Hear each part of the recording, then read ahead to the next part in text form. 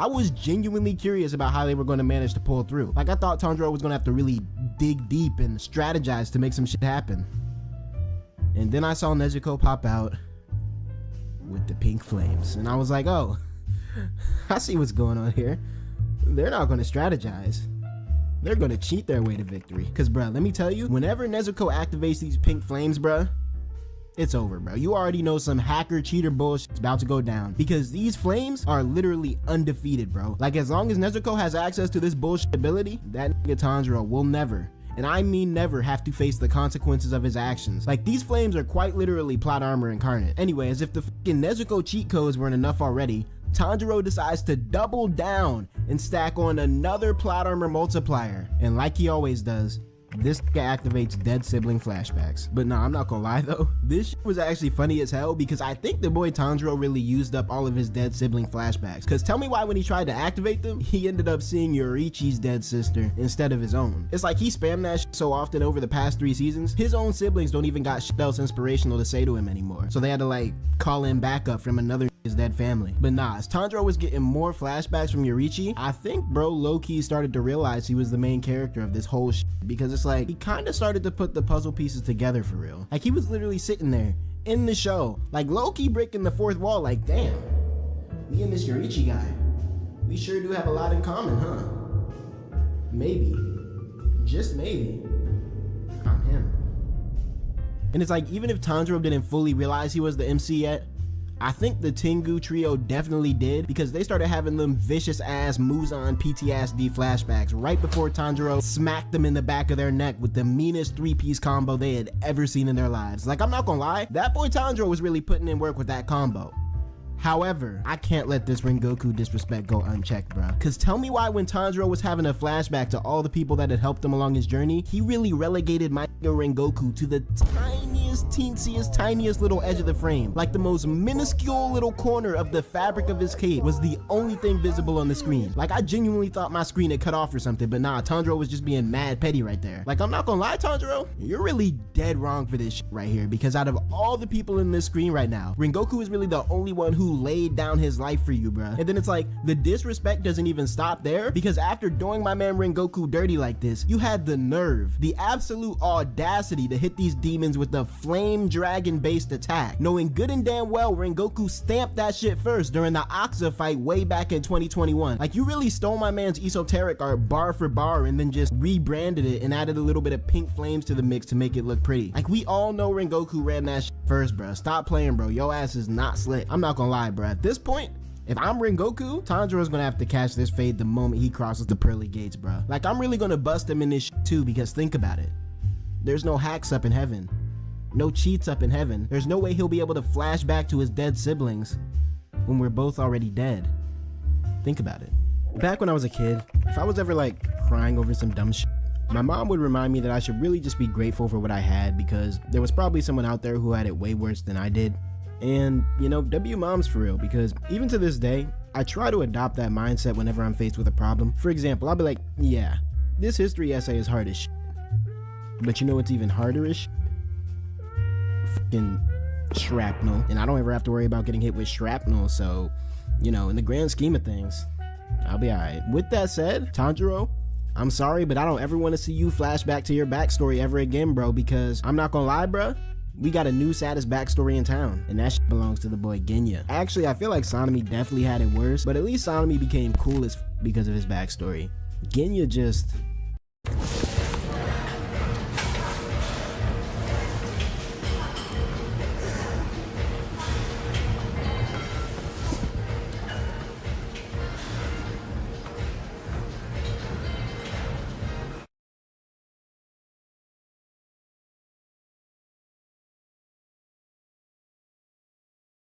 So I'm writing an essay on cats. Cats in art history. I'm an art history major, and this final is due on Friday. Same day, I'm going on a road trip with my best friend Gabby. Luckily, I write with Grammarly. What once took me hours now takes minutes. So I can focus on what matters most. Became a shooter. Now, I'm not trying to be the guy to like trauma compare these niggas, but the reason I feel like Genya's backstory stands out so much compared to Tanjiro's is because when you really stop to think about it, these two essentially have the same backstory. Like, the only difference between Genya's backstory and Tanjiro's backstory is that every redeeming factor that Tanjiro had in his tragedy, Genya simply does not have. Like, okay, Genya's backstory scene literally starts off with them laying down the groundwork for the boy Genya to just have a shitty ass life. Like, we find out that Genya's dad was an abusive asshole who used to just beat on his wife and kids, and like, I don't know if I'm the only one who noticed this, but that nigga's calves were yoked as like, his strong leg ass really could have been out there on the field kicking demons in the chin and saving the day and but nah, he decided to dedicate all that damn leg meat to kicking innocent women and children. Like, bro, I'm not gonna lie, what's with all these fathers in Demon Slayer being horrific L's? Like, not even just usual anime father L's, like horrific, genuinely horrible people in every sense of the word. Anyway, we get an unspecified time skip and we're suddenly taken to the fateful night.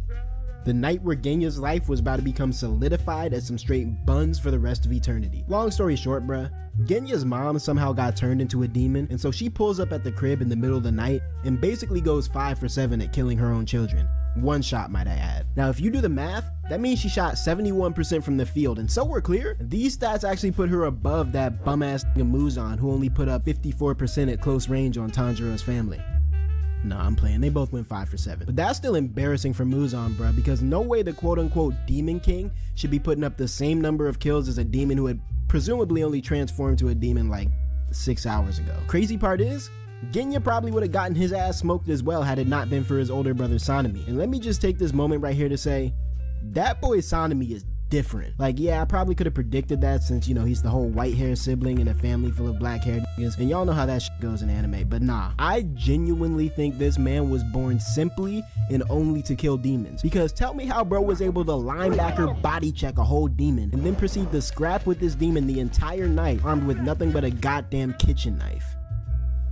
Like, bro didn't have no training, he didn't have no type of breathing styles, bro just had bare knuckles and vibes, and he managed to get busy on a whole demon. Like, think about how crazy this fight had to be from Sanemi's perspective, bro. He's over here fighting this regenerating monster that he's never seen or heard of before. I know at some point he realized it was his own mom, and so that shit was probably crazy to him, and so now he's over here giving ones to his mom for hours on end until the sun finally comes up, and when it finally does come up, he watches his mom evaporate into the nether as his ungrateful ass little brother starts to press him for killing their mom. Like, I'm not gonna lie, bro, I can see why this man Sanemi went crazy and turned to a tweakster, bro, because honestly, I'd probably do the same my damn self. Let's just be totally honest here. But anyway, moving back to Genya's perspective for a bit, I want you to take a second to really think about how tragic this shit is for Genya compared to Tanjiro, because like I said earlier, there are 3 main upsides, or redeeming factors if you will, that make Tanjiro's backstory a bit more bearable, and I feel like the writer went out of their way to just not give Genya any of the same leeway in any capacity. So yeah, let's take a look at these redeeming factors. Factor number 1. Tanjiro didn't have to actually see his family die. He just saw the aftermath. Genya, on the other hand, he had to watch his shit happen in real time, and he was considerably younger than Tanjiro was. Factor number 2. Despite their tragedy, Tanjiro and Nezuko still have a healthy relationship and bond. Sanemi and Genya, And finally, factor number 3, perhaps the biggest injustice of them all, at least Tanjiro can use his flashbacks as a catalyst for power-ups and revives and all that bullshit. The boy Genya, he doesn't get shit from his flashbacks. He didn't even get basic breathing techniques. All he gets is constant humiliation, because no way my nigga Tiny Tengu should have been putting the moves on Genya like that. Like, he really put the jets on that boy too. Like, that little nigga was moving. This was honestly the funniest shit I ever seen in my life, bro. Like, and Tengu as a whole is just so goofy, bruh. Like, bro. Now, when I first saw Tengu at the beginning of season 3, I mean, y'all remember how I was acting, bro. I was on his ass. I said he had a blue lock soccer ball on the top of his head. I said his hairline was receding crazy and he needed to let it go. I said his breath probably smelled like Yoko's left tongue. I said his joints were so busted that he got diagnosed with arthritis too. I said, arthritis. Nah, I'm playing. I barely even said any of that stuff. Honestly, I just needed another reason to fry Tengu real quick. But look, I don't know how many goddamn okie doke transformations this man Tengu got up his sleeve, but let this be the last time I gotta deal with this nigga splitting up or recombining himself back into a new transformation, because, like, I'm not gonna lie, it was cool the first 17 times, but at this point, you're just spamming, bro. Like, you just making up forms as you go now, huh? Like, bro, I swear I haven't seen a villain go through this many transformations in one arc since Kid Buu in the Buu saga back in 95. In fact, since you like to transform on niggas so much, from here on out, your new name is gonna be Diet Buu. Nah, I'm not gonna do him like that. He's dripping a little too hard for me to disrespect him like that, bro. I know y'all seen the solid gold on his fit, but I'm not gonna lie, I know that boy Tanjiro was about mad as hell when he saw him hit that transformation, bro. Like, I want to talk about how Tengu really switched it up and flipped the script on Tanjiro. So the scene starts off with our boy Tanjiro locked in, blade to the back of Tiny Tengu's neck. Honestly, I thought this was it right here, bro. Like, I thought Tanjiro was really about to get Tengu up out of there, because look, bro, we had already hit all the essential checkpoints for a Tanjiro victory. Flashback? Check. Side character sacrifice? Check. Bullshit power up? Check. $50 billion budget animation scene of Tanjiro frying his ops with a bunch of pink flames and sparkles and beautiful shit going everywhere? Check. Like, if we're going by normal Demon Slayer rules, all this alone should have been enough to grab the victory. Like, what else do we need? Someone to die? If that's the case, I'm not gonna lie, y'all can go ahead and grab Genya then, cause like, Genya, I love you, bro. You're low-key my favorite character at this point, but I'm gonna keep it real. You eat your ops. That's not okay. Like, I feel like that's gotta be against the rules too. Like, does Ubu Yoshiki know about all the freakazoid shit you be doing, bro? Just asking. Anywho, Tanjiro's over here about to smooth send Tengu to hell when he suddenly senses this insane felony intent behind him. Turns out, the boy shock Tengu sucked up, rephrase. Turns out, the boy shock Tengu absorbed his brothers like Evil Boo in order to reach his final form. And you know what? I'll give this form credit where it's due. He most definitely put that shit on though. Like, this can't be the same Tengu I was grilling at the beginning of the video, because I refuse to believe that his fat dome ass can throw a fit on. In fact, he stole that drip out of Doma's closet, didn't he? Thought he was slick with it too. Anyway, which one of y'all watching want to come clean and provide an explanation for why you decided to slide this nigga Tengu some Hashirama cells when we weren't looking? Because I don't care what you say, there's no reason this man Tengu should be coming hot off the spawn point randomly throwing around wood release dragons. Like, come on now. The power creep with these demons is low-key insane, bruh, because we went from bird claws and lightning that literally never hits his target to literal massive skyscraper-sized hydra dragons that can eviscerate you in a single bite. Like, I'm gonna be real with you, Tanjiro was definitely not ready for this level of smoke right now, because those wood dragons were on his ass. Like, if Nezuko hadn't come to bail him out like she always does, his ass would have been a goner. And Genya? What tomorrow needs is people who don't give up, who see promise in the future. WGU can help you earn the bachelor's or master's degree you need for your tomorrow.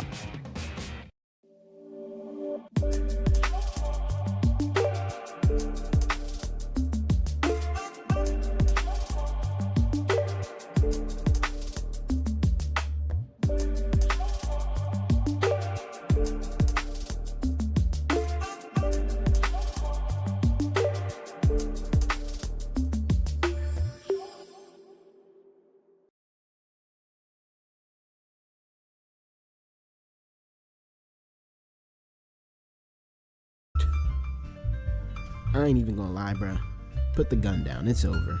Like, I don't know, maybe Sanemi was right and you just weren't built for this. Like, yeah, yo, why are you still reloading the gun, bruh? It's over. I think the funniest thing about Tengu is his head.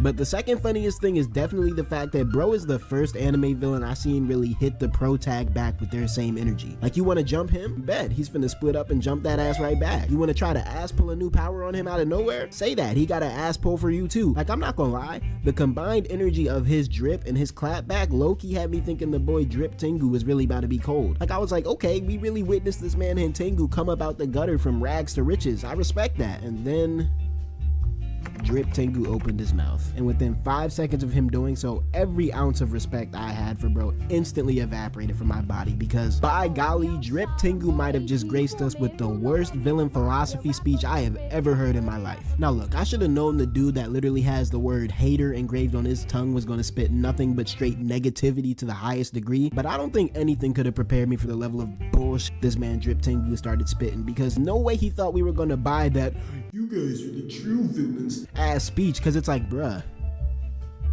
you eat people, don't talk to me. Even though I guess now that I think about it, if we're really using that as the indicator for what's evil and what isn't, a strong argument can be made for Genya being evil, and honestly I can accept that. Bro definitely has a little bit of felon in him, I won't lie, but leave my boy Tanjiro about your gaslighting, bro.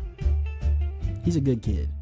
I'm not gonna lie, the writers were doing Muichiro too dirty before last week, bro. Like, from the moment Leaf Tengu blasted my dude into a whole different time zone, things have just been looking real bleak for the Mist Hashira. Like, for starters, These past couple episodes, Muichido's screen time has been utterly atrocious, bruh. Like, I swear bro probably got a cool 14 seconds of screen time per episode, and of these 14 seconds, about 12 of them hoes were dedicated to watching this nigga float upside down in a water pot for 3 weeks straight. Crazy part is, I've been wanting to make a video on Muichido for like a month now, bro. Like, I came into the month of May thinking I was gonna drop some Muichido based bangers on y'all, bro. Like, I was excited.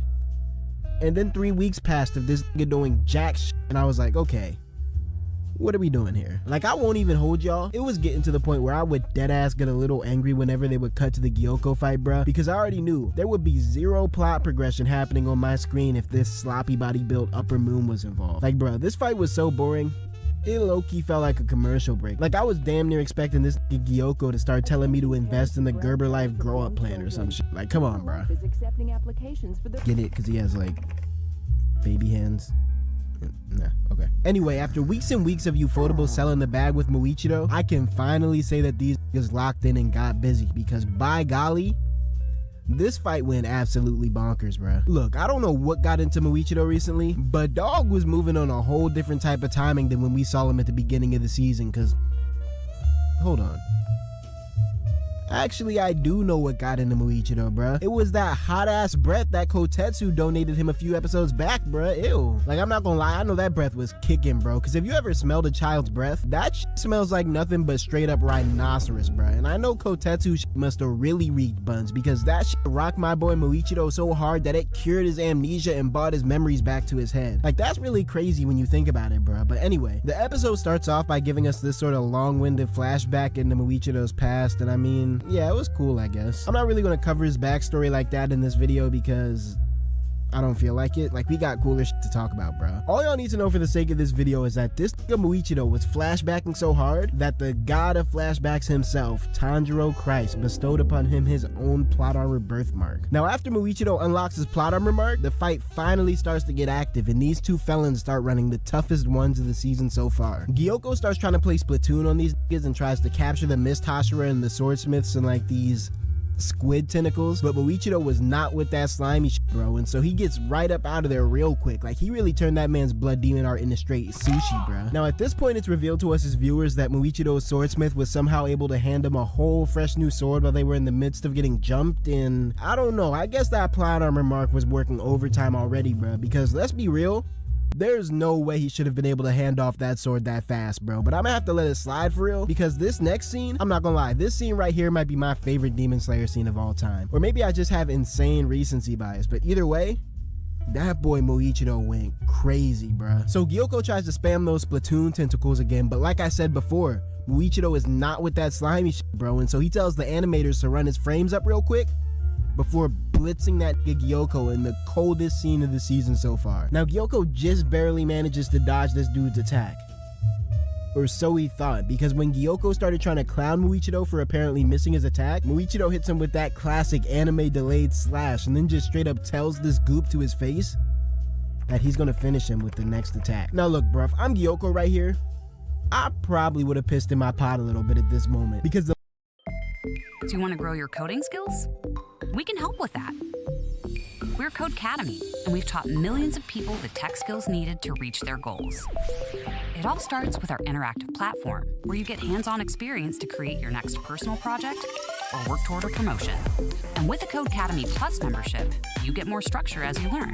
Build new technical skills in just a few weeks with skill paths, AI-powered practice, and real-world projects. Try Plus for free today.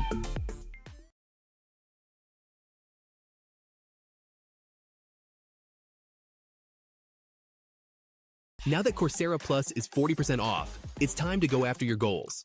With over 10,000 programs from IBM, Microsoft, Google, Meta, and more, you can gain momentum for the rest of your year and beyond.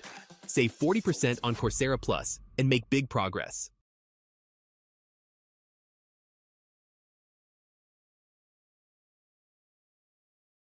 The level of casualness and certainty that this man Muichido spoke with when he declared he was gonna cook Gyoko, was actually crazy. And you know what? I can't even say he was capping either, because he got right to work too. Gyoko tries to teleport behind him and hit him with another water attack, but this time Muichiro was ready, and so he weaves the hell out of that like it was slight work. He then proceeds to pull a Tanjiro and activate another flashback, which is crazy to me because it's like, bruh, you just had a 20-minute flashback at the beginning of the episode. Like, you're already maxed out on flashback plot armor, bro. Calm down. But the thing is, Muichiro ain't calming shit down, bruh, because after being held upside down in a pot for 3 episodes straight, bro is ready for his get back. And so with the power of childhood trauma and a $3 trillion animation budget, the Mist Hashira hits Gyoko with the most beautiful slash I've ever seen since like 3 episodes ago, which in the grand scheme of things isn't really that long, but still, bro, this shit was too cold. Honestly, bro, the only thing colder than Muichiro's performance in this episode gotta be Hazanegu. Oh, how do you even say his name, bro? Haganezuka.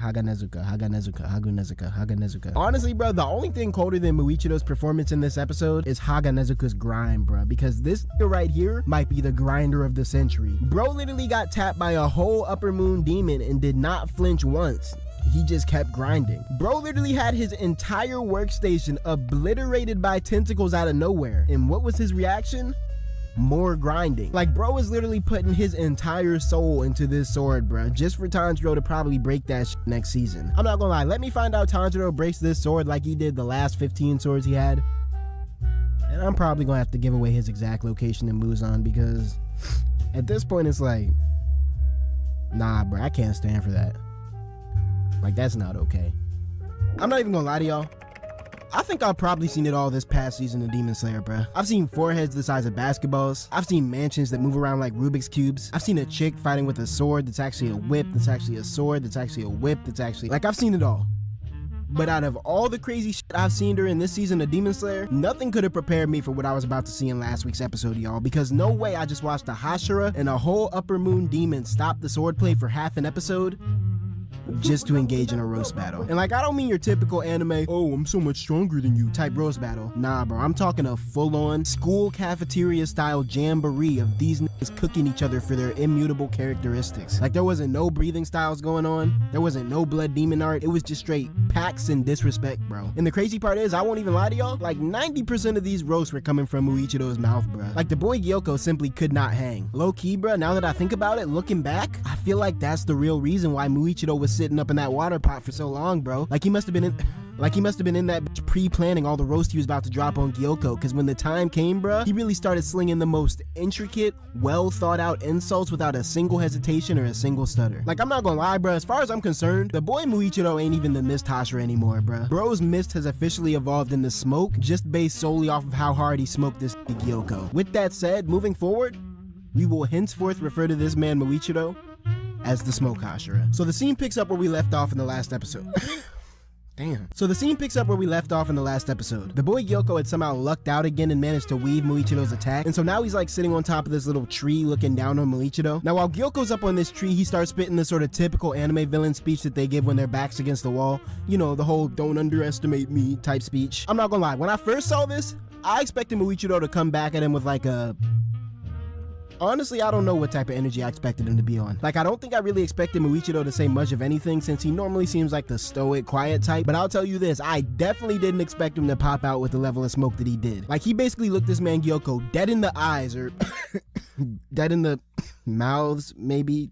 Yeah, I don't really know which part of Gyoko you'd make eye contact with. But anyway, he looks this fish man dead in his and just tells him straight up, hey, bruh, I'm not even underestimating you or anything.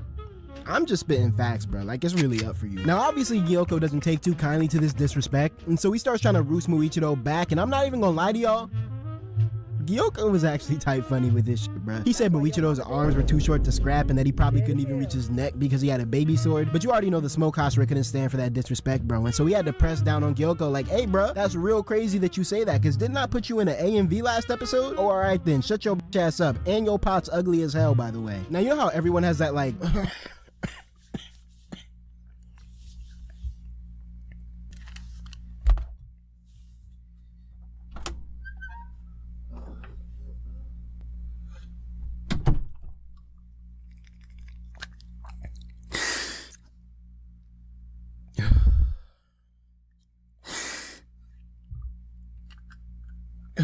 Look, y'all, I had to pop out with the young inhaler because This shit was getting out of hand, bro. Damn. Now, you know how everyone has that like one forbidden topic that you can't roast them on or else shit will start to get real serious? Yeah, well, I guess for Gyoko, that topic is his pots. Because the moment Muichiro starts talking down on his pottery skills, that boy Gyoko basically says, "Fuck a pack session, bro, cash these hands," and starts to scrap right back up again. So Gyoko pulls out another set of magical pots and tries to hit Muichiro with like the anchovies from SpongeBob, but Muichiro gives them little guppies the work and destroys like all 10,000 of them hoes in a single blow. Like, I'm not gonna lie, them plot on remarks on his face got my boy Muichiro moving different, bruh. The smoke Hashira then proceeds to try to speed blitz Gyoko and take off his dome, but Gyoko literally sheds his skin and leaves his pot to avoid the attack, which I just think it's kind of funny. Like, I have this headcanon that Gyoko secretly left the pot because he got self-conscious after Muichiro flamed this shit. And like, when you think about it from that perspective, bruh, it's low-key hilarious because that would be like if a nigga roasted your kicks at school and then you came back to school the next day entirely barefoot. Like, this man Gyoko got roasted so hard that he basically said, bruh, fuck the pot, bro. I'ma just start slithering and shit. Anyway, in the process of leaving his pot, Gyoko actually reveals his final form, which is like this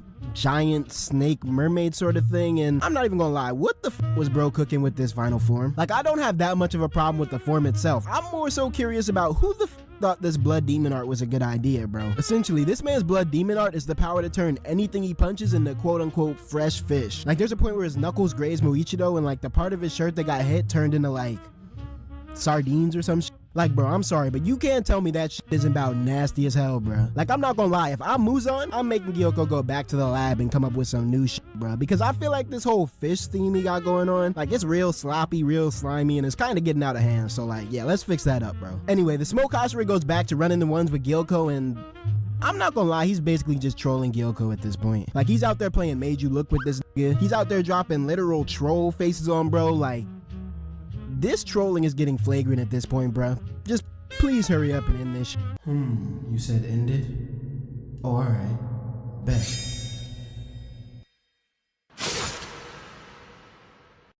Need a UGC video for your business? Find me and many other skilled creators on Fiverr. Or you could grab a top camera, add good lighting to make everything pop. Learn the latest trends, stay updated, videos change fast. Plan your content, be consistent and creative. Know your platforms, adapt your content. Each one's different. Edit like a pro. Cut, trim, and polish. Make it shine, but not too shine. It's still user-generated content. Or just find your next creator on Fiverr.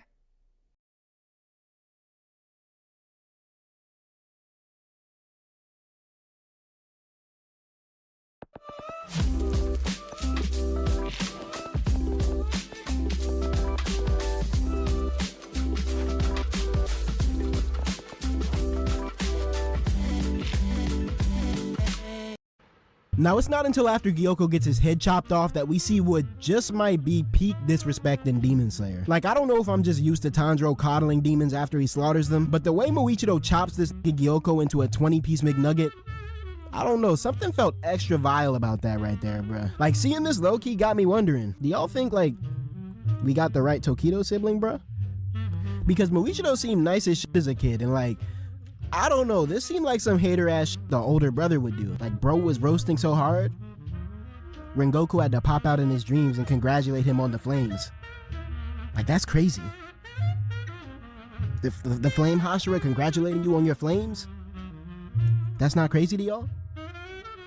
It's gotta be the older brother, bruh. I'm not gonna lie, I know Hentengu probably about mad as hell right now, and honestly, can you really blame him? Because I feel like getting third-partied by a whole Hashira is already a crazy way to go out on its own, but getting jumped with literally 2 episodes left in the season is simply the devil's work, bro, and you cannot convince me otherwise. Like, a part of me is just over here wondering what the hell the girl Mitsuri was getting into these past couple episodes that got her showing up this late to the scrap, because I know she wasn't out there boxing, bro. Earlier in the season, we watched her literally eviscerate a giant fish zombie in like 2 seconds flat, so if we're going by that math, it's reasonable to say that if she wanted to, she probably could have handled all of Gyoko's fish army in like a minute and a half or something. Now, I know the passage of time can be a little wonky in anime with like seconds in universe taking literal episodes to pass sometimes, but I know more than a minute and a half's worth of time had to have passed after 6 weeks of content, bro. Like, I swear we done watched the Hentengu clone himself about 30 times before Mitsuri even clocked in for the night. Like, I'm not gonna lie, Tanjiro getting his ass beat must have just been a canon event, bro. And Miguel must have told Mitsuri she can't step in to save him, because that's the only way I could possibly justify the level of L-mans that Mitsuri has displayed by showing up tardy to a literal upper moon squabble. Hey,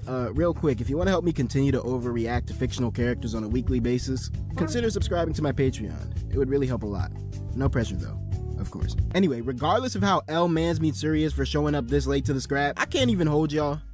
It's better she showed up late than never, bro. Because old girl jumped up in this like she got something to prove, bro. Essentially, Drip Tengu made the mistake of calling her a quote-unquote shameless tramp, which is, I guess, basically just the olden day way of saying you a hoe. And yeah, from that insult forward, Mitsuri just started turning up on this nigga, bro. Like, she was really locked in on whooping this man's ass. And Tengu tries to hit Mitsuri with basically everything he got in his inventory, bro. Like, I swear this nigga must have paused mid-scrap to check his move list, because he was really out here spamming attacks from all different elements, like his name was secretly Avatar Aang. Actually, nah, I can't even do my boy Aang like that. Like, at best, I can maybe give bro Korra. Shit, I can't even really do Korra like that, for real. Avatar Roku, take it or leave it, bro. And Tengu tries to hit her with like this lightning slash sound attack, which is like really dumb, by the way, because why would you use your sound waves as a means to transport your lightning bolts? That's just gonna make the lightning move slower, dumbass. But anyway, yeah, she swats that dumb shit out the way like it's light work. And Tengu then proceeds to try to hit her with the wind attack that Leaf Tengu was spamming a couple episodes back, but Mitsuri dodges that shit like it's light work as well. Honestly, that shit was so slight to her, she actually takes the opportunity to sprinkle in a little extra disrespect, and so instead of just dodging the attack normally, she gets to doing somersaults and a whole bunch of extra shit just to make Hentengu look even dumber, I guess. Now at this point, I guess Hentengu is about sick of her shit, bro, because he basically starts button mashing his drums to get like 20 wood dragons to jump her all at once. Yeah, she one-shots them hoes too. All of them. At once. Honestly, it was kind of sad to watch, bro. Like, I know this Hentengu was really fiending for another transformation to come bail him out, but I think he finally maxed out the battle pass, bro. Like, I think we're finally done seeing Hentengu pop out with a new skin every 2 episodes. Like, I don't know, bro's gonna have to go beg Muzan for some DLC to his Blood Demon art or something, I don't know. Anyway, at this point, I guess Mitsuri must have started feeling herself, bro, because she makes the decision to go for the finishing blow, right? So she runs up on Hentengu and like wraps her sword around his neck. The only problem here is that because she skipped the past 5 goddamn episodes, she was entirely unaware of the fact that the body she was fighting was not the body she was supposed to be trying to kill, and so Hentengu basically plays her like a fiddle, bro. He waits for her to get to close range before screeching in her ear like a maniac and just knocking her out in the process. Now, I'm not even gonna lie to y'all, Hentengu really should have caught the dub here. Like, Mitsuri really has no business still being alive right now. Like, the boy Hentengu was literally half a second away from splattering her dome across the pavement with his bare knuckles.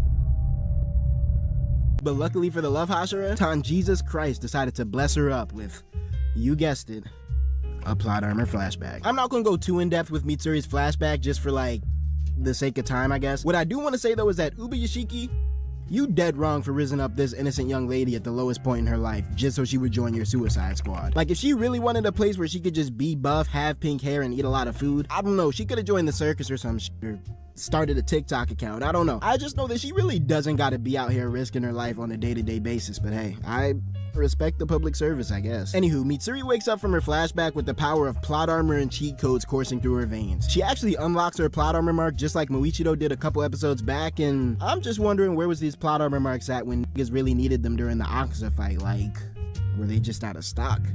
Did y'all check the back? Like, I don't know, it's looking a little suspicious to me. Anywho, if you thought Mitsuri was getting saucy on this Hentengu before, I promise you ain't even seen nothing yet, bro. Cause once she was amped up, she starts giving Hentengu the most atrocious fade I've ever seen in my life, bro. Honestly, bro, if I'm Hentengu right here, the moment I see this woman body check one of my dragons and stop it in its tracks, Welcome to Strike Gently. We sell the most beautiful woven blankets in the world. The Unicorn Blanket wants you to know that our blankets are 100% woven, 100% cotton, and made in the USA. They're super soft and comfortable. And they're also machine washable. Some of our blankets are designed in-house, some of them are from art historical imagery, and some of them are special collabs with designers like Vincent Trinidad. And if you buy 2 blankets, you get 1 free. So get them for your friends, get them for yourself, get them for your mom. Go shop our blankets now at strikegently.co. Do it. I dare you, do it. yeah, alright, you got that, bro. It's time to pack it up, y'all. There are a few essential experiences that every shonen MC has to go through before their story ends. Take, for example, the death of a mentor. On God, you can't name me one MC in a shonen story that hasn't had a mentor die, because that's just how things go in these shonen streets, bruh. Think of it as a canon event, if you will. Another one of these canon events, perhaps my favorite of the shonen tropes, is the rage moment. During the rage moment, a shonen MC will temporarily tap into a once unforeseen level of power due to the intensity of their sheer, unbridled rage. A rage that usually follows an extremely traumatizing experience, including but not limited to the death of a loved one, the almost death of a loved one, the I finally stopped being delusional and I've now accepted that this kite is actually permanently dead of a loved one. Y'all get the idea. I bring this trope up though because as far as this last episode is concerned, I think the boy Tanjiro has finally reached his rage moment, bro. Like, I think Hantengu finessing death for the 50th time just sent my boy over the edge because Tanjiro was not playing with that fat dome ass anymore, bro. Honestly, bro, this Tanjiro was moving with a level of flagrancy that I didn't even know he had in him, bro. Like, is this really the same Tanjiro that used to pray over demons before he killed him? Like, honestly, bro, is dog okay? Look, I don't know if they got like therapists or like mental health professionals in the Demon Slayer Corps, but I'm not gonna lie, someone might gotta lock me in with Uba Yashiki, bruh. Cause look, I had this idea, right? You know how they have like a swordsmith village filled with nothing but swordsmiths that work solely for the Demon Slayer Corps? Okay, hear me out. What if we did the same thing, but instead of swordsmith village, it's therapist village? Cause bro, I'm gonna keep it a buck right now. Most of these Hashira be out here running fade with the wrong demons, bruh. Like, bro, upper moon, are you good? Like, are you mentally and spiritually healthy right now? Like, okay, physical health, because I know you're fine in that department, buff body built ass nigga, but like, do you need to talk? Like, I'm not gonna lie, if I'm Uba Yashiki, almost all these Hashira are gonna have to take at least a week-long visit to therapist village, bro. In fact, let's go down the line of Hashira and see who I'm forced to go immediately and who gets to, like, I don't know, go at their own leisure or whatever. Your emo ass most definitely gotta go. You're dead, so it doesn't really make a difference. I'm gonna let you slide, but I still think it would help you out a lot. So take what you will out of that. I don't really know you yet, but you wear a snake around your neck like it's Cuban links. We gotta talk that out, bro. I'll see you in therapy. I feel like you're good, to be honest. I'm gonna let you slide. Yeah, alright. You've always given me confusing vibes, so I'm gonna just play it safe and say you should probably go. Bruh, therapy, you need to take your ass to school, little bro. Did you ever learn how to count to 50?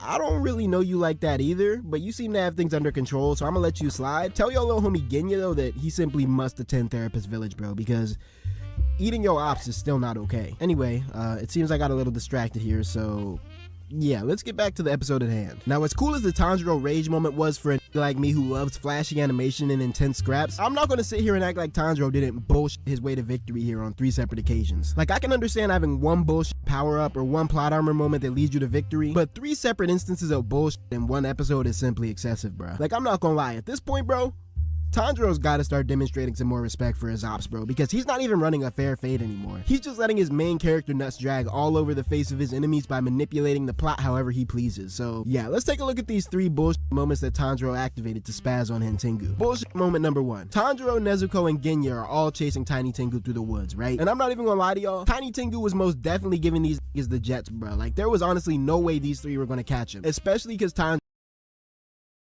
definitely giving these are all chasing Tiny Tengu through the woods, right? And I'm not even gonna lie to y'all, Tiny Tengu was most definitely giving these the jets, bro. Like, there was honestly no way these 3 were gonna catch him, especially because Tanjiro, who was the fastest of the 3, had busted his leg already. Now, it's at this point that Tanjiro decides to activate a flashback, to which I was like, okay, you know, typical Tanjiro type shit. I assume maybe he was activating a flashback for like a little power boost, I don't know. But then I started to really watch the flashback, and I was like, bruh, why is bro flashing back to the homie Zenitsu? Like, what are we doing here? Now look, you can call me a hater, you can say what you gotta say, but stealing your man's flow from out of a flashback gotta be a new level of hacking, bro. Because no way you expect me to believe that Tanjiro Kamado, a nigga who has never breathed a damn of thunder in his life before, is suddenly a proficient thunder breather after a mere singular flashback. But regardless of what I think, Tanjiro ran up on this man Hantengu with the thunder breathing first form followed by a sun breathing, and yeah, he got to work on Hantengu. Kinda.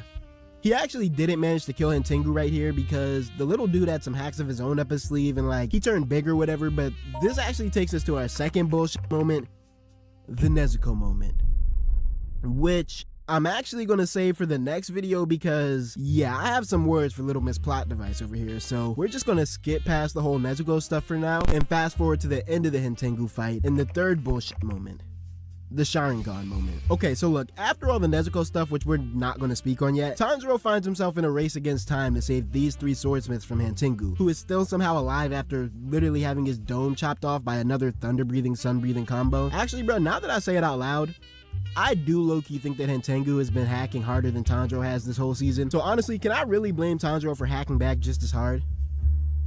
Yes, I can. Because no way this activated a whole Sharingan to figure out where Hantengu was hiding. Like, let me guess, bro. He smelled Hantengu's body and saw him hiding in there, huh? That's what we doing now, huh? We smelling rib cages and heartbeats? Like, come on, bro. How is that fair? I will say, though, regardless of all the hacker cheater moments it took to get there, the animation in the scene where Tanjiro slayed Hantengu went bananas, bro. Like, the utter enrage that was embedded in Tanjiro's slashes had me getting up out my seat like I was watching this courtside, bro. Like, I'm not gonna lie. They had me swinging my imaginary sword and like I was about to get in the mix and start putting some slashes on Hantengu myself. Like, real talk, all hating and jokes aside, Ufotable definitely ate this episode up, bruh.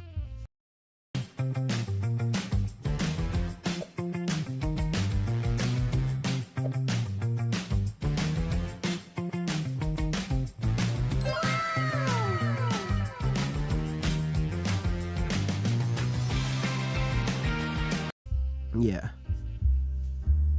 So you trying to tell me that this fat-ass nodule on Hantengu's dome isn't the result of demonic shenanigans, but rather the results of pure genetics? Like, you trying to tell me that he had this dastardly knot on his since his human days? I'm not gonna lie, with a dome like that, bruh, Hantengu was simply destined for weird shit. Like, I wonder what would have happened if Tanjiro only cut off his lump, bro. Like, I bet Hantengu probably would have turned to a good guy from that point forward, simply out of pure gratitude. Shit, I know I'd be gratuitous. Bro saved my whole life, bruh. All he gotta do now is fix my hairline. Nezuko has always been an interesting case to me because damn, here we go with the asthma shit again. Nezuko has always been an interesting case to me because I've never really known how to feel about the existence of her character. On one hand, she is the literal driving force between why the story of Demon Slayer exists. The nigga Tanjiro would not be out here cracking his cranium against demon chest meat on a daily basis if Nezuko did not get demonified at the beginning of the story. Like, I don't think it's a reach to say that apart from Tanjiro and maybe Muzan, Nezuko is literally the most important character to the story of Demon Slayer, at least from like a plot perspective. On the other hand though, it's like, although I recognize her importance to the progression of the plot, does she do anything else besides progress the plot? Like, I feel like Nezuko is low-key the most done dirty character in this whole series, because the concept of a demon that doesn't eat people opens up so much opportunity for exploration, yet the series literally shoves a muzzle in her mouth and throws her into a fucking box to be off-screen until Tanjiro or one of the homies is in trouble. Now, I know I make a lot of jokes clowning on Demon Slayer, but most of the things I clown on Demon Slayer for in these videos, I really don't care about enough to hold against the series. Oh, Tanjiro has so much plot armor. Oh, the story is so predictable. Yeah, I don't give a shut the fuck up and watch these fucking frames, bitch. Did you just see that nigga combine lightning and sun flames at the same time? I don't care if it was some bullshit. That shit went hard. Like, I'm a firm believer in the idea that not every piece of media in the world has to have some deeper meaning or some philosophical thesis behind it just to be considered good. Sometimes I just want to turn off my brain and watch an angry nigga kill an ugly nigga with pretty flames, and if that's wrong, bro, I don't want to be right. Demon Slayer has excelled with providing me visually impressive and emotionally engaging content over the past couple months, and despite its flaws, I'ma always give it a little glaze just for doing so. With that said though, as much as I consciously and actively let Demon Slayer slide in a lot of its aspects that I see a lot of people understandably being critical of, yeah, I can't let this Nezuko shit slide no more, bro, because what the Nezuko had one singular weakness as a demon: the sun.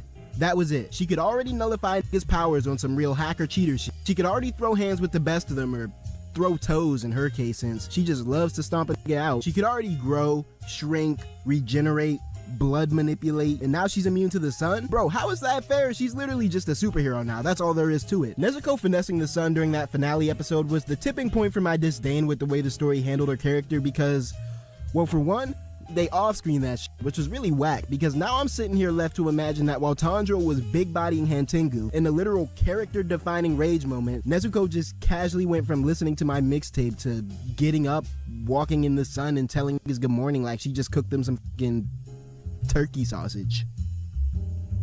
But beyond just the fact that they off-screen what is arguably the most impactful moment in the series so far, I think Nezuko conquering the sun in the first place is just a crazy way to entirely eviscerate a lot of the stakes that the story had in the first place. Like, I'm gonna keep it a buck with y'all right now. If I'm Tanjiro and I see Nezuko walking in the sun and talking to me again, I'm putting the sword down right then and there, bro. Throwing that shit right back to Muichido, and you will never see me breathe a damn of Hinokami in my life ever again. I'm finna go retire with Tengen in them, and I don't know, he could teach me the ways of the Riz or some shit, because the I look like running a squabble with Demon King Muzan if my sister can frolic in the sun. One can argue that as a demon that can live in the sun, she is actually better off than she was as an original human. So like, honestly, at this point, I don't know, bro. I feel like reverting her back to her human form would low-key be doing a bit of a disservice to her. Like, bro, I apologize. I'm sorry to the Hashira for tapping out like this. I hope y'all know y'all got my full support from the sidelines, but at this point, I don't know, bro. I might just have to pull a Rengoku's dad and just say to hell with all this bullshit, bro. Rengoku's dad and I will just be like, I don't know, over here on the sidelines, slamming down them lean jugs he be sipping to forget about how they did my boy Rengoku. Rest in peace. Like, y'all unlocked them plot armor marks though, so, you know, y'all be alright. Be easy out there. They said that Godoma was pretty strong, so, you know, I don't know. Hey, real quick, if you want to help me recover from the loss of Rengoku and to continue to put out vids like this one, consider subscribing to my Patreon.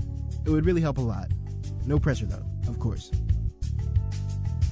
But nah, jokes aside for a sec, I think the reason that Nezuko conquering the sun bothers me so much is because I feel like overall, Little Miss Plot Armor finessing the sun is reflective of a constantly recurring pattern that this series has, where it just continually uses Nezuko's existence as a convenient method to erase the consequences of his actions. Like Tengen and Inosuke sacrificing themselves to defeat an Upper Moon was actually a really touching moment.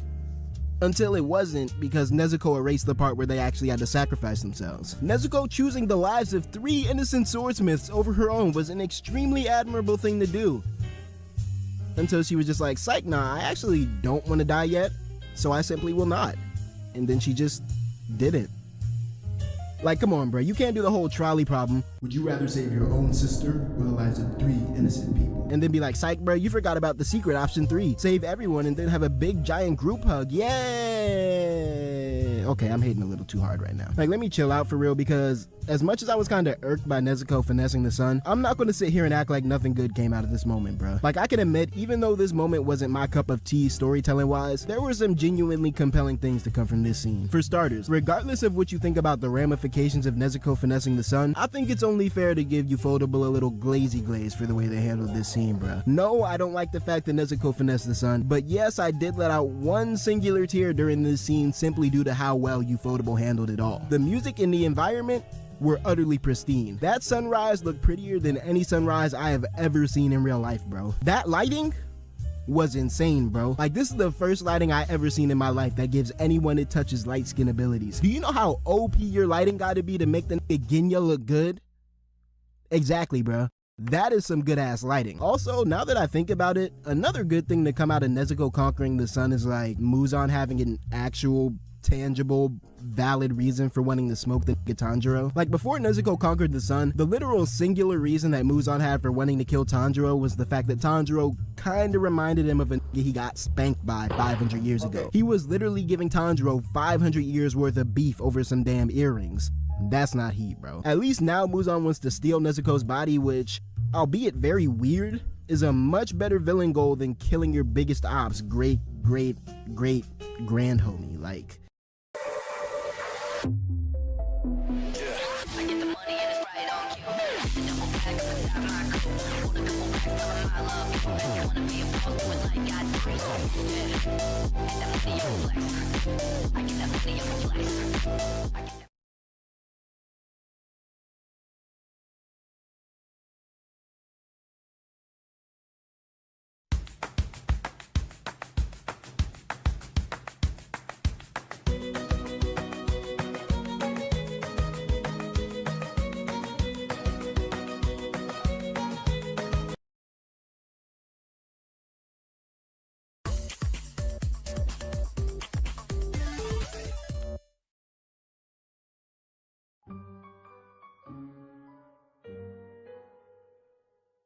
Episode 56, Tokyo #1 Colony, Part 3. woo, they came in here with the rock music off the rip. Hold on. Instantaneous farming? When did this turn blue? I thought it was red and green last time. Before he can activate his technique, yup.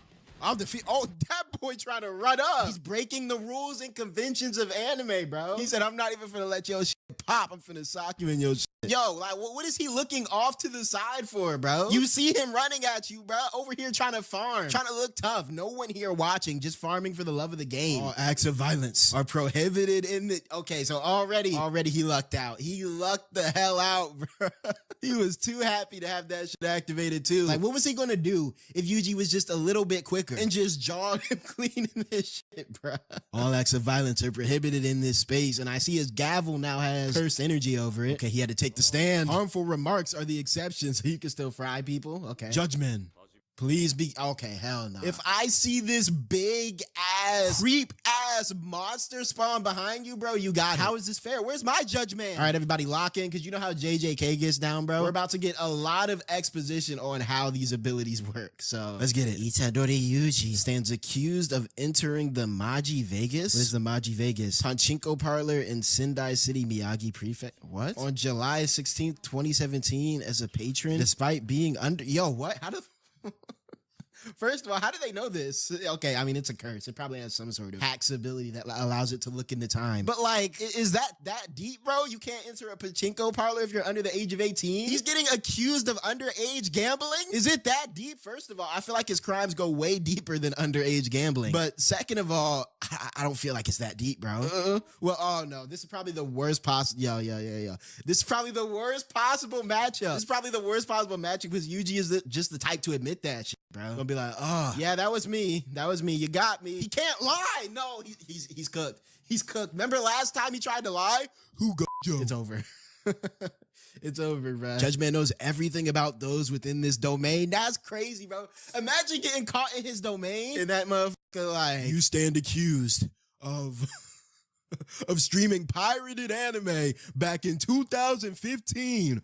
Bro, what? And speaking of streams, by the way, I want to go on a quick sidebar and talk about streaming, right? Particularly the process of making content out of those streams, which is, well, what you're watching right now. Streams are cool when they're live, right? And it's really cool being able to interact with the people that enjoy your content. But in the current meta, actual growth comes from what you do with those VODs after the stream. YouTube videos, shorts, reels, TikToks, that's where people actually find you. The problem is finding the moments to repurpose into different content can be pretty time consuming, and paying someone else to do it can be pretty wallet consuming. To help myself with this hurdle, lately I've been testing a tool called Weigh-In Video. What Weigh-In Video basically does is help you find those highlight moments instead of you having to manually dig through the footage. What I do is paste my stream link or upload my stream file directly into it. Then I go to the Find Moments section and type in whatever I'm looking for. If I want every time I screamed, I'll type scream. If I want every time I opened a dialogue, which y'all know is probably a lot of times, I'll search for that. You can even look for stuff like chat reaction or laugh, and it pulls up those timestamps for you. Then you just pick the one you want, auto reframe it, auto generate dynamic captions, export it, and boom, it's ready to post. Another cool feature is that it ranks clips by virality score too, which is interesting because sometimes the moments you think are fire in your head might not actually be the ones that hit the hardest. If you make long streams, podcasts, long form videos, or any long form content that you've been putting off clipping because it feels tedious, I recommend you check the link in my description and give Weigh-In Video a try because it can genuinely speed up your workflow. They're offering 200 free credits when you sign up, so you can try it out and see if it fits your process. Thanks to Weigh-In Video for sponsoring this video.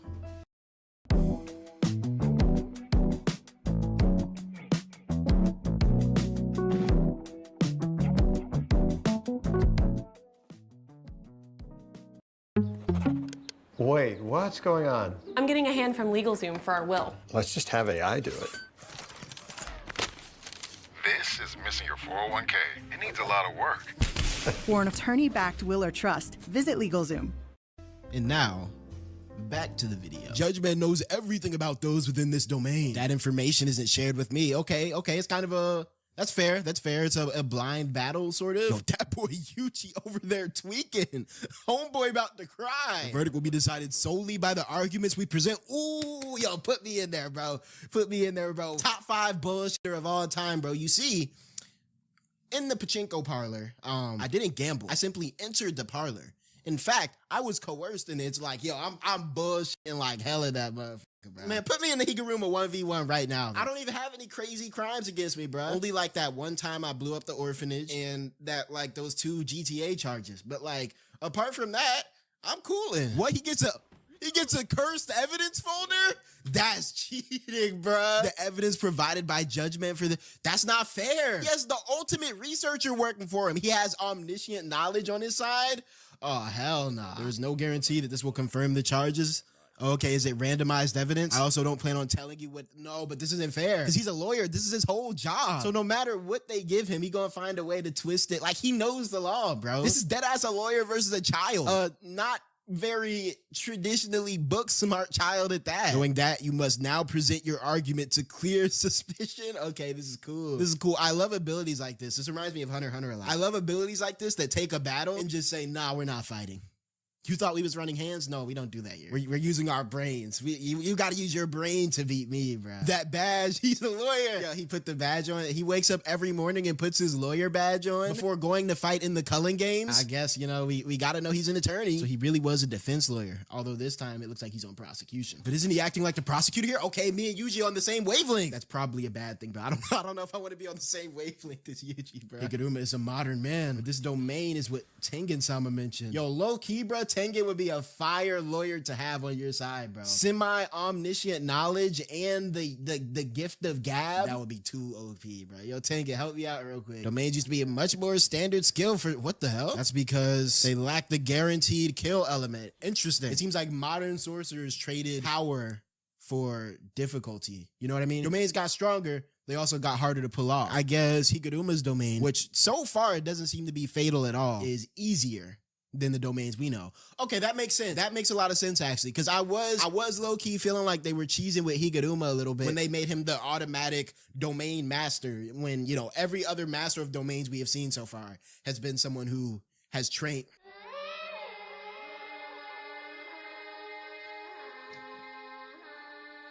That was unintentional glaze. I didn't even, that's getting cut from the vid.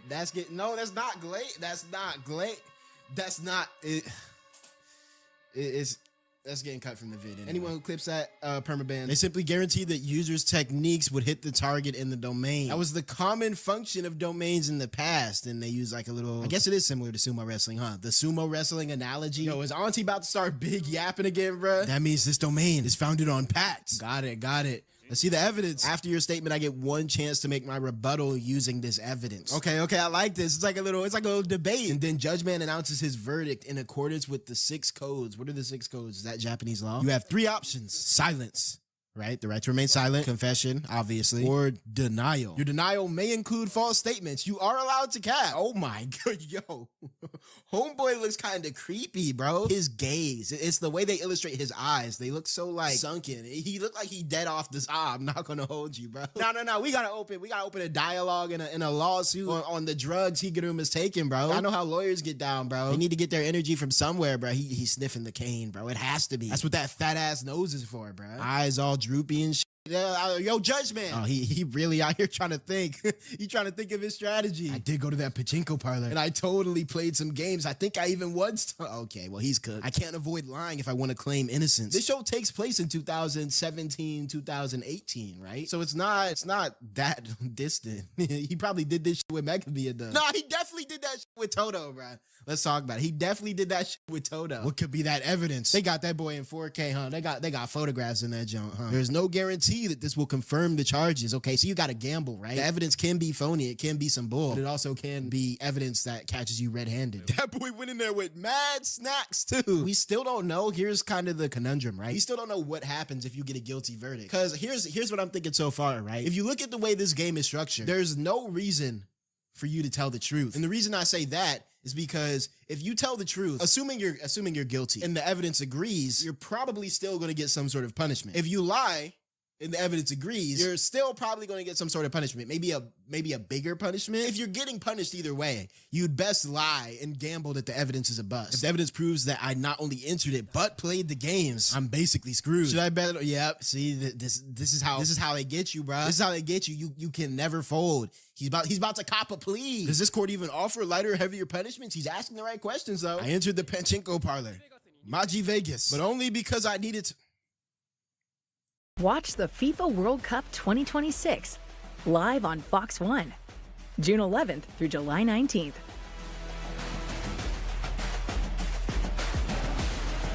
Available with YouTube. Terms apply. Cancel anytime.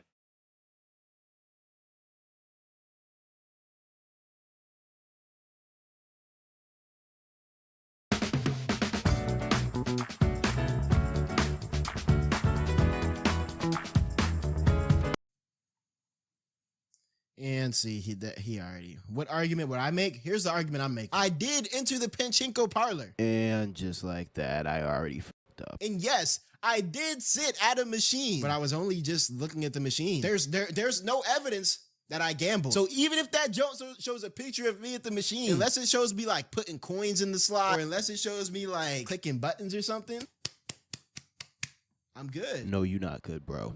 You're not good. I'm throwing out option 3. I don't know if this court accepts extenuating circumstances, but this will leave the best impression. All right, let's see the evidence. This is from the antique shop near the Maji Vegas on the day in question. It's footage from the security camera of a cash exchange. That's it?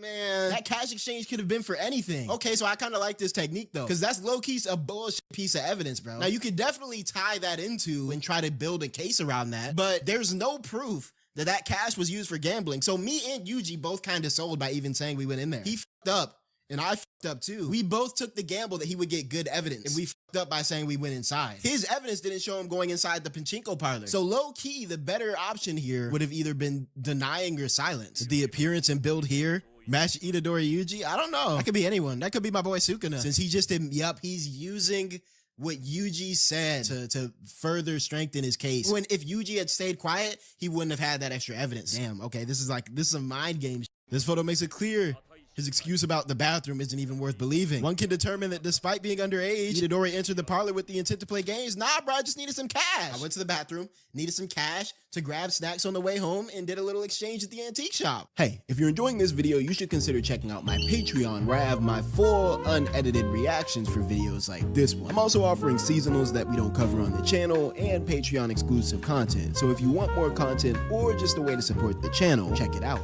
Penal Code Article what? Yo, he pulling out the numbers on the Business Affecting Public Morals Regulation Act. That wasn't fair. Yeah, dead ass. What are you talking about? Japan. Okay, that was that was tough.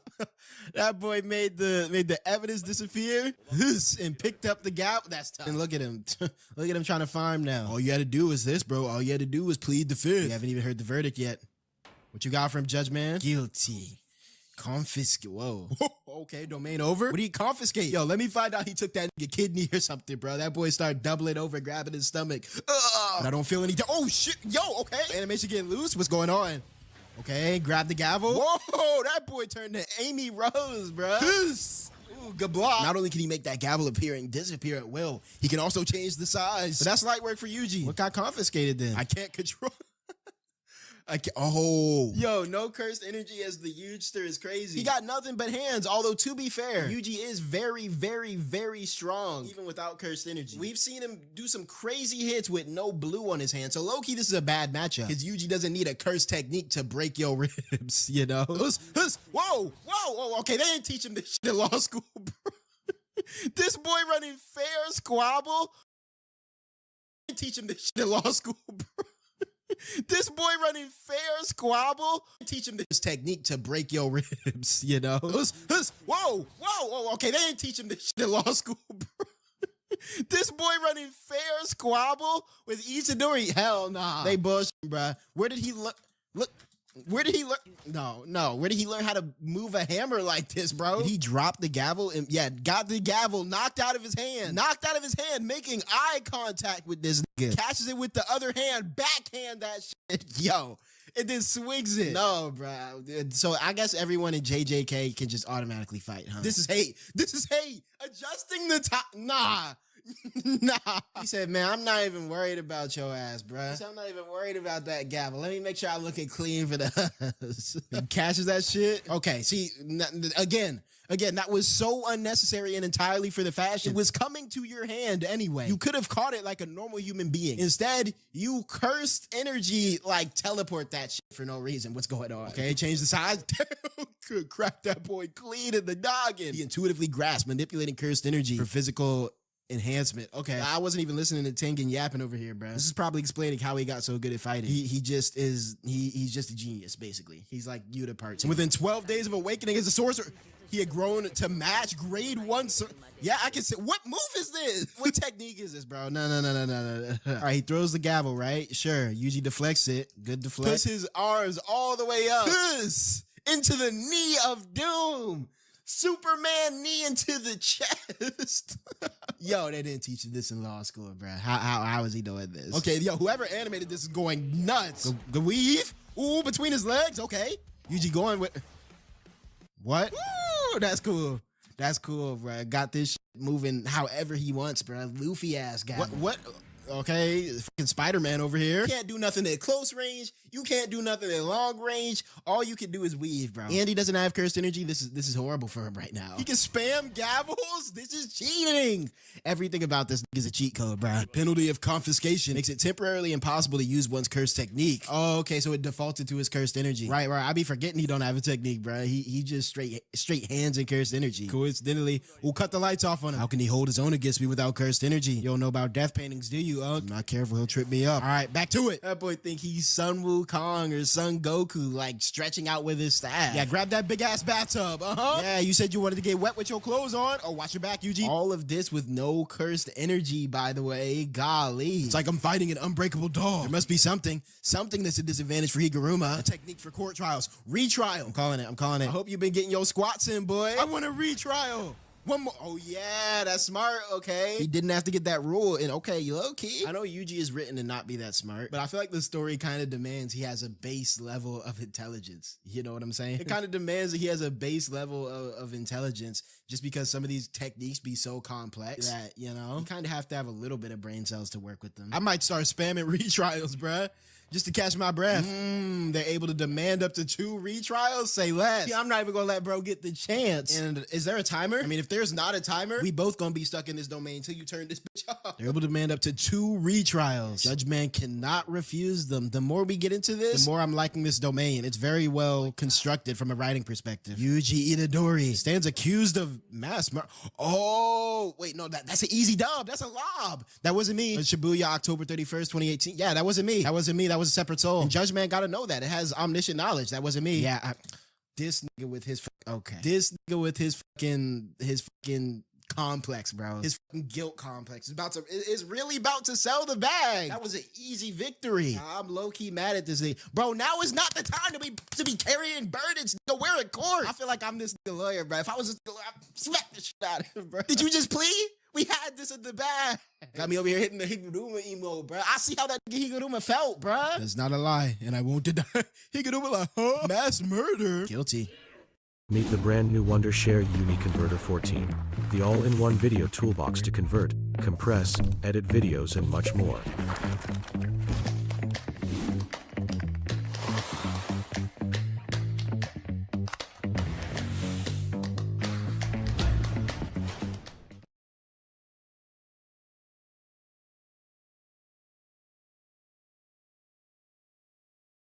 This video is sponsored by Dreamy. What you see here is the Dreamy A3 all-wheel drive Pro automatic lawnmower. This is wire-free. It learns your yard. I'm not controlling it remotely. There's no need to put a boundary wire under your grass. It doesn't use GPS or require you to put an antenna on your house.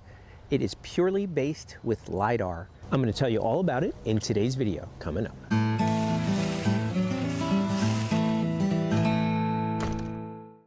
Boy, that mower is dirty. That's one thing about me, guys, is that I don't do fluff reviews. I really put these things to the test. Welcome to Handy Dad TV. I'm Chris Heider, your virtual dad in the cloud. And today we're talking about the Dreamy. Oh my God, yo. So would he have been guilty either way, or could he have fought his way out of it with the Sukuna argument? Are these bound by jujutsu laws, or are these bound by Japanese legal laws? Because if these are bound by Japanese legal laws, like, yeah, he's kind of cooked. You can't argue I had another soul taking over my body. But if this takes into account jujutsu laws, he could have easily made the argument that, nah, that wasn't me, because it wasn't. Guilty. Confiscation. Death penalty. Whoa. Bro got the shadows over his face. Okay, what is the death penalty? Does he just die? Kiruma-kun. Oh, we're getting a flashback, bro. You want it to be either a public prosecutor or defense lawyer, right? Would you try aiming to become a judge? That would have been good. I can see that for him. What the hell? He about to get the hammer of doom. The heaviest. Okay, so now, I think I've seen manga panels of this, so that's what was going on. That boy got the golden glowing super. Okay, yeah, it's over, bro. Nigga pulled out a lightsaber, bro. I don't even know what this is, bro.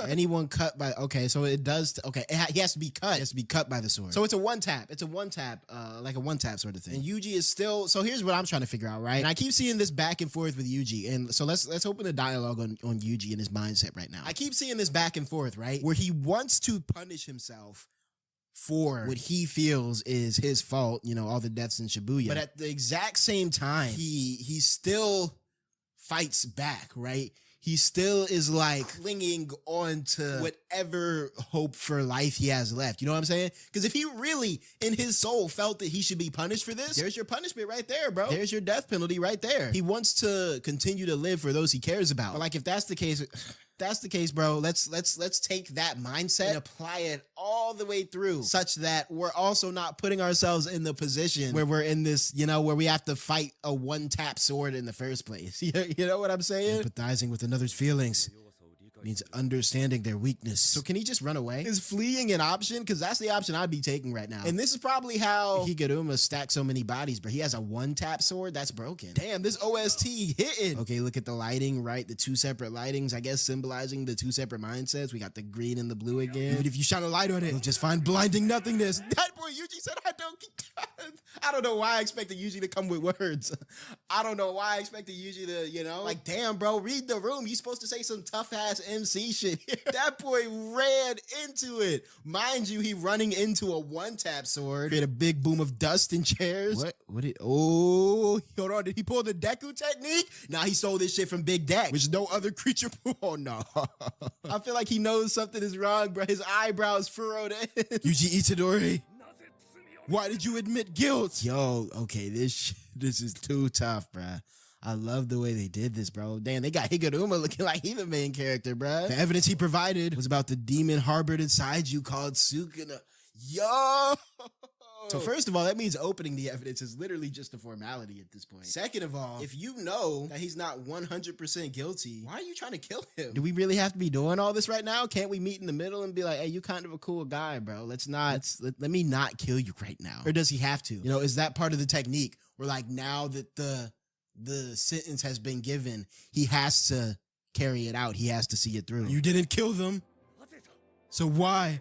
Why? What? Oh, he made the sword go away last second, didn't he? Oh my, Yuji. Okay. Let's talk about it. I think Yuji was low-key trying to end his life here, bro. Yo, this is like the battle of two good people. In other words, you're innocent. Please take this to heart, Yuji. Okay, the lawyer is telling you, bro. The dude who could have killed you is saying, bro, you good. I returned to my roots. Damn. Talk. Okay, this is cool because he low key talk no jutsu this nigga off pure like actions. The way he acts like speaks louder than what he says and inspires others in their own way. It might be more indirect, like this sort of Higuruma scene right here. But when you really stop to think about how Yuji changes those he interacts with, I feel like that's kind of what I get from his character. Then have a seat. Oh, they gonna have a chat? I'll give you my 100. Good shit. Good, yo. Hey, look, the path we took doesn't matter. We made it to the end destination. Is this the first time we've seen? Yo, in my head, Yuji's red thing was just like a little neck. Like, I knew it was a hoodie, but I think my brain told me it was like a scarf or like a neck wrap thing. This is my first time seeing the actual hoodie that he has under the uniform. I'm not gonna lie. I know this boy Itadori be sweating like shit, bro. Holy, he got on a full hoodie with the school uniform over it. And he be wearing that jank year round. Granted, it's like what, October, November, in canon right now. But still, he was wearing that shit back in the summer too. I know that boy be big stinking, big sweating, bruh. And all that running and punching and jumping he does all the time. Kogane, give one of my points to Itadori. Nice, free point. Now he won't die. He doesn't got to kill. Hey, whoa. Can Higuruma be part of the gang now? He need a Jujutsu law class at the school anyway, bro. Once the barriers open up, I think I might turn myself in. Hey, he's standing by his morals. I respect it. Besides, if I stay with you, I'm likely to hate myself even more because you're just such a good person. I'm not criticizing you. Peace.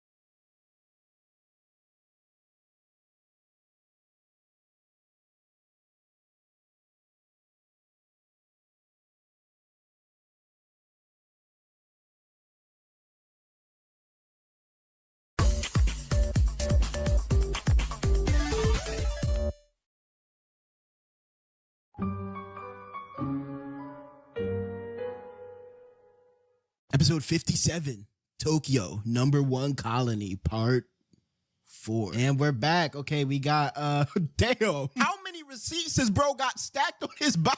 I didn't really get a real feel for just how many receipts bro was packing until now. That boy looked like the Michelin Man. I know he can't move, bro. No way he has hands with all of this on his body, bro. That's why I'm preparing by gathering strong allies. It's stocking up points. Now you stocking up fucking receipt coupons, bro. You stocking up Food Lion gift cards and deals. I doubt she's that strong. That's hate. The slight delay in her realizing too, the look of insult that on her face. That woman is bait to lure other players here for whatever reason works. Okay, so he just got her because she's pretty. And when you're done using her, you could just kill her for points, right? I'd never do. Bro. Nah, that long ass pause. 1, 2, 3. That nigga paused for 2.5 seconds talking about, nah, I wouldn't kill her. A new rule will be added soon. That's crazy. You can add any rule you want to this. I'm not gonna lie. If you could add a rule to the culling game, what rule you adding, bro? I might troll. You know, like something that'll really get in everyone's head. Everyone in this bitch get butt naked right now. Where Yuki at? Nah, that's crazy, bro. That's crazy because my luck, I'm gonna hit the corner. Bro. I gotta fight. I gotta squabble a buck naked Reggie. Hell no, I'm good off that. A new rule will be added soon. It'll let players transfer points between each other. Wasn't that already added by Yuji and Higuruma and them? Hand over all your points. Yo, who's bro feeling like? Negotiations have broken down.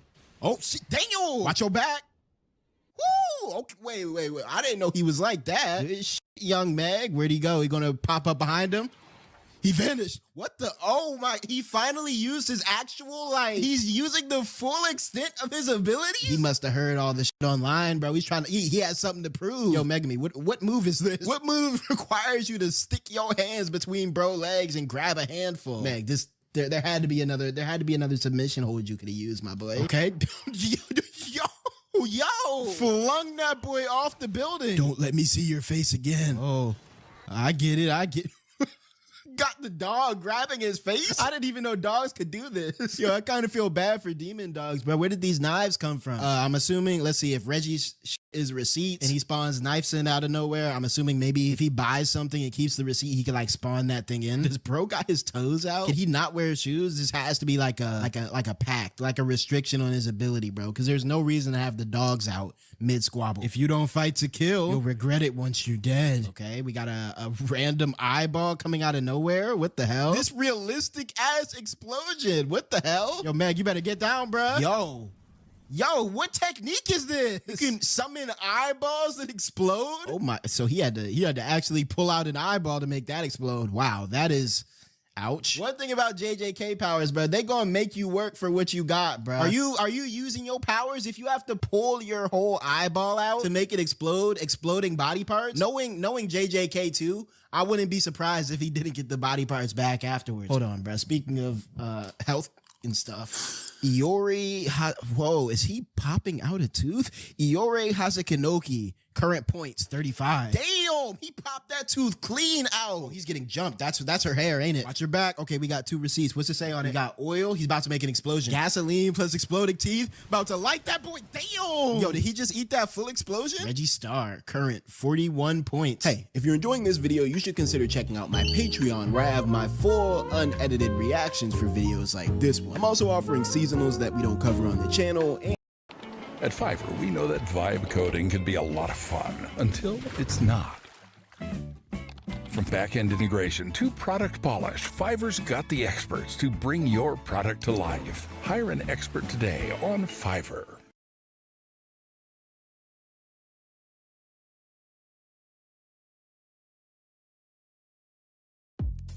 When you're ready to level up your career, choose Codecademy, a learning platform designed to get you, well, wherever you want to go in tech.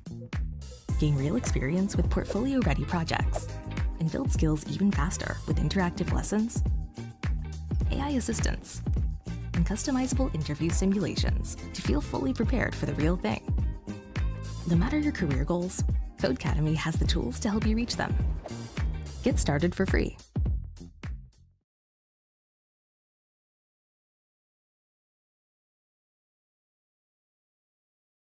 and Patreon exclusive content. So if you want more content or just a way to support the channel, check it out. Reggie Star, register. Okay. Yeah, I see it. Damn, okay. He's in someone's apartment. He saved the girl too, bruh. He can't commit to fully being a Zenin, and that's probably for the best, bro. Because a true Zenin would have let her out there to die. He actually got burned. I'm not gonna lie. Rarely do you see someone come out of an anime explosion with actual burn damage. That boy got the Endeavor scar. Hold on. That boy think he Enji Todoroki. First he beating down on women. Now he got the scar. Whose flow you stealing, bruh? Got his ass. With the scorpion stinger. I'm assuming she has some sort of poison. Reggie Sama said, golly. Hold on, bro.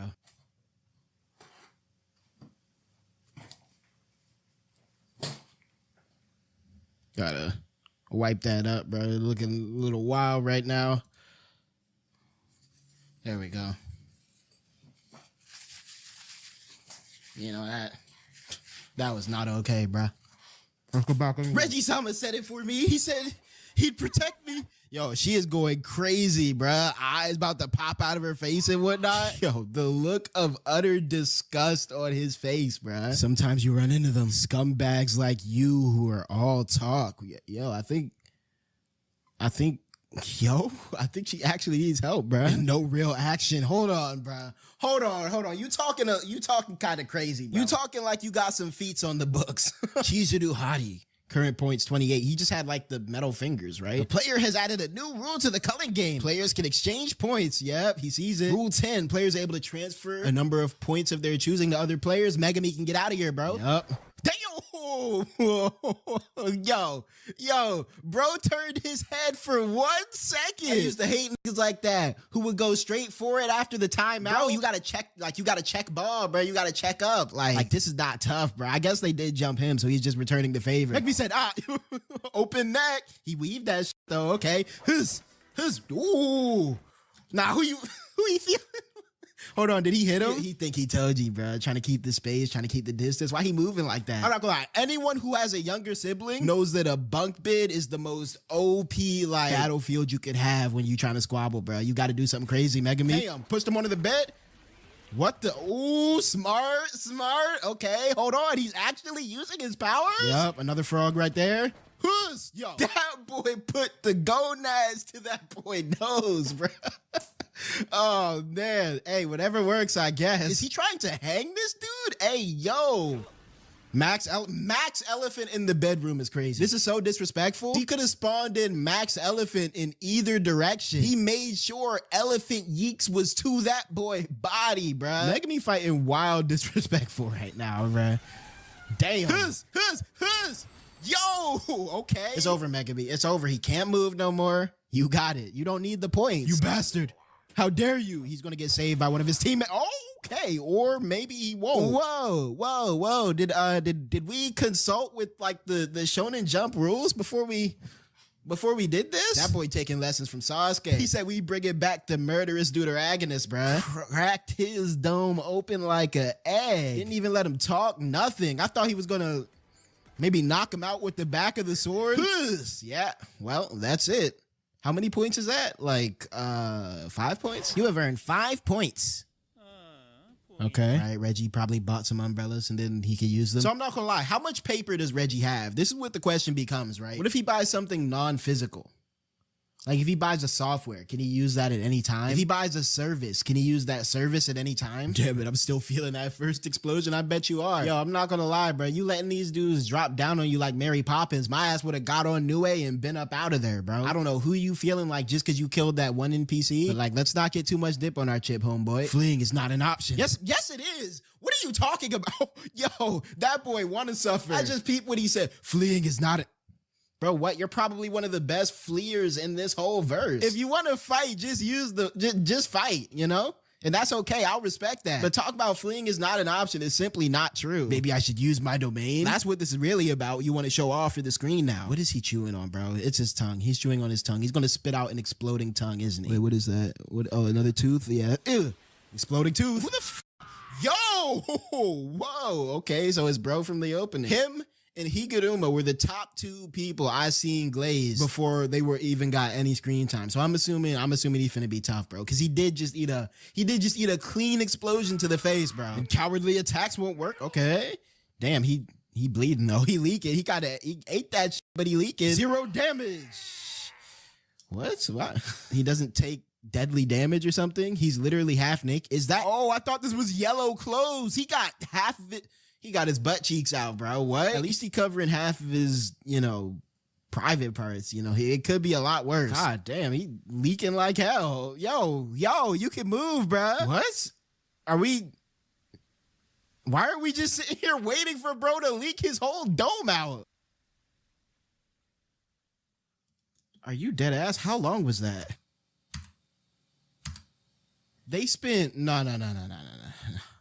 They spent 40 seconds of him standing here with his hands up and blood gushing out of his dome, bro.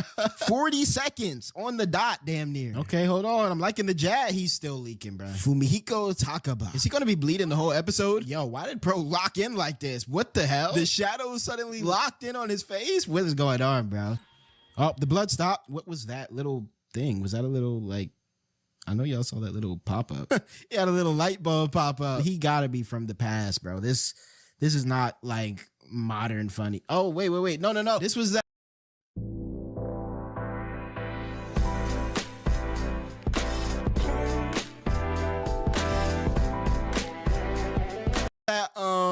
What episode? Wasn't there a dude who was like a failed entertainer and he was performing to a crowd that was not rocking with it? Is this him? Yeah, no wonder they weren't rocking with it, bro. This is his idea of comedy, bro. This costume I'm wearing is modeled after the hero who first made me laugh my guts out.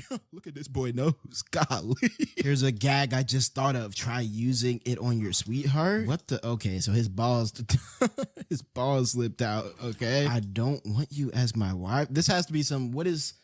This has to be some translation shit, bro. What is going on, bro? I don't want you as my Wi-Fi. Yo, these niggas bored as hell in the scrap, bro. Unk started reading his receipts.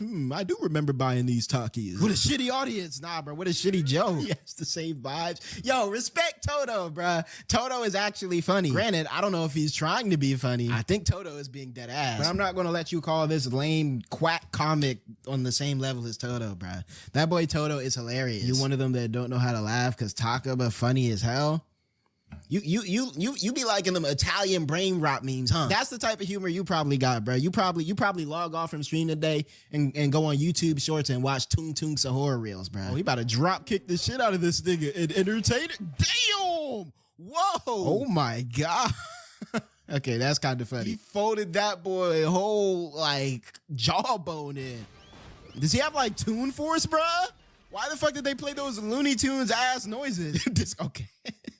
He might be funny, bro. What the fuck is this nigga doing a handstand for? I'm an old school entertainer who's pro violence. Okay, I rock with him now, bro. I rock with him. Nigga said I'm pro-violence. Young boy.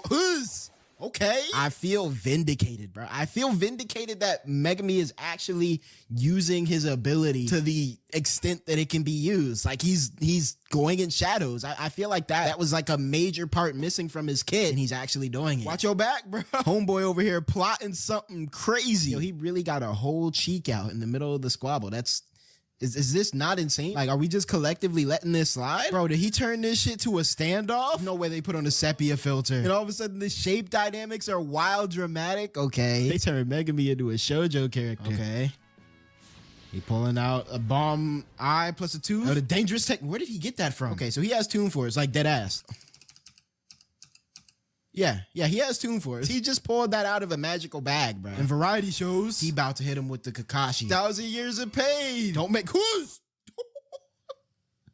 How is his leg doing that? That boy is a Looney Tune. Let's see the Megami X Reggie scrap. I've already achieved my objective in it. Whoa. You didn't achieve your objective, buddy. Yuji achieved your objective, but I'm gonna give it to you. So now I can fight for real. I won't hold back. What you got from Reggie? Woo! The animation? You better have a paraglider in there, boy. Ooh, okay, hold on. Who animated this? Ooh, I know y'all saw animation getting loose right there. Max Elephant, he stays spamming this Max Elephant, bro. This shit is so, like, cheating. I'm gonna be mad as hell if I'm Reggie right now, because what am I supposed to pull? What am I supposed to pull out my kit that can fight against a 35-foot elephant? Oh, yeah. Water.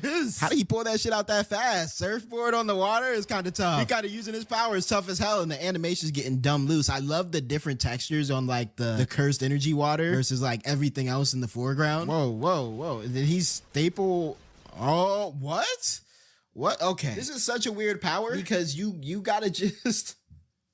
You gotta just buy a bunch of bullshit hoping that it comes in handy one day. That's what I'm seeing. Because what would make you think... let me buy some rock climbing wall screw-ons. What would make you even think to buy that, bro? Even if I had his power and I was like, okay, I might need to scale something high. You know, I might buy like a grappling hook or something like that. He doesn't have to buy it. He just needs the receipts. So can he print anything onto a receipt? Hold on, that might be some bullshit then. Can he just print anything onto a receipt? Like whatever he wants. Like, just get a receipt maker and start, you know what I mean? Okay, I see what he's doing. So he set up different parts of the city with a bunch of receipts that he could just have at his pickings. So this is smart. He did a little prep time. I see it. Grand piano on your ass. What you got for that, Megami? This is easy work. Just a little Maharaga for that. See, okay, this is the shit that be confusing me about Megami. Because if these rabbits are strong and numerous enough to be lifting up full chunks of building, why are we not just like re-zero white rabbiting all of our enemies off rip and just calling it a day from there? Because like, do you know how much rabbitry is needed to lift up this big ass like building trailer thing? Why is this the first time we're seeing the rabbits being used like this, bro? What you got on those receipts for that, Reggie? Took him to a church. Did he start praying? Is he posing? Okay, no, he's doing that for the fashion. Bro ran into a church. First of all, bro, you are not a man of God, bro. We done seen what you get into. Oh, I'm not gonna kill her. Nah. He started posing for the aesthetics because he didn't have to sit here at the altar and start hitting that shit. You figured out my technique.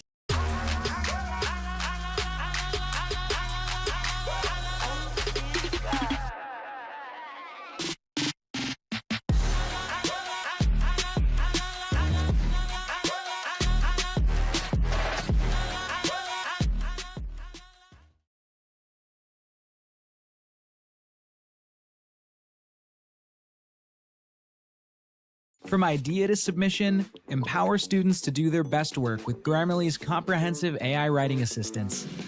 What if they could jumpstart ideas for any assignment? What if they could be more transparent about their text sources?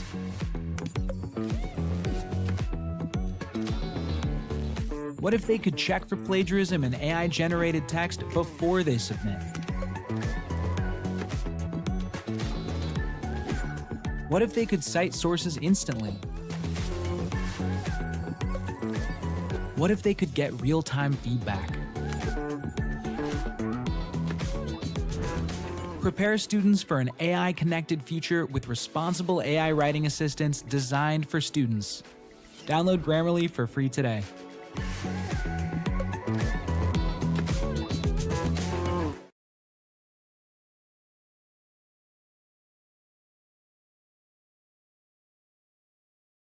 Haven't you? But a water attack is pretty simplistic, isn't it? Oh, would the water mess up his receipts? Megami, this is a perfect farming opportunity, bro. You gotta go farm for farm right now. You gotta come in tough. Okay, hold on. That boy summoned himself in. You manifest what's on those receipts. You're right. It's hard to describe, but I'd call it reenacting contracts, okay? For example, I can do this. Contractual recreation. Is that a check? What I just used was a receipt for a 2-night, 3-day stay at the 5-star Ryokan. I want to look that up. Yo, who trying to dono for me to do it, like, to really understand the episode, like a 3-night, 5-day, whatever stay at this place, bro. Damn, good eats too. Okay. Oh, so he refreshed his body with that, didn't he? My body is now as refreshed as it would be after that. Okay, that's interesting. What if I didn't go there to get refreshed? Like, what if I was, well, you know what? I'm gonna let it slide. Anime type shit. Probably has something to do with his interpretation of the contract, so on and so forth, whatever. I'm not gonna lie. In that case, I'm keeping hella medical receipts on me. Oh, get a 10-year gym membership. True. Yo, get a college semester receipt. Just get all that information beamed into your brain. It's a battle of attrition where neither of us can use big, high output moves. I'm burning his receipts. In which case, I thought, hold on.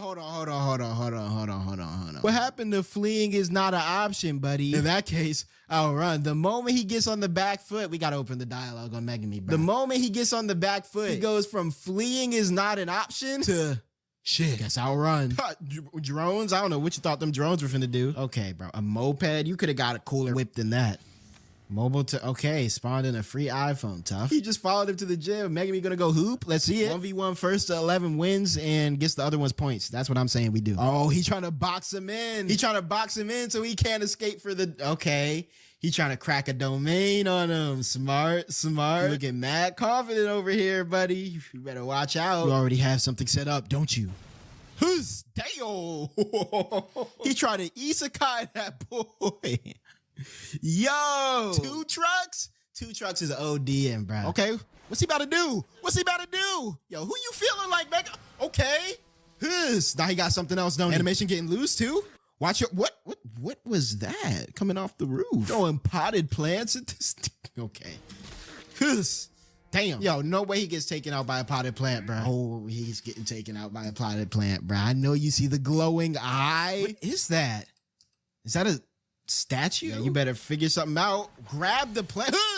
Whoa. Okay, that's low-key gotta be a speed feat, bro. He grabbed the plant before it hit the ground. Pulled his blade out of it. Let's see it. Watch your feet, though. Bouncy balls? Oh, yeah, Reggie set this up clean. Just a bunch of bullshit, bro. Whole lot of bullshit. A full toilet gang and a refrigerator? You better pop that domain now. Where's he buying this stuff, bro? He tapped in with Temu with them, bro. He tapped in with Temu. He the only person to get that $1,000 deal that you get when you first go on Temu. If you give me your points, I'll give you an easy death. Oh, he getting too close, bro. Your techniques are difficult, aren't they? No matter how long I've tried. Yo, you know he wildin'. He's talking to himself. Yo, you giving away the plan, bro. Whispering to yourself like a maniac, bro. You're lucky he can't hear you. Oh, yeah. They changed the animation style. You know shit is about to get wild if they're adding like details to the eyeball. Yeah, it's over. I'm using this gymnasium as is. The moment I seen the hand sign, I would have started running towards him, bro. I'm risking it all. Why is his shit so slow? I think I've gotten so used to these fast-ass domains, man. I could outrun this shit. Chimera Shadow Guard. Whoa, what was that? Oh, yeah. Whoa, bro got some creepy-ass Shikigami behind him. Are those like, what is that? Is that like vertebrae? And then like nerves coming out of it? Ew. Domain expansion. Chimera Shadow Guard, and then he got like the gymnasium in. Okay. He's a sorcerer on that level? Yeah, buddy. I don't know what you thought this was. That's Jujutsu High's like 8th finest, but still pretty good. I never said I didn't have big moves. Into the okay, that's over for Reginald, bruh. I don't know if there's no receipts that Reginald can pull out. I don't know if there's no receipts that Reginald can pull out that put him on that level.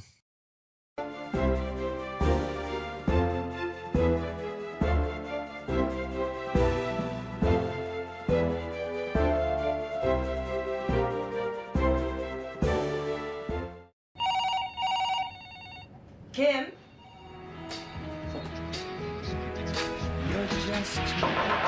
Kim? Just a minute!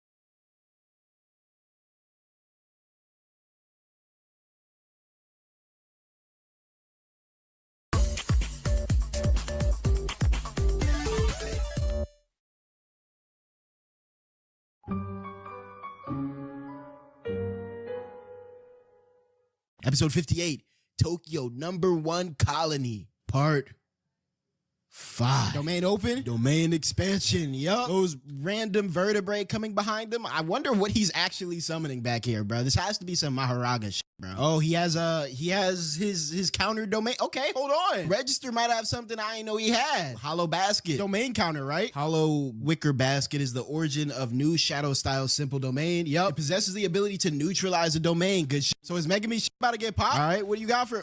What? He got the frogs to stick their tongues through the bat. How is that? Sure, I'll take it. I'll take it. Hold on, Megami using his powers. The domain amplification used by Jogo and Hanami in Shibuya utilized the domain capable of harboring guaranteed hit. Guaranteed hit? What the hell? Was that his guaranteed hit? What did he hit him with? Just stabbed him in the nose? That's how you gonna use your guaranteed hit, bro? Okay. Are those guaranteed hits or are you just whipping that nigga? Oh, I know I just didn't see you mention it.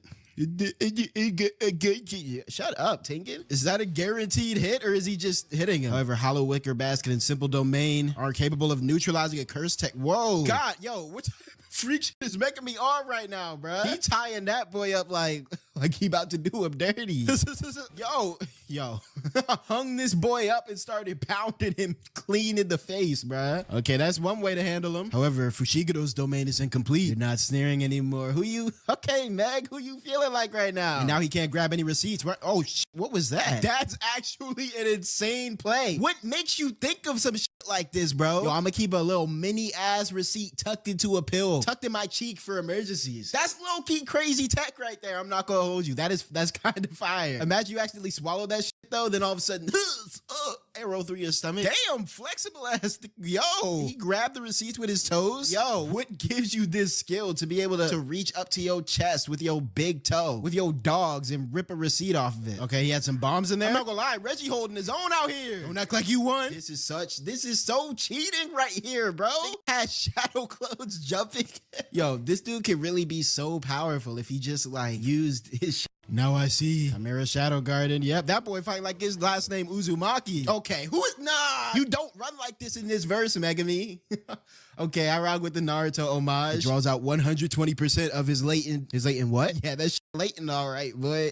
Damn, whooping his ass. Got the animation getting loose. What move was that? Did he just juggle this dude with his feet? He just breakdance juggled this dude with he just trying shit now. Finally unlocked 120% potential. Is just trying new shit, bruh. Juggling a grown man with his feet while breakdancing. Come on, Megami. Thought that boy spinning like a frisbee. Damn, 5 kicks to the chest? This doesn't look like the face of someone who is about to win this fight anymore. I think we may be looking at the end of this fight. The domain's buff to his technique abilities is no joke though. This is even worse to deal with than a simple guaranteed hit domain. Oh shit. If he pulls out that elephant here and drenches me in water, it's a GG. It'll have my options. I'll probably bro, you'll probably lose regardless. Damn, elbow to the nose? What? This yo, he's just trying shit, bro. When did he start doing Spider-Man?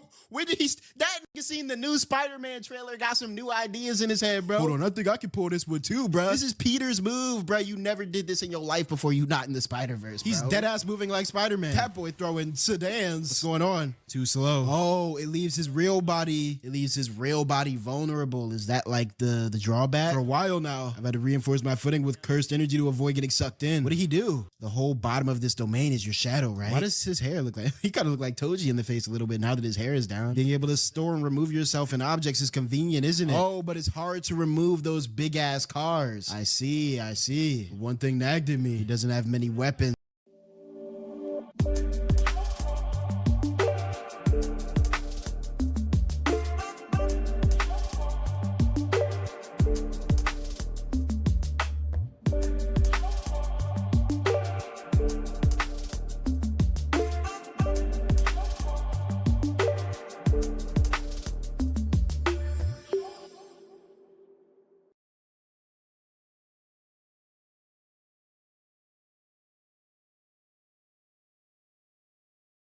If your side hustle is starting to make real money, it's time to make it official with an LLC. LegalZoom helps you do it right. When my husband and I were building our non-alcoholic bottle shop, we were still working full-time. That meant nights and weekends trying to turn our business into something real. Things got real fast at our first pop-up. We were moving merch, taking payments, and I knew it was time to make the business official. We didn't have time to figure out all the legal stuff ourselves, so we used LegalZoom. They made it super simple to launch our LLC and stay compliant afterwards. We just answered a few questions and they took care of the rest. That LLC protected our personal assets, unlocked tax savings, and gave our business instant credibility. And when bigger questions came up, like negotiating our lease, it was reassuring to be able to talk to an attorney in LegalZoom's network. And now, that side hustle is my main hustle. When you're ready, start your business with LegalZoom.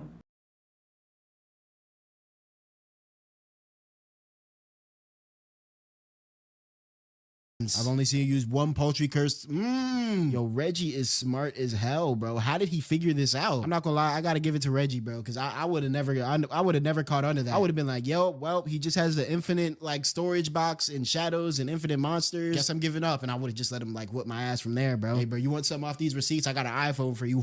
Like, you know what I'm saying? You gotta respect Reggie because he figured it out. He figured out the drawback.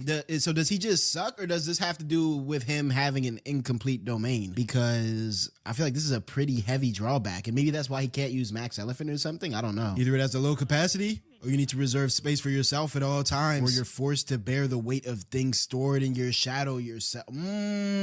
Okay. Hey, if you're enjoying this video, you should consider checking out my Patreon, where I have my full unedited reactions for videos like this one. I'm also offering seasonals that we don't cover on the channel and Patreon exclusive content. So if you want more content or just a way to support the channel, check it out. It's like the ladder was spot on. Damn, he put 3? He put 3 coops on that boy back. Golly. This is low-key a bad matchup for Megami, right? Because one of the only counters for his domain is to just shove it with a bunch of stuff that he can't carry. And this is like the one dude who could just spam absurdly heavy things for no reason. I mean, that's how it works. With 3 passenger cars, the current weight is 2.4 tons. No, I know this is the performance that had niggas saying Megami stocks up. I know this is the performance that niggas with Gassic saying, hey, you gonna respect Megami this next episode, bro. I hope this isn't it right here. It's looking to me like he gonna have to expel that domain, and we're getting back to pure hands. I mean, sure, the Spider-Man stuff was cool, the foot juggling was cool, but it didn't seem to do that much damage. And I mean, meanwhile, Megami got passenger cars on his back. Either way, I'll just need to mind my footing. Keep adding weight until you're crushed under it. Are you stupid? Even if it's incomplete. Okay, hold on. My shadow's above us. Oh, he about to drop them cars on him? Oh, okay, that's probably worse. That's probably a lot worse. Yo, oh my God. Max Elephant back to the top of your head is crazy. Damn. Finna squash that nigga.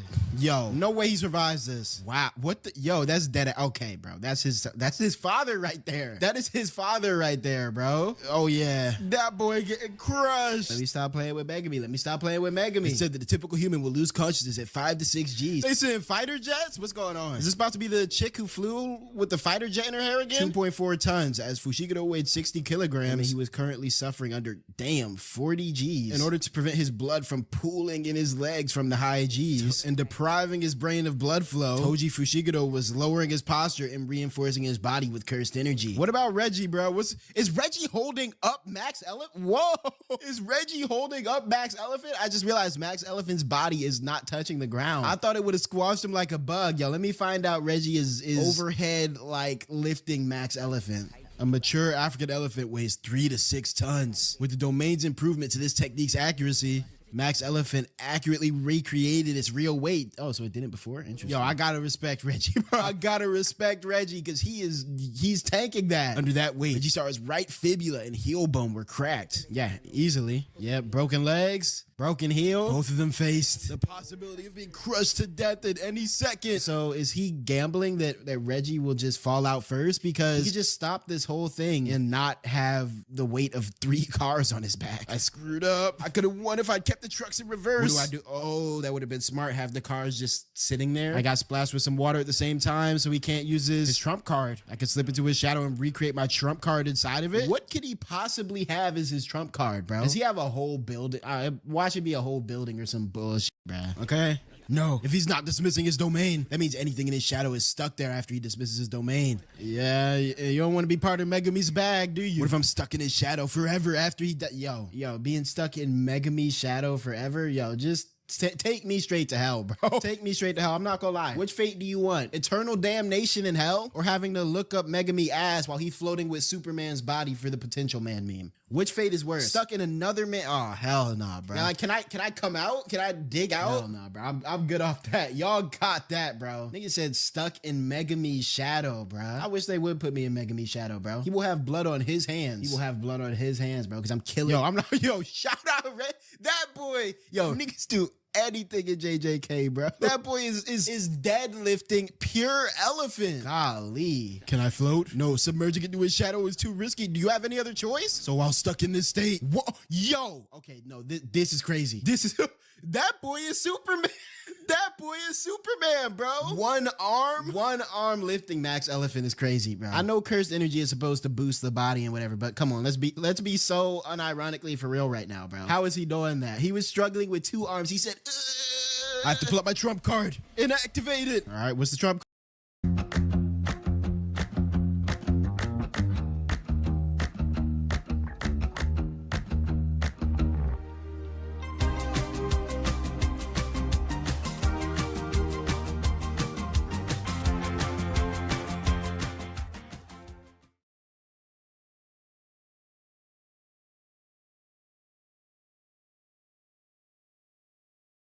Spectrum abre cada día una puerta a posibilidades sin límites.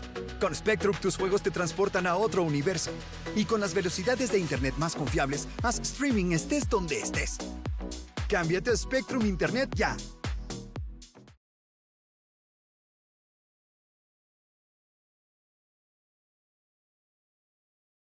Card control. No, he's using 1 arm, bro. He did that for the flex. He knew the hoes were watching. He said, I'm gonna show him something cool when I do this trump card. Contractual recreation. Uh-oh. Did he die? Did he die? What? Did he just break every bone in his body? And that's what he get for trying to flex, bro. Trying to do that 1 arm bullshit. So he dead, just lost. I didn't make it in time. And there's no air inside. Is he gonna drown? No buoyancy or resistance. So this is it. This is it. And we already know Megami got no qualms with being a murderer. This is points in his book, I think. No buoyancy or resistance either. I'm just sinking. Oh, but Megami still has to endure the cars on his back, right? Because if he lets the domain break, then Reggie Star gets free, I guess. Wait until he's dead before dismissal. That's going to take a while though. How long does it take for a human to asphyxiate? Like 3 minutes without air? Yeah, I don't know if you can tank that for 3 minutes, bro. I don't know if you could tank that for 3 minutes, bro. You should have been hitting them push-ups, boy. You know what I'm saying? Now look at you. Nah, he gonna have to let it go. Yo, what is the lights? Oh no, what? Who's driving this? How is this? Does he have an autonomous car? What? How is he doing this? You know what? I'll take. Oh!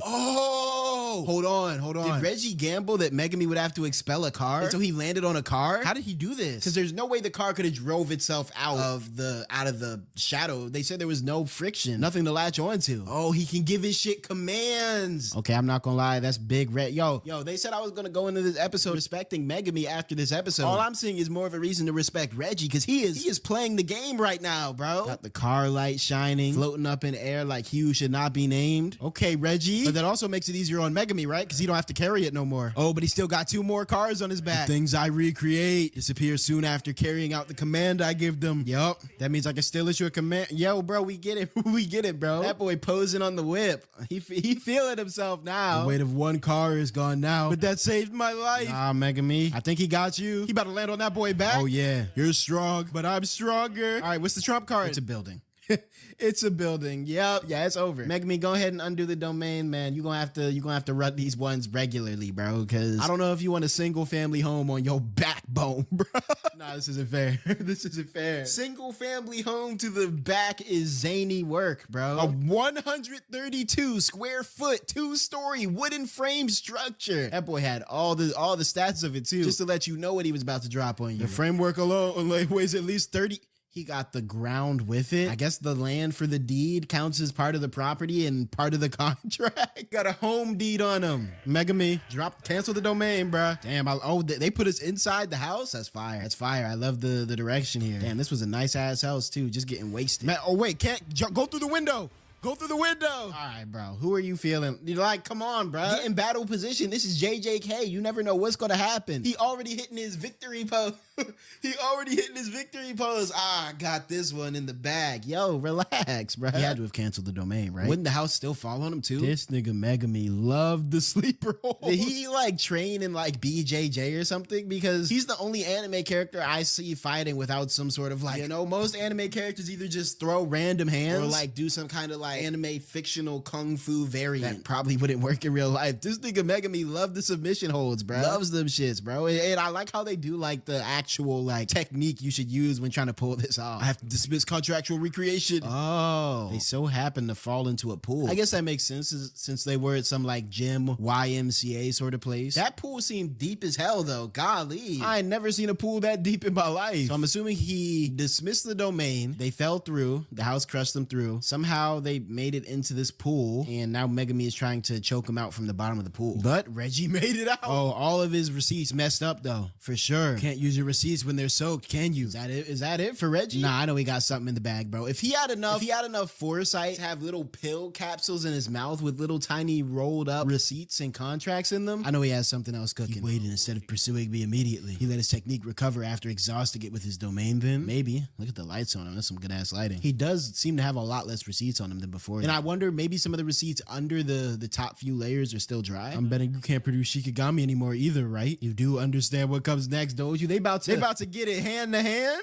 Megami said, you know what time it is, right? The moment you let up, I'll finish you with a counter. They just casually walk into the fade on some respectful shit. Pool fades are crazy, bro. Yo, y'all remember the pool fades as a kid outside the edge of the pool? If you messed up, your ass was getting slammed into that pool, boy. Megami about to hit him with the pool slam, bro. The pool RKO. Getting pool RKO'd was crazy, bro. Whole shit slammed in. Niggas call yourself they mans, then hit you with the pool RKO, bro. That shit was horrid, bro. Damn, they making this shit dramatic as hell. All right, I can tell they about to make the animation get the kick in. So this is Megami's big moment, I take it, right? This is like the Megami moment that is going to make me gain a new level of respect for him. Show us that Toji. I can't take Reggie serious with those receipts on him, bro. Damn! Okay. Whoa. Them boys did not wait a second. Yo, nah, we gotta run that back. I thought they was finna hit the anime like pose up. You know the shit that Yuji and Choso did? All the anime characters do it. They like pose up for a second and then they get to it. No, there was no waiting. Okay, who went for the first hit? Okay, that boy Megami. Gaweave. Damn. Okay, Megami. Hold on. Yeah, you can tell that hit hurt, bro. Look at his face. Okay, Gaweave. Yo, so this nigga's a liar. This nigga's a liar. Demon Dog said, give me that shoulder piece, boy. Demon Dogs came in fast as shit, too. I'm kind of mad, though. I wanted to see more hands. I wanted to see, like, a long-ass exchange. That was not in the plan for Megami. This was all a ruse and a red herring. I think that's it. Oh, yeah, the late-ass blood splatter, too. Reggie don't got no receipts for that, gang. Demon Dogs isn't weak enough to let that stop it. Oh, the little stab. Damn, so that was his trump card. He had to let him know how he got half his face eaten off. Sorcerers are all liars. I know you not talking, bro. Yes, sorcerers are all liars. You know what? I'll give Megami extra medium Megami. He's not a big Megami yet. He is extra medium Megami. I'll give him that. Extra medium Megami. Okay, bro. What is this sad ass music? We about to get a Reggie Star backstory or something? I think I'd let a modern sorcerer and a brat at that get the better of me. So what time period is he from? Because if he knows about receipts and trucks and two-story homes and like, you know what I mean? An iPhone. He has to be from relatively recent. Reggie said Tengen-sama's claims about the Culling Game's goals were a bluff. That man going out still capping till the very end. Why would Tengen lie? I should probably consider the possibility that Tengen-sama and Kenjaku are secretly connected and lied about their goal. I mean, if that's the case, what can you do? If Kenjaku is linking with the immortal god, then it's over. Damn. Yeah, he gone, bro. He is gone. Kogane, give him all my... Oh, shit. Free points. You have received 41 points from Reggie Star. You don't even need them no more. It's my good deed before I die. You still going to hell, Reggie Star. Nah, I feel like he might be trying to put a target on Megami's back or something, bro. I feel like that might be his play. Please. Watch the FIFA World Cup 2026 live on Fox 1, June 11th through July 19th.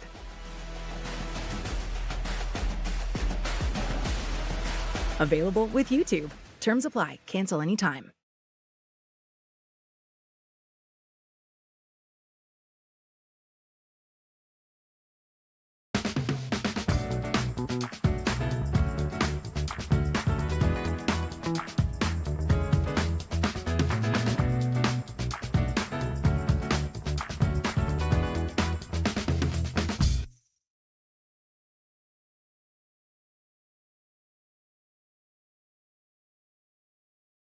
You did kill me after all. Transfer them jumps back to him before he dies. Let fate toy with you a bit and die like a fool. Man, I'm transferring them points back to you. That's not even enough to make a new rule, bro. I'm good off that. Talking real, yeah, you talking real hot for someone who's bleeding out into the pool, bro. And he cursed Megami at his death. Damn, he lit that building up. How many body parts did he have? No, don't let your guard down. What is this thing doing? He giving him dead ass advice too. What? He's okay. No, I think he might actually have Toon Force, bro. Because what the fuck was that? What the fuck was that? What the hell? Seriously, what's with this guy? I've blown him up several times and he won't die.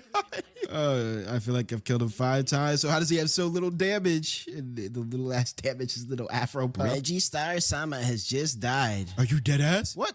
Is Kogane even supposed to do that? Or did that motherfucker just pop up to hate, to deliver the bad news? He said, I don't want that fade no more. That's a smart man. This might be the smartest move I've seen in Jujutsu Kaisen. You gotta know when to back out from the fight. Hey man, give me your points. He gonna fight. All right, he finna do him dust. You better give him those points, bro. He finna do your ass dirty. Please, just think of it. Going with the flow.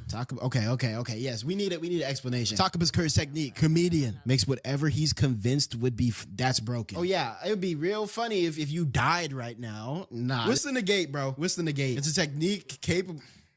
Hold on. It's a technique capable of opposing even Satoru Gojo. Okay, we might need to recruit him to GHI. We might need to recruit him to Gojo Haters Incorporated. Hold on. That shit would no. Wouldn't that shit be wild funny? If Gojo just that'd be kind of funny. If he just never got unsealed, we recruit him, bro. Yeah, Takaba doesn't know anything of what? So if he doesn't know about his technique, is it just like passively always on? That's okay. Then how does he mentally justify the crazy shit that's going on if he doesn't know about his technique? Don't get me twisted. I think it's a cool way to balance the reality warping type power. You know what I mean? You can warp reality, but you don't know you can. Is he not like seeing what he's doing or what's going on? Yo, why is Big Meg walking her down like this? Meg, don't do it like this, bro. Oh my God. Yo, Meg, you're supposed to be the different one, bro. You're supposed to be the one that's better than your family, bro. He feels so cool right now, huh? Like he feels so cool, like getting free fodder points with a whole coyote demon wolf and a big ass, heavy ass, mini ass buster sword. Don't Megami. Who's talking to him? His sister? Oh, okay. He's not evil. Okay, good shit, Big Meg. Okay, I thought that was for to assassinate his character a little bit. I'm not gonna hold you. Oh shit! I forgot we had a canonical angel in this shit, bro. About time. Like, damn, I haven't heard about her for a good couple episodes. Far outstripping those of the Tokyo colony. Oh yeah. Yo, Tokyo's getting down dirty, bro. What type of culling game is this? These big ass mole rats, bro, and pterodactyls in the sky. Yeah, y'all got that. He possesses 2 autonomous Shikigami that he can look at with 1 eye each. Holy hell. Cross-eye ass nigga. These are his Shikigami? These big ass mole rats? Ryu Ishiguri. Current point 76. This colony is the trenches. What does she have? Invisibility? She possesses a technique that allows her to manipulate the sky. Wow. Yeah, okay. These old school sorcerers were on some whole other shit, bro. Nigga, is that a okay, no, we're done. We're done. Don't, bro, leave me out of this fucking colony, bro. I can't even tell how big this nigga is. Man, imagine getting slimed by a roach. It's dead ass a roach. It's a cockroach cursed spirit that Kenjaku, you fucked up for that, bro. But one of those pillars has fallen. No, I wanted to see his power. That boy Yuta always looked like he fitting to cry, bro. Yuta Okotsu. Current points 35. Damn, Yuta, I at least wanted to see bro use his powers. You ain't have to slime him like that. So he finna wipe everybody, huh? 3 months after the night parade of the 100 demons, he had blossomed. It's 3 months after. Was that the thing that happened during the movie? JJK0 was 3 months ago? He had blossomed as a special grade sorcerer. He was a modern sorcerer rivaling in unusual abilities. Okay.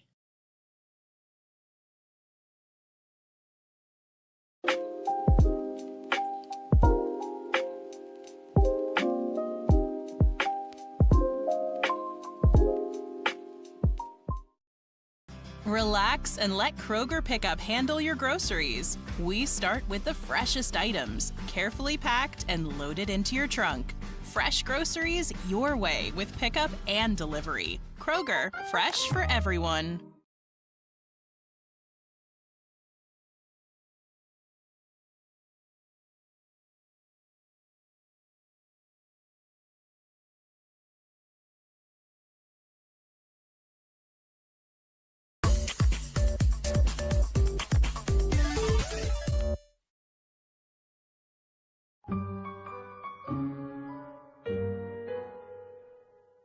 Everyone's worn out from Shibuya too. Oh! Hold on, bro. I think I see a roach.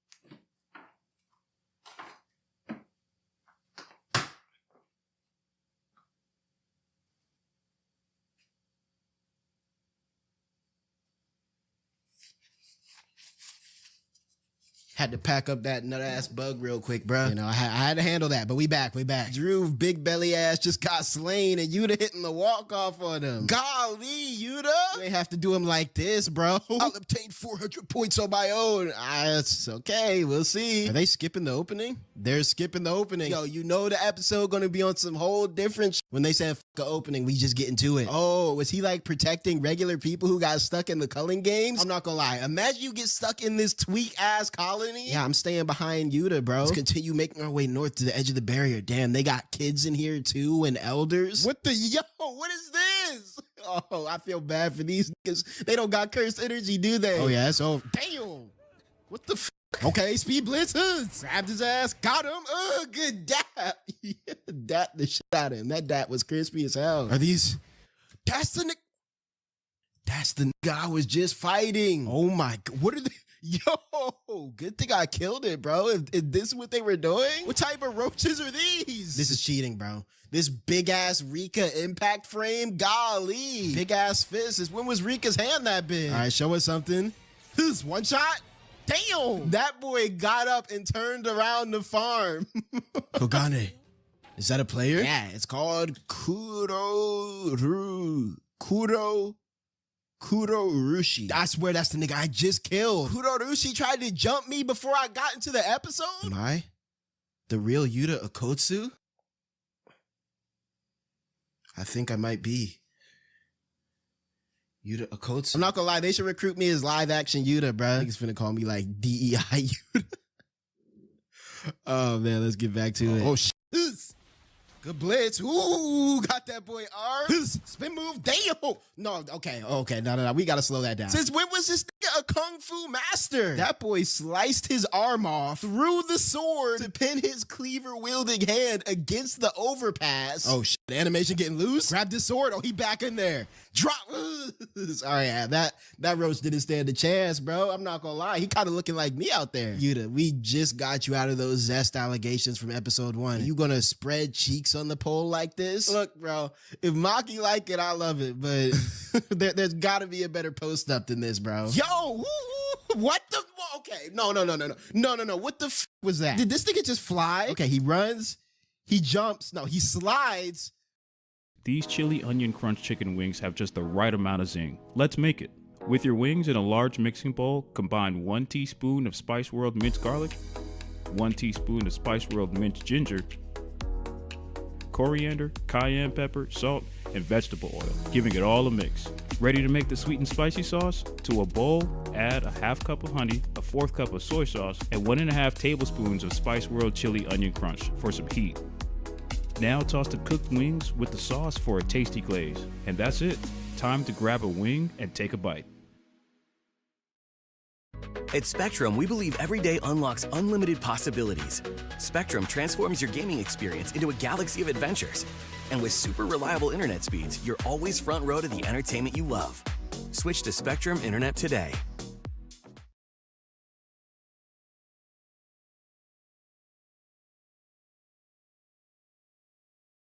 What? Did he jump off the building? Jump towards this building. Cartwheels off this one. I'm not gonna lie. We gotta patch Yuta, bro. We gotta patch this nigga, bro. I need to see this nigga in the patch notes, bro. He's breaking physics now. What does this have to do with cursed energy? That boy moving like Spider-Man.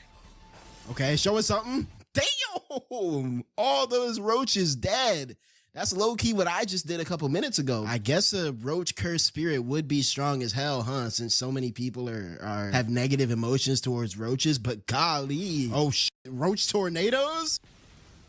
What technique was that? He can make Uzumaki crop circles now? What the fuck are those? Them things that Toji was playing with. Ew, got green goop all on his eyes? Disgusting. Okay, yeah, he also has like super sense. He can fight blind too.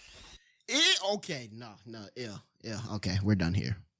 That absolutely not. Every time you get hit with the sword, he lays eggs in your body. That boy's stomach kicking. Got them roach babies in his stomach. Oh, shit. All right, bro. You already have a history of kissing monsters, bro. Why you grab him so intimately, too? Hey, if you're enjoying this video, you should consider checking out my Patreon, where I have my full unedited reactions for videos like this one. I'm also offering seasonals that we don't cover on the channel and Patreon exclusive content. So if you want more content or just a way to support the channel, check it out. So what was the plan here? What? Oh, RCT insta-kill? Did he have to...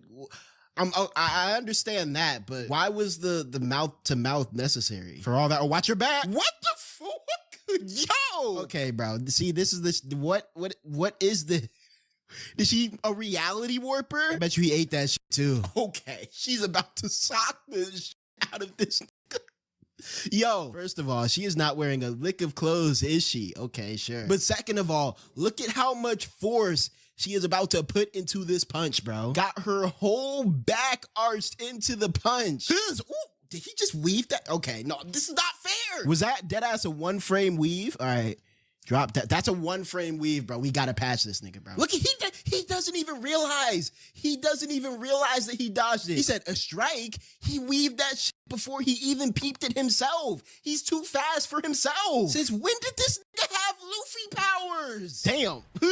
God, punch the shit out of him. My arm is back to normal. Oh, he didn't do that. Is this nigga exploring the museum? Bro, lock in. My technique treats the sky as a surface. Interesting. Someone who won't complain about getting killed. Okay, he talking that shit. They going farm for farm right now? Does she gain anything from the complete and utter lack of clothes, or is this just how she feeling today? That boy Yuda's looking. Nah, hold on, Yuda. I see your game, bro. I see this has not blinked once. Do you not have any friends or lovers? Why are you asking? I think they're just coming from two entirely different mindsets, bro. I don't think you talking about friends is really gonna register as anything worthwhile to her. What the fuck is the Fujiwara? Damn! Yo, he not even a Fujiwara, bro. Choke slamming this boy through the sky. Damn! Did she just slap his hand out the way? That boy tried to punch. She said, "Get that shit out of here." Come on, bro. This was a fair one-on-one. Damn! That boy hit a full strength Kamehameha wave at them. Okay, so he ate that, but is she good? Even with Rika protecting the people oh, that's why he hasn't pulled out Rika. He still got Rika in the stadium, okay? Ooh, animation getting loose. That boy moving like Spider-Man. What? Okay. I'm not gonna lie, whose skinnies are tougher, his or Yuda's? I feel like he got this shit on harder than Yuda. I'm not gonna hold you. Nah, no way he died from that. Watch your back, watch your back. He finna come up behind you. That's where. Hey, good block. Good block, though. He didn't let himself get jumped. Would you tell a kid with a feast before him to slow down and take his time eating? Okay, so what I'm seeing here is, bro with the pompadour is just a smoke demon type character, huh? My first run at life was moderately filling. I fought some guys with real backbone. The vague hunger is the most annoying kind of Kotsu. So I'm seeing him as just a hedonist type character, right? He just wants more and more. Oh yeah, he got that shit on, bro. I'm not gonna lie. If he's from 400 years ago, he was ahead of his time with the drip, bro. There was no dessert in my life. Bro, you doing all this because you never... Nigga, we could take you to the convenience store and get you some cheesecake, bro. I swear, the old sorcerers, bro. The old sorcerers just greedy. We could take you to the gas station, get you a tub of Ben & Jerry's and call it a day, bro. Damn. He just booty bumped that nigga off the building? Hold on. He just booty bumped this nigga off the building. Golly! Through the sound barrier. Damn, he is knocking that. Woo! Okay. Is that are we saying that's a light feed? Are we saying, yeah, that's pretty fast. That's pretty damn fast. Oh, watch your back. Damn! Punch that nigga from the roof to the third floor. He was balancing rubble on his head casually. Strong neck ass, bro. See this, when I see some shit like this, I'm removing myself from the fade right there because it's not worth it. Damn. Good blocks. Oh, good weave. Good weave. Oh, damn.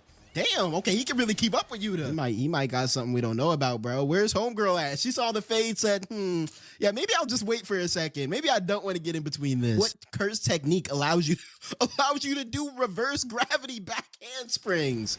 And he healed his hand. Is he fighting with this pole? Don't you have a whole sword, bro? Well, melt through the pole. If he weaves this, I'm ending stream. Okay, well, no, it gets to a point where it's like, that boy Ishiguri really giving it his all, putting out entirely fair light speed attacks that should land at least once. How is he doing this? Well, here's a reward. Okay, okay, how did he get through this one? This I'm curious about, because how the hell do you dodge this? I overheated. He got to comb his hair back into place. That's kind of tough. Okay, bro. What? This Looney Tunes ass fight. At Fiverr, we know that vibe coding can be a lot of fun until it's not. From back-end integration to product polish, Fiverr's got the experts to bring your product to life. Hire an expert today on Fiverr.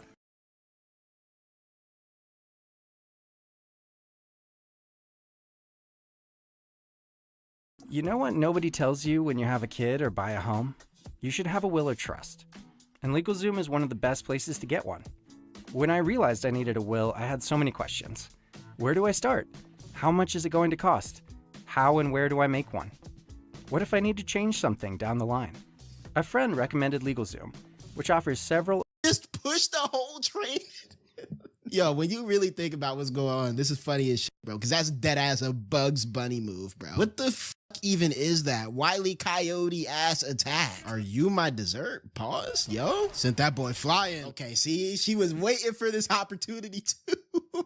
Oh, wow. Hitting my nigga when he's down, huh? Then icebreaker. Out of our way, you pile of vomit. This is dead ass moving like one of them crazy ass Roblox games, bro, where people just attack each other indiscriminately and there's no actual linear gameplay. Can she weave that? Oh, she can bend the laser. Yo, can it dick cheese? Where did they even learn these insults, bro? They wasn't saying that back in the day. Finally seeing the bottom of your reserves, Okotsu. He not even halfway done. Yep, already regenerating. Wanted to gain more distance from everyone in the stadium. Yo, let me find out this nigga was holding back all along, bro. I knew there was something I was forgetting. I knew there was something in his kit that I was forgetting. I forgot about this shit, bro. Okay, hold on. No. We gotta open the dialogue, bro. What is his thing with Rika, bro? Didn't he like, and maybe I just forgot, and maybe if this is a spoiler, don't spoil it. But did he not send her off to heaven at the end of the movie? I thought he couldn't do this shit no more. And then she just back at full strength, putting Yuji in sleeper holds and shit. And now we're right back to these wedding techniques. Let them all right, I'm gonna let them cook. I'm gonna let them cook, bro. I'm gonna let them cook. But they gonna need some really convincing cookage, bro. Because this is cheating right here. I'm putting this in the next patch notes that release. Come here, Rika. Give me, he's doing this shit again? Man, this the same shit he pulled on Ghetto, bruh. This shit got me completely manifested. See, it's at this point where I'm leaving. What makes you look down at this monstrous ass fucking snake monster demon long arm ass monkey creature and say, yeah, we're gonna keep the fade going? Was this the dessert you wanted, Ishigori? I'm gone after this, bro. Look at her teeth. Her teeth are as long as his head. These can't be used to chomp through anything normal. No, I'm out of here. He's swelling with cursed energy again, too. That boy cheating. Yuta, what? She pulled out the whole arsenal for this nigga. All right, Rika is the stockpile of cursed energy and the externalization of Okotsu's technique. So she's like a domain that remained with him after Rika, or what does that even mean, bro? What is that? I'm not buying that, bro. While connected to Rika through the ring, he gains the following use of his curse technique: the complete manifestation of Rika. They can say all the lore shit they want, bro. This just sounds like a roundabout way of giving that nigga his powers back that he been lost. What the fuck is this? Does he have a robot arm? This nigga got a robot arm, bro. Okay, he can remain connected for 5 minutes. Okay, thank you. I needed some limits to make this kind of fair, bro. All right, let's go. He's stealing Inumaki shit. What's he about to say? Twerk. Don't move. I mean, that works too. I would have used a different command. But they about to tag? Yo. All right. Let's see it. Punch that boy through all the cars with his Iron Man arm. Okay, and she's still getting in the mix too. This shit is wild to try to follow. Hold on, this is not the sky, bro. So she could just bend any part of reality and call it the sky. All these niggas got the same car, huh? We got about 4 of these damn sedans, exact same sedans right here. 1, 2, 3, 4, 5. I'm not gonna lie to you, bro. I thought the colony that Yuji and them was in was crazy. You know what I mean? I remember like an episode ago, we was like, yo, Reggie really up there. I'll fight Higuruma 37 times before I gotta survive the whole street wobbling like it's doing the wave, bro. I'm not, no. What's good, Higuruma? What's good? What you charging me with? Hold on. Actually, hold on, bro. I might be cooking something. I might be Ishigori, bro. I might be the new Ishigori. This shit heat, bro. You can't tell me this is not heat. I'm the new Ishigori, bro. Ooh, animation getting too loose with it. Weave. Oh, she's spinning that shit back. This is why these JJK fights are so unfair, bro. Oh, that's smart. She's bending the sky around Rika's attacks and blocking his at the same time. I'm not gonna lie, she tough with it, bro. Spun them around, good shit. Yeah, how that shit feel, you? How that shit feel? Yeah, you gotta get out of there. Nope, it's over. Damn. Oh my god. Ooh, good bend. Is this nigga based off like Elvis Presley or some shit? Why does he keep doing these poses? He can move the laser beam? Weave? Did he just weave through the opening in the laser? See, this is why we're patching this nigga, bro. All right, the laser is moving in a circle, right? Look at that little ass opening. How? He's getting patched. And then she just up here boxing Rika, the ladies fight. Okay. She kind of doing Rika dirty a little bit. She must be so annoying to fight, bro. She could just bend reality like that. What do you even do against this, realistically? Look at how much of the sky she's grabbing. What can you actually do, bro? The Sun, Moon, and Star Squad was the Fujiwara clan's personal squad of assassins. We lived in darkness and served with selfless devotion. We were even forbidden from having our own names. Okay, so she was like a slave, basically, an assassin slave, like a shinobi. Yet that man once granted me a name so he could execute me instead for his crime of slaying his own kin. Fujiwara. So what, is Yuta related to Fujiwara? Let's keep chowing down. What? No. Did he just turn little strands of his hair into mini Rikas? This is too much. How many powers does this nigga have? We got at least like 25 powers for this nigga at this point, bro. We got robot arms, hair that turns into Rikas, Rika, the sword powers. Like what doesn't this nigga have? Golly. Why it look like she flashing him, bro? Like this scene out of context is hilarious. Uh-oh, curse speech. Did that to open her up? Finna give her the body shot of doom. Koto had defeated Dhruv Lakdwala, whose technique made the path of his okay, so he's stealing his technique is what I'm hearing. Ooh. Got her at Yuta, what type of cut is this, bro? I see the type of shit you're bro made sure he got a cut for each one. Yuta, what type of shit are you on, bro? You had a whole open torso down here. I don't see a damn cut on the torso. But we got dual titty cuts. Yuta, what type of shit are you on, bro? Is it Kotu's technique? Yep, copycat. Smash! Ooh, good block. Oh, broke the curse tool too. I don't know what my ancestor did to you, but I'm sorry. Just apologize, bro. But you'll eventually reach your limit if you live solely for, bro. Just say sorry and this could all be good, bro. And now we got them coming into the scrap too. Why Yuta holding him like Prime Jordan, like she about to slam dunk his ass? Oh shit! So there go the manga panel. Domain expansion. Whoa! Where did we coordinate this? Is there something? Did they line up something that I'm unaware of? Hey, bro, we all gonna hit our domains right now. All right, let's see who got it. That moment, the black devil of the modern age. What?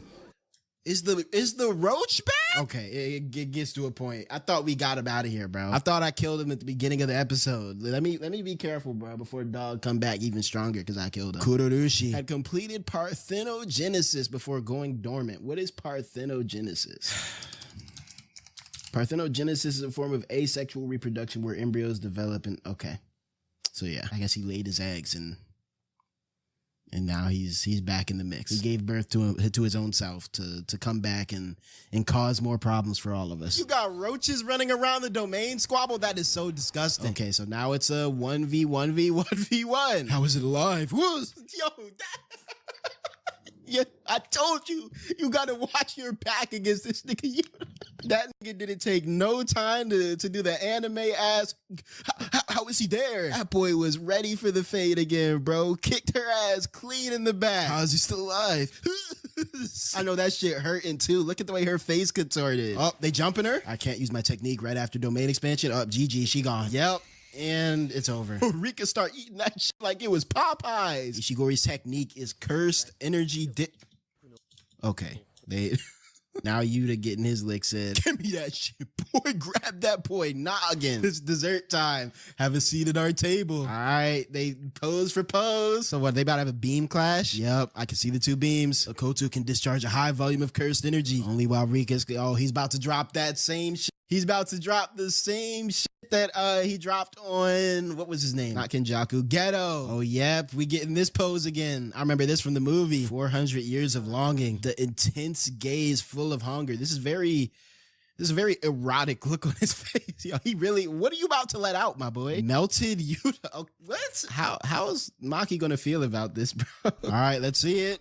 Beam clash. Crazy, bro. Shonen anime always gonna find a way to get a beam clash going, bro. It don't matter if nobody in this shit got beam powers. They gonna find a way to get a DBZ beam clash in this bitch too. Oh, they start dropping the opening? That was seriously sweet, Akotsu. Okay, he boosted up. Oh, nah, he won. He won the beam clash. We won. You know, me and him, we kind of on the same shit. I already know Yuta got some bullshit going, don't he? This is cheating. This is cheating. This is about to sneak the shit out. Granite blast. He about to weave that shit. Kotsu said, okay.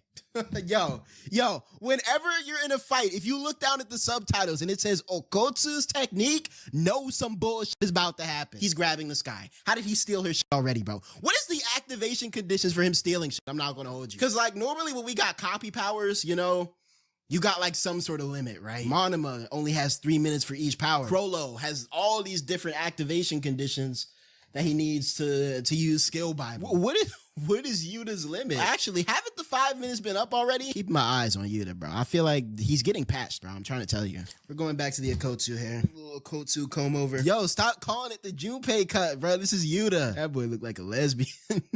Show me something, Yuta. Icebreaker. He knows how to use it perfectly already. Watch your back. Damn. Full Rika fist to the top of the noggin has got to be crazy, bro. You just got permanent CTE. It's over. Your brain just hit your chin bone. This is so overkill. This is so overkill. We're patching this nigga. Rika damn near killed his ass. You got to hit him with another thin icebreaker to the belly. Oh shit, he still got it in him. I'm not gonna lie, he's a fighter. I was never really fucking with Yuta like that anyway, bro. I had no idea.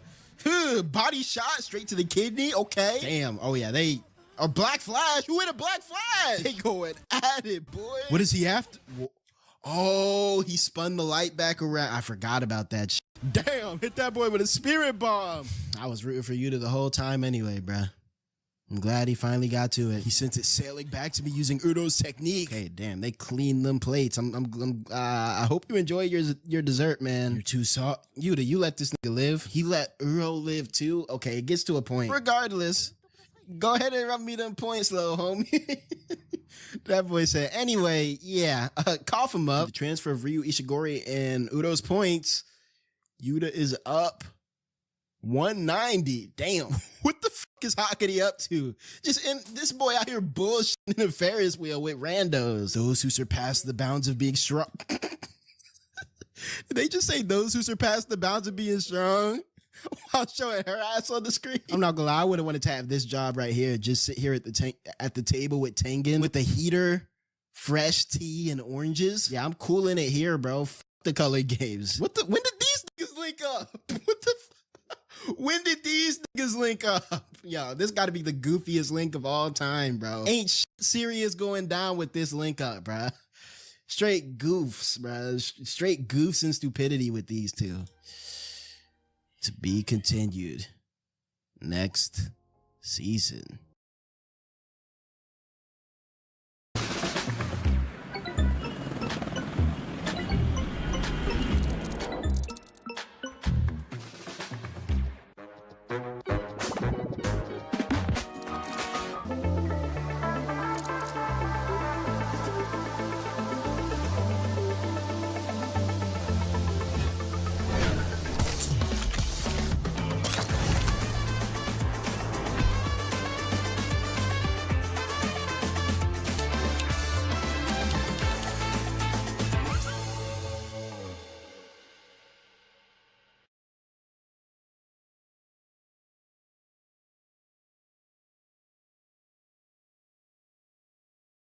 There's a saying out there that AI may not take your job, but someone who knows how to use AI might. And for us, we are all about helping you become that person that knows how to use AI. Not just what a chatbot is or what generative AI is, but how to structure complex interactions with AI that boost your productivity and make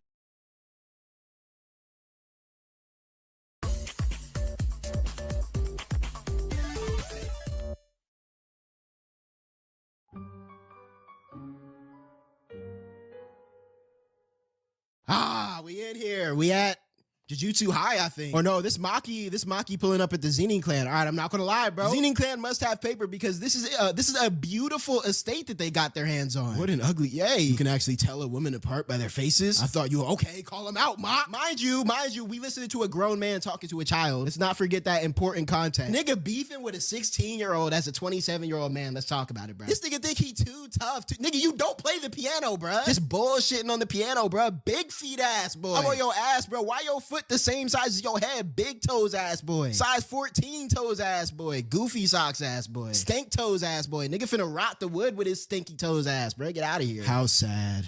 What the fuck is going on down here? What? What am I watching? Is this a memory of Maki getting her ass beat by Naoya? What are you gonna do? Cling to the shadow of Ukutsu? Oh shit. He said you gonna get your man to handle this, bro. Oh shit, she's ignoring him, bro. Sometimes you gotta just be the bigger man or woman and walk away, bro. That nigga in that room tight as shit that the rage bait failed, bro. Then hey bro, say something, bro. Oh, she's gonna go to the vault. Right. She was going to the vault to grab some weapons. She said big homie Megami said I could hit this bitch up. She got that shit on though. Okay, the high-waisted pants into the all-black shirt, tank top into the vest over it. Good shit, ma. Nobito said he would entrust all of the Zenin clan's assets to you. No, thank you. It'll just be a hassle. This nigga Megami, bro. This nigga Megami finna ask Maharaga to be the head of the Zenin clan. I'm not gonna lie. This boy Megami stupid as shit, bro. He's turning down multi-generational bag. Because it'll be a hassle, bro. Imagine Toji got that opportunity, bro. That nigga finna gamble the whole Zenin clan on a boat race, bro. Nigga gonna come home. Hey guys, pack it up, y'all. We selling the estate. The fact that you possess the hereditary technique and the fact that you can activate your domain. Yeah, so low-key, bro. Low-key, he was born with elite Zenin blood, bro. She stole them tight-ass joggers out Yuta closet, bro. Hold on, she stole this whole fit out Yuta closet, bro. White top with the tight-ass joggers. We know that's not your fit, bro. That's your boyfriend's fit, Maki. We done seen Yuta wear this shit damn near every day, bro.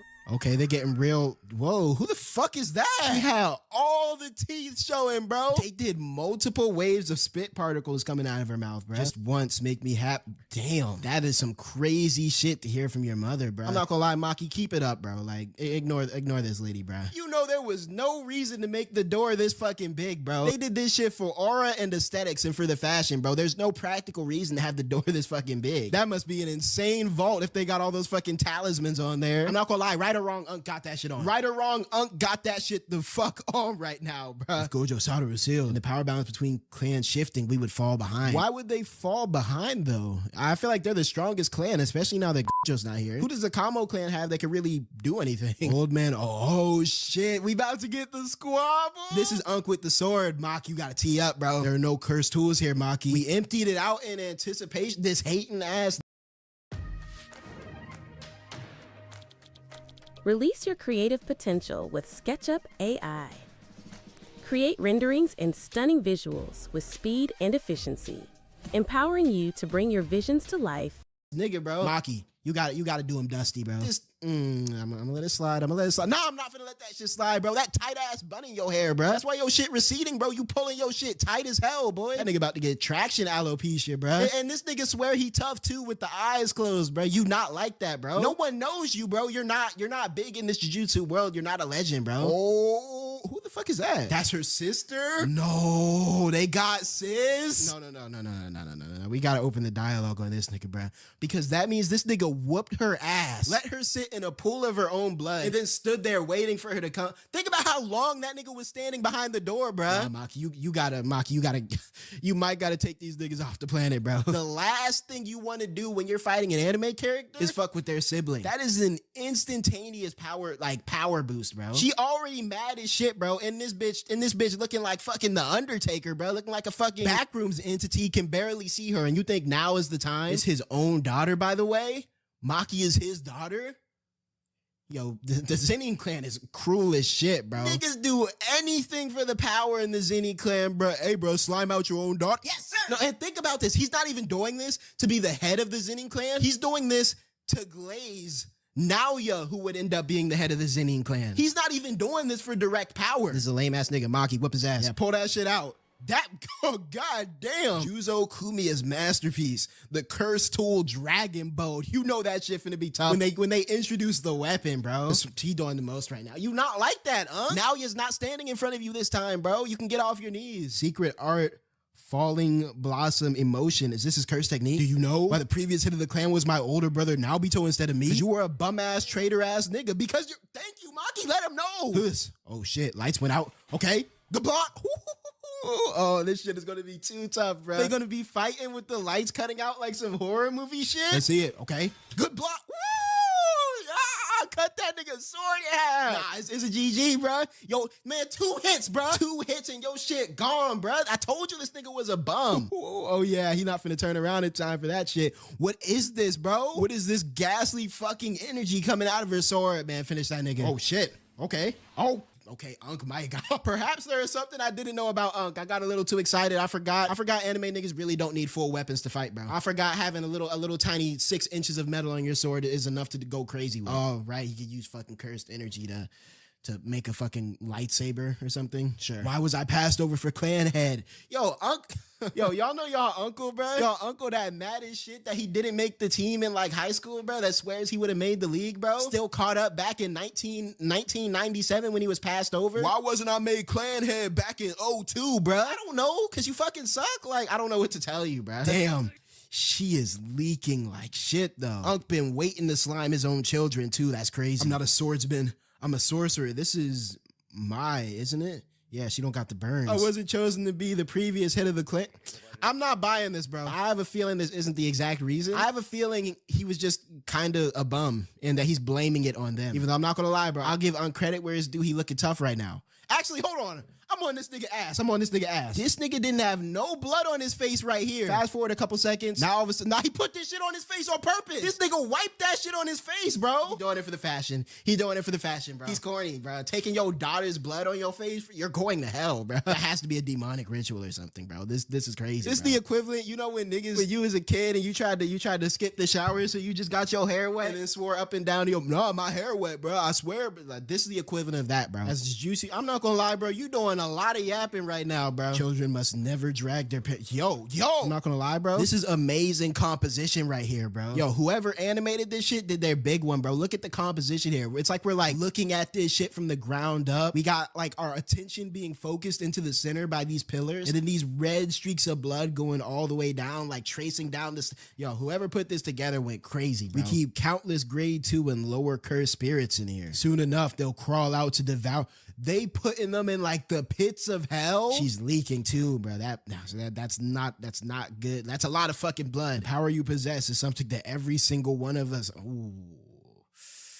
Yeah, I don't think that's the case, but But say what you want, Unc. What's about to happen, bro? I don't even feel like commentating here, bro. Like I'm just trying to take in the vibes. I'm not gonna lie, bro. Let's talk about it. Is Maki going through it the most out of anybody in the show right now? Like right now.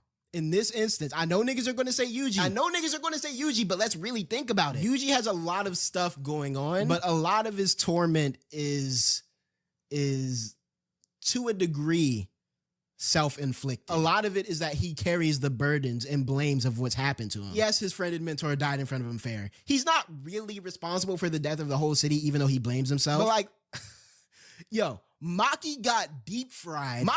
They threw Maki in that air fryer back there, immediately took her out before her wounds can even heal, proceeded to get slain by that own pops, and is now bleeding out on the ground in front of her sister, where they have both been left to die. Like I feel like Yuji is definitely suffering, bro, but a lot of it is like, you know, a very internal mental suffering, which again is a valid suffering to have. Look. What I'm trying to say is this. If I had the option to have Yuji's guilt or Maki's physical pain plus guilt, Teddy out here trauma scaling, right? I'm just trying to open the dialogue, bro. I feel like people don't really give Maki her credit for what she's really doing right now. Because Maki really just tanks that shit, bro. Like, you think she's not going through some shit, but she just tanks that shit and keeps it pushing, bro. You know, Yuji, like, we see into his head a lot since he's the MC. You know what I mean? We see his torment just because of where he's placed in the story. But like, if we actually think about what Maki is going through right now, bro, I'm just saying, bro, like, shout out Maki, man. What's happening? We're getting some like very abstract visuals that I don't really, okay, no, slow that down.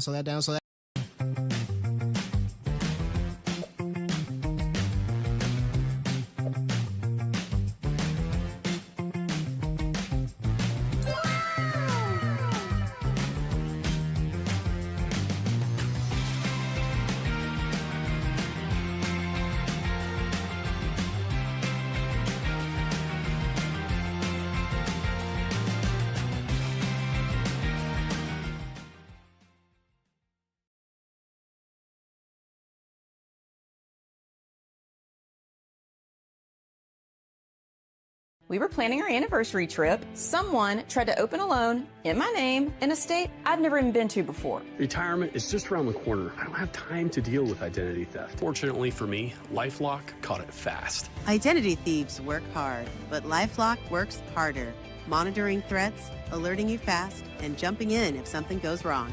Now we can get back to planning that trip. Threat averted. Thank you, LifeLock. Start your free 30-day trial at lifelock.com.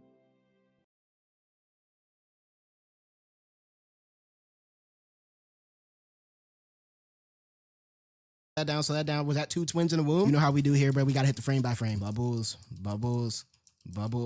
That's two twins in the womb, man. I love direction like this. That does like a meta.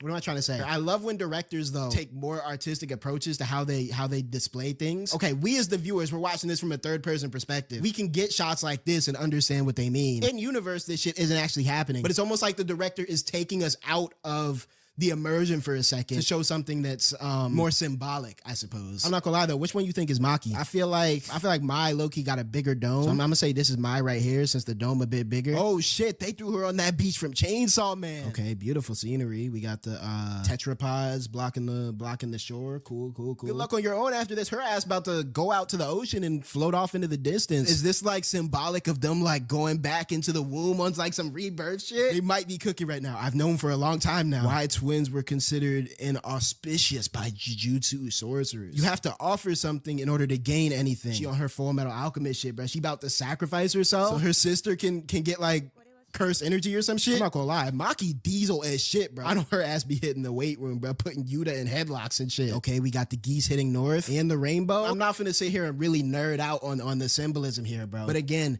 nothing in animation is an accident, bro. All of these decisions were made intentionally. And if we really sat here and put on my nerd glasses, like we could really go through all this right now, but I'm gonna let it slide.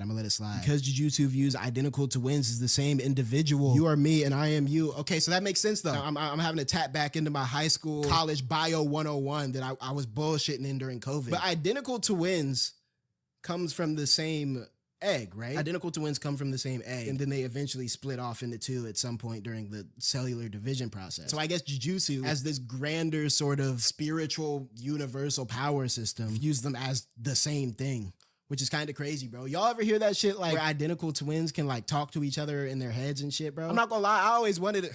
Damn. Oh man, I just bought back another cringe memory, bro. I used to lie in like elementary school telling niggas I had a twin named Leonidas that went to a different school, bro. Basically, one of them has to go for the other one to reach their full potential, and she's finna sacrifice herself. Gotta hand her some jewelry or something. What did she give her? Okay, the title of this episode is Japanese from proverb, a wild goose holding a reed. Okay, that makes sense. Thank you for that context, Ilias. Okay, hold on. Japanese proverb, a wild. Now we gotta read the proverb, bro. Indicated only by fate while she. Okay, is this the artwork it's referencing? Yeah, I'm not gonna lie. Uncle gonna have to do his homework later, bro. Just promise me one thing. Destroy it all. Oh, no. Okay, we gotta open the dialogue, bro. Because now we're stacking power boosts, bro. Dead loved one, plus sibling, plus final wish, all stacked into one, plus the actual, like, canonical boost that she's getting. It's over, bro. That's how you know the clan really didn't fuck with Maki, bro. They used to make her wear that weak-ass bowl cut, bro. Wait, was this all in her head? Okay, damn. Hold on. Come on, bruh. Come on, they not doing it like this. I'm not gonna hold you though. I almost accidentally strode straight uterus on screen, bro. Got my whole account banned, bro. I was so excited about the symbolism, I forgot that that's technically a private part, bro. Oh yeah, that shit is glitching too. What the hell? Oh, she created the blade. Okay, yeah, Maki about to go ham on these niggas, bro. Respect to the monsters for waiting for a fair fade, bro. Why do the curses have more respect than the sorcerers in JJK, bro? Sorcerers would have been jumped they ass. The cursed spirits were exercised? Yeah. You done fucked up now. Oh, shit. It's over, bro. She got the Toji energy now. Come at me.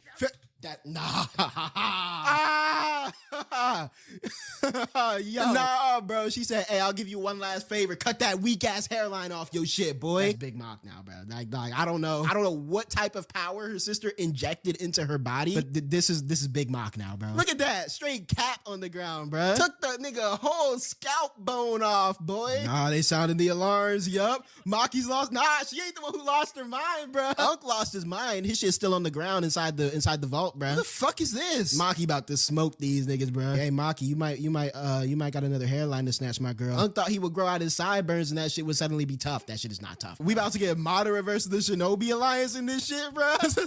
Easy work. Damn. Who's next? Walk that nigga down. Gone. Yep, got that nigga eyeballs out of his shit. I don't know who this nigga thought he was, bro. Did he pull up with nunchucks? Watch out. Backflip into both of the arms gone is crazy, bro. Yep. Oh, what? Did they make this shit in the style of one of those old ass fucking samurai movies, bro? Kill Bill reference. True. This shit do look smack like Kill Bill. Too slow. Ooh, good weave work, ma. What the fuck? Does this shit have turbo boosters on it? Okay, now she not even trying. One-arming these niggas? There was no reason for her to stand atop the blades, bro. She's doing it for the fashion. Paint the fucking shit red, boy. Okay, now she's sliding across the fucking ground like a rock star, bro. Flip over that nigga. Take his fucking ankles off is crazy. There had to be another way to do that. What the fuck? Nah. She knew she was bullshitting, bro. Look at her. I know y'all see that smile on her shit, bro.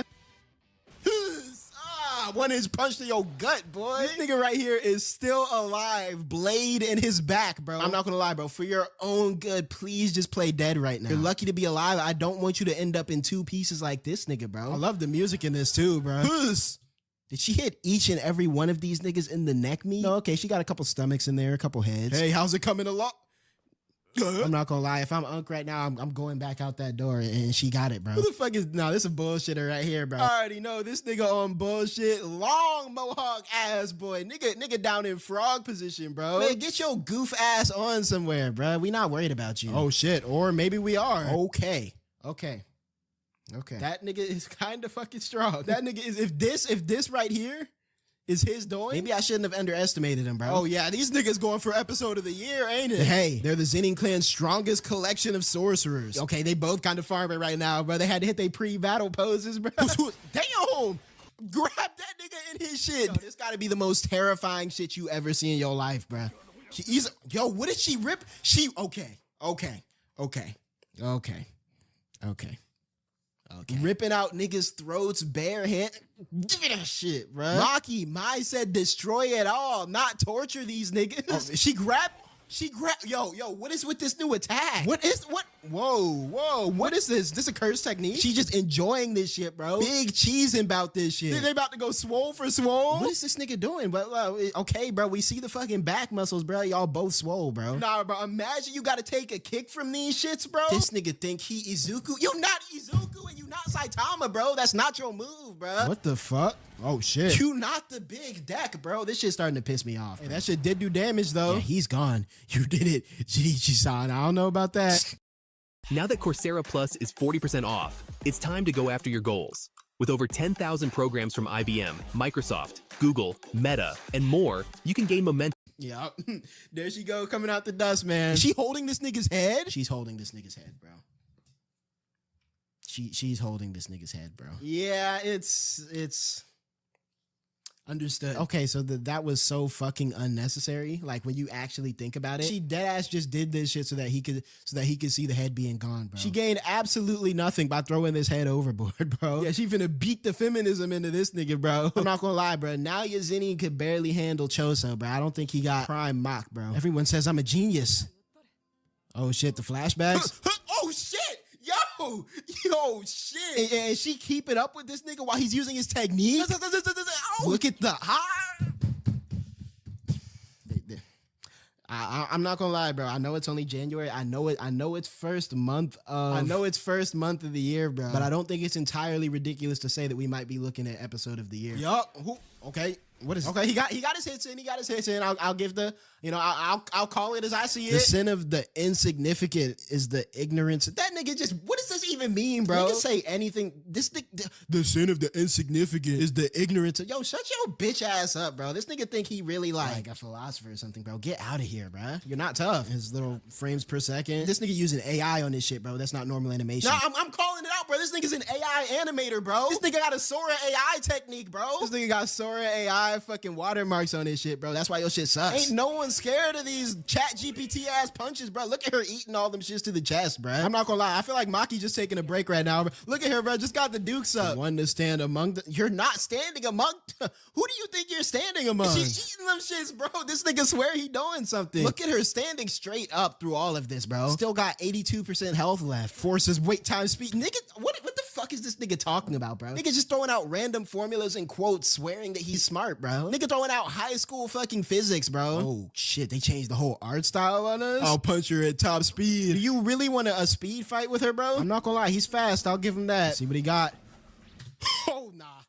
Okay, well, well, yo, she put in her whole fucking body into this shit, boy. Yo, full haymaker. Got her fucking arm out the socket. Oh yeah, she finna cave this nigga dome in. Doing that old man Nabi to her just fast. You were creating 24. How the fuck is she doing this, bro? This nigga knows it's over.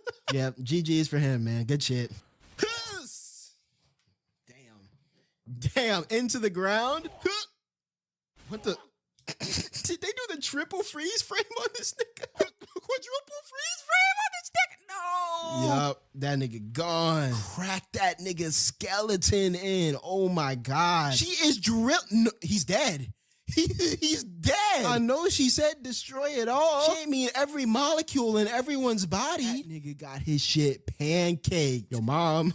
Yo, she just pulled up casually. Hey, mom. Yo, why she pull up so No, this got to be a flashback, bro. Is she about to kill the mom? Oh, shit. Damn, she was just in here trying to enjoy her clementines and shit, bro. Why did you tell me to come back then? Think carefully about your words, homegirl. Yup.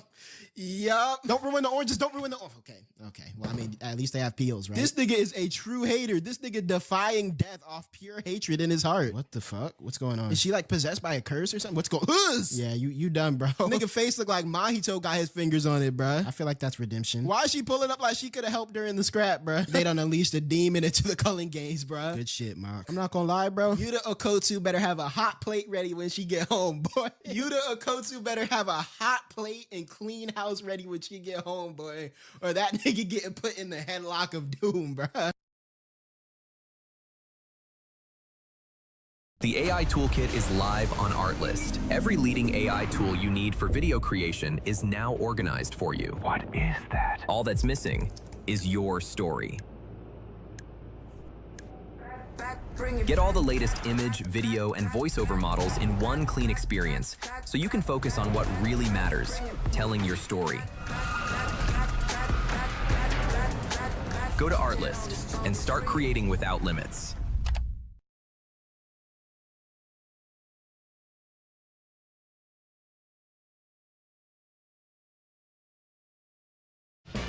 Spectrum Internet con fibra óptica. Es el internet más rápido con la velocidad que necesitas. Es todo lo que importa.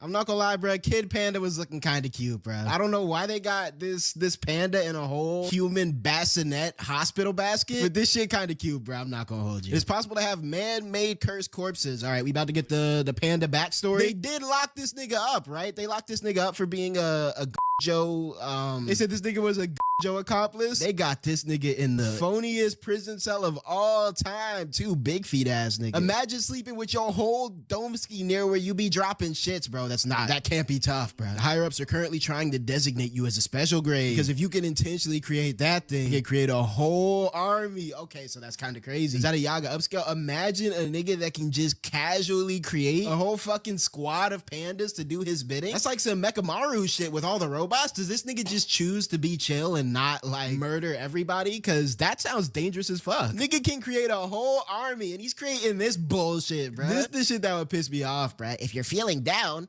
We just have to cheer you up. Takeru, I'm sorry, but I won't be able to come home for a while. That nigga knew he was about to get locked up. And look, that nigga got a fresh cut for the lockup too. I'm not gonna lie, I like the art direction they're going for with this season, bro. I know people don't like the lack of consistency between the 3 seasons. I know that people don't like that the art style from season 1 to season 2 to season 3 has such a vast amount of change visually, but I think it's cool. And speaking of changes, by the way, as y'all have seen on the channel this year has been kind of a full reset for me. I've changed my content style. I've changed where I'm working from multiple times in the span of like a few videos. I've ramped up my streaming schedule. I've cut some stuff out of my content, added some more stuff in. Just a lot of small decisions trying to make content more enjoyable and more sustainable for me. And if I'm being honest, the hardest part of this reset hasn't been making the changes. It's been keeping them once real life and repetition and the schedule actually starts to kick back in. This is where the sponsor of today's video comes in.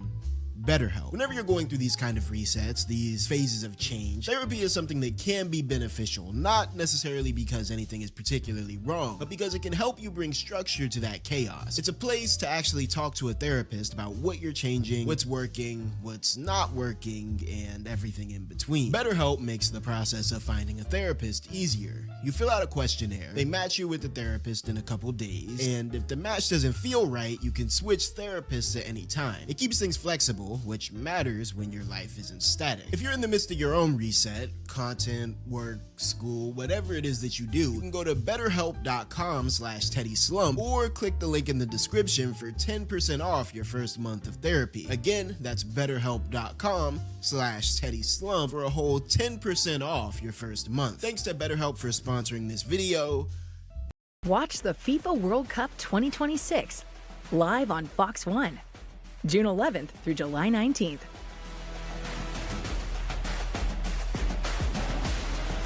Available with YouTube. Terms apply. Cancel anytime.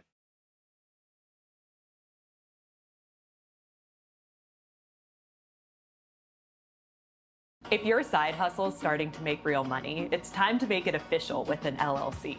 LegalZoom helps you do it right. When my husband and I were building our non-alcoholic bottle shop, we were still working full-time. That meant nights and weekends trying to turn our business into something real. Things got real fast at our first pop-up. We were moving merch, taking payments, and I knew it was time to make the business official. We didn't have time to figure out all the legal stuff ourselves, so we used LegalZoom. They made it super simple to launch our LLC and stay compliant afterwards. We just answered a few questions and they took care of the rest. That LLC protected our personal assets, unlocked tax savings, and gave our business instant credibility. And when bigger questions came up, like negotiating our lease, it was reassuring to be able to talk to an attorney in LegalZoom's network. And now, that side hustle is my main hustle. When you're ready, start your business with LegalZoom.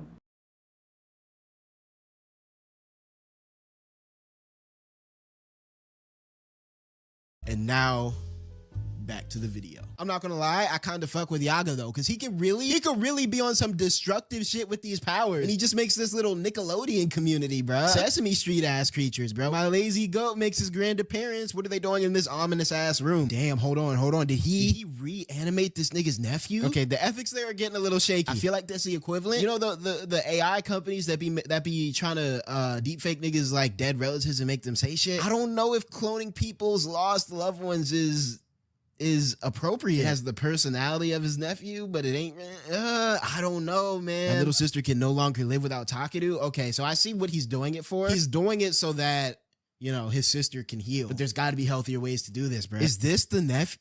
Come on, there had to be a better form. No fucking shot this is the nephew, bro. Can he only make goofy little creatures? He had to put bro in that goof made ass body, bro. That might make me even more depressed, bro. If you bring back my nephew and he's looking like a fucking Muppet, now we gotta run the hands, bro. Like imagine, bro, like your family member dies and he put your family member in Big Free, bro. Oh, and he doing the same pose. I still don't know if this is a healthy way of coping, but I can't be mad at it. Like, I feel like there's a solemn, wordless exchange going on between these niggas where they both know that this is not the right way to handle this. But sometimes just seeing someone hurt in solace is vaguely better than letting them suffer. I think so. Oh, and now Kusakabe's crying. Who the fuck is... Yo, come on, bro. Like, I just got out of this beautiful ass heart-wrenching scene and the nigga immediately start farming, bro. I'm not gonna lie. You know this nigga came for business when he got full shades on in the middle of night. In the dead of night, full shades on, this nigga came to tussle. Disclose how you create those fully autonomous man-made curbs courses. They trying to steal the sauce. Y'all not ready for that sauce, bro. Because, yo, imagine he gives that shit to the higher-ups. Fully autonomous man-made cursed corpses.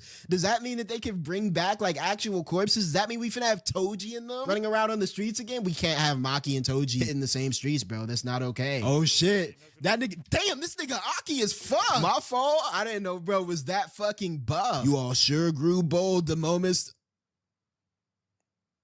You all sure grew bold the moment that guy was gone. Oh shit, they started playing rock music?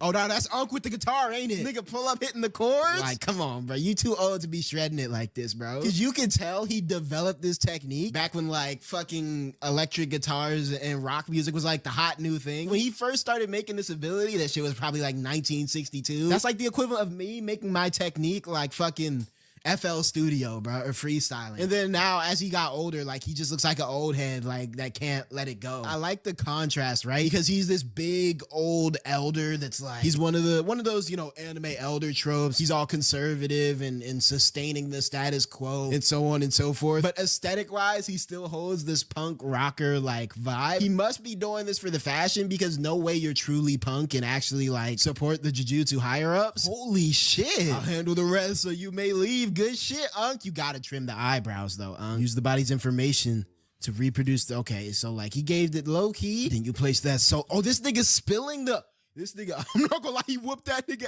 ass. He whooped that nigga ass and got him to spill the beans. Yo, shout out Gramps, bro. You have to place cores housing 3 highly compatible souls into a single cursed corpse. Okay, so a bunch of JJK fictional science bull. Damn. Rip. Oh shit, that boy Panda hit the corner rough as shit. Oh shit, yo, that nigga put the dukes up. I'm not gonna lie, I don't know if he ready for that Panda smoke, but I respect the fact that this nigga, he said, man, fuck this guitar, what's good with it? That nigga ran right by him. Even Panda's cried. Kenji Hakari is currently earning money as a bookie for a fight club that he's running. What the hell? Is this the nigga that y'all be glazing, bro? They host fist fights between sorcerers? This can't be legal. That blatantly violates the secrecy, man. Need a UGC video for your business? Find me and many other skilled creators on Fiverr. Or you could grab a top camera, add good lighting to make everything pop. Learn the latest trends, stay updated, videos change fast. Plan your content, be consistent and creative. Know your platforms, adapt your content. Each one's different. Edit like a pro, cut, trim, and polish. Make it shine, but not too shine. It's still user-generated content. Or just find your next creator on Fiverr.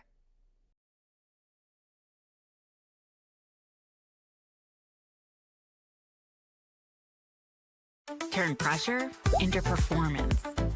Share files and get actionable insights with AI. All in one smarter, shared PDF space. Adobe Acrobat Studio.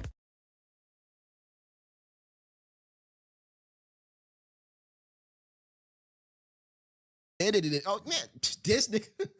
Excuse me, that blatantly violates the secrecy mandated. Article 8 is like we get it, bro. You memorize the laws, bro. Chill. Article 8, secrecy. Sorcerers must not reveal the existence of sorcery, curses, and cursed objects to non-sorcerers. However, this shall not apply when it is necessary to fulfill the duties of the previous article. What was the previous article? Okay, let's peep the fist. Let's peep the fist. Megami got on his Sasuke jacket this big ass fucking like neck collar thing that anime characters love to wear. This nigga Yuji dressed like he finna do 15 in the pen with Yaga.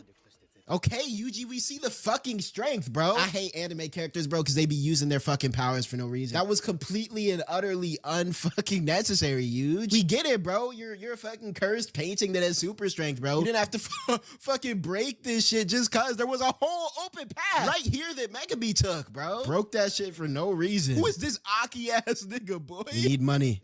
Let us enter the fights held here. Okay. This nigga Megami trying to act like he not scared, bro. Knowing damn well if shit hits the fan, bro, he going right to that, boy. Look at that nigga Yuji with the fist ball. That nigga Yuji was ready to go. Do not talk about the fight club. Now answer me. Who told you? I killed him. It was about a month ago. He was some scumbag who was, yo, I'm not gonna lie, this is low-key God tier cap right here. He was some scumbag who was all to Megami, you're not like that, bro. A month ago, you were getting your shit steamrolled by Toji. Let's keep it a stack right now. Holy shit, these might be the strongest eyebrow ridges I have seen in my fucking life. The boss is giving you the go-ahead. We'll pit you up against today's seeded fighter. However, he's the one fighting. That nigga Megami hype as shit. Oh, Itadori the one fighting? Say less. That nigga just breathed a sigh of relief that they're throwing Yuji in the ring. And I'm not gonna lie, bro. Let us all gather together in prayer for whoever got to throw the dukes with Yuji, bro. Because you just unknowingly sent that seeded fighter to hell. This is probably bottom 5 people in the verse who I would want to fist fight, bro. If you don't like it, the deal's off. And now he's trying to bluff. Okay, Shiguro, that was risky. Your bluffs went too far. Yuji looking a little bit more mature. I don't know if the art style is just changing slightly, but I fuck with it. I'll snoop around in the parking lot where it's safe in the meantime, goofy ass. You can tell this nigga Yuji got the outer box case too. With all the fucking squabbling he be doing, this nigga be getting thrown off of buildings and his shit not cracked. I'm not gonna lie, what phone case does this nigga use, bro? I might have to invest. If this nigga be having his phone in his pocket at all times and that shit is not utterly destroyed, nigga, that might be the best fucking case in the whole existence of the world, bro. We still gotta change these kicks though, bro. How your case tougher than your kicks? In the fucking whatever, bro. There are only 2 rules: no running away and no curse technique. So now this shit is rigged in favor of Yuji. You're telling me I can't use my curse technique while I'm fighting the brawler of a lifetime? That's not a safe experience, bro. I don't mind if they're using curse. That nigga trying to protect his enemies. A fight people can't see won't excite them. That is crazy, bro. I forgot in JJK they're fighting with like shit that would be invisible to all of us, bro. So they wouldn't be able to see all the dragons and fire and all the crazy shit that we could see, bro. Just nothing. Of course, this is a business. Niggas trying to run up their bag. I gotta respect Hakati, bro. Nigga found a way to capitalize on a secret society, bro. Nigga found a way to make money that's literally closed off to the rest of society. There's no competition there. I'm sensing a real bag chaser from this man, and I gotta respect it on the low. Wait till that nigga really get his bag up. It starts the cursed UFC, bro. There are 2 kinds of matches. I love the background work in this season. Real beatdowns like today's tournaments and fixed bouts where you throw shit. The boss writes the script for those? Okay, my nigga, how could he be getting in his pin bag? I'm liking this nigga more and more before he's even introduced. In other words, I just need to put on a good show, okay? Is this the arena right here? Whoa. Okay, they set this shit up tough as hell, bruh. That's the prison from Dark Knight Rises? That's your opponent? Who's the opponent? It's really all about drawing. Oh, my fuck. Okay, so clearly this nigga is not trying to hide the fact that I don't think the audience is seeing Panda and suspecting that everything is normal. He's in a costume. Let's be so for real right now, bro. Niggas can tell this shit not a costume, bro. No, we're getting started again tonight. Nigga, is that Gege Akutami? What's going on, bro? Isn't that his fucking like little avatar? His little mangaka avatar? Yo, that's funny as shit, bro. It's time for Fight Club. Yep, there he go back there too. Commentary will be provided by me, your very own John Bobby. And this what I be talking about when I say the westernized names in anime be fucking ass. Because what the fuck is John Bobby, bro? I swear, anime loves the names Joe, John, and Bobby, bro. They think we all name fucking Bobby. Nigga said John Bobby, bro. I feel like if I made the John Bobby equivalent of a Japanese name, that shit would come off sounding racist as hell, bro. But fuck it, shout out John Bobby. Now that I'm really looking at it, of all the people that could survive a 1v1 pure hand squabble with Yuji, Panda is not a horrible wager, bro. He's also a brute brawler type, you know? The dangerous fireball kid, Itadori Yuji, this nigga happy as hell for the squabble, bruh. I haven't seen this nigga this happy since they went out and got coffee at the beginning of Shibuya, bruh. I'm not gonna lie, he looking like Sukuna in the face with that evil ass smile, bruh. And he has Panda, which he knows is a target that like can't feel pain and stuff, bro. So he's ready to get some stuff off his chest, bro. He stands like a panda, sits like a panda, and walks like a panda. It's Panda. I can feel my passion draining away. God damn, how many fucking bottles of alk does this nigga have? Isn't this a underage nigga, bro? Got beer, nigga got the fucking chocolates, the chips, the fucking whiskey. This nigga got it all, bro. There aren't many stray sorcerers who are tough enough to beat Panda. All right, let's see it. Yup. These niggas are having a chill conversation. Oh, they faking it. These niggas bullshitting, bro. He's not wary of me since we know each other, but he's avoided me. Okay, bro. I was over here really ready to see these niggas like tussle, and they just out here faking it. What the fuck? Did this nigga jump in? Okay, this nigga is showman, bro. Putting on a WWE level. God damn. Okay, animation getting loose. Panda, I thought we were faking it, bro. You got this nigga. Spectrum abre cada día una puerta a posibilidades sin límites. Con Spectrum, tus juegos te transportan a otro universo. Y con las velocidades de internet más confiables, haz streaming estés donde estés. Cámbiate a Spectrum Internet ya.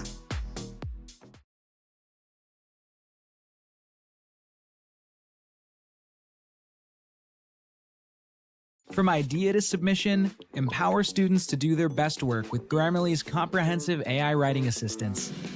What if they could jumpstart ideas for any assignment? What if they could be more transparent about their text sources?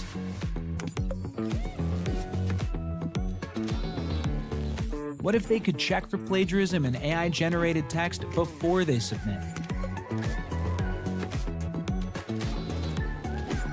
What if they could cite sources instantly? What if they could get real-time feedback? Prepare students for an AI-connected future with responsible AI writing assistance designed for students. Download Grammarly for free today.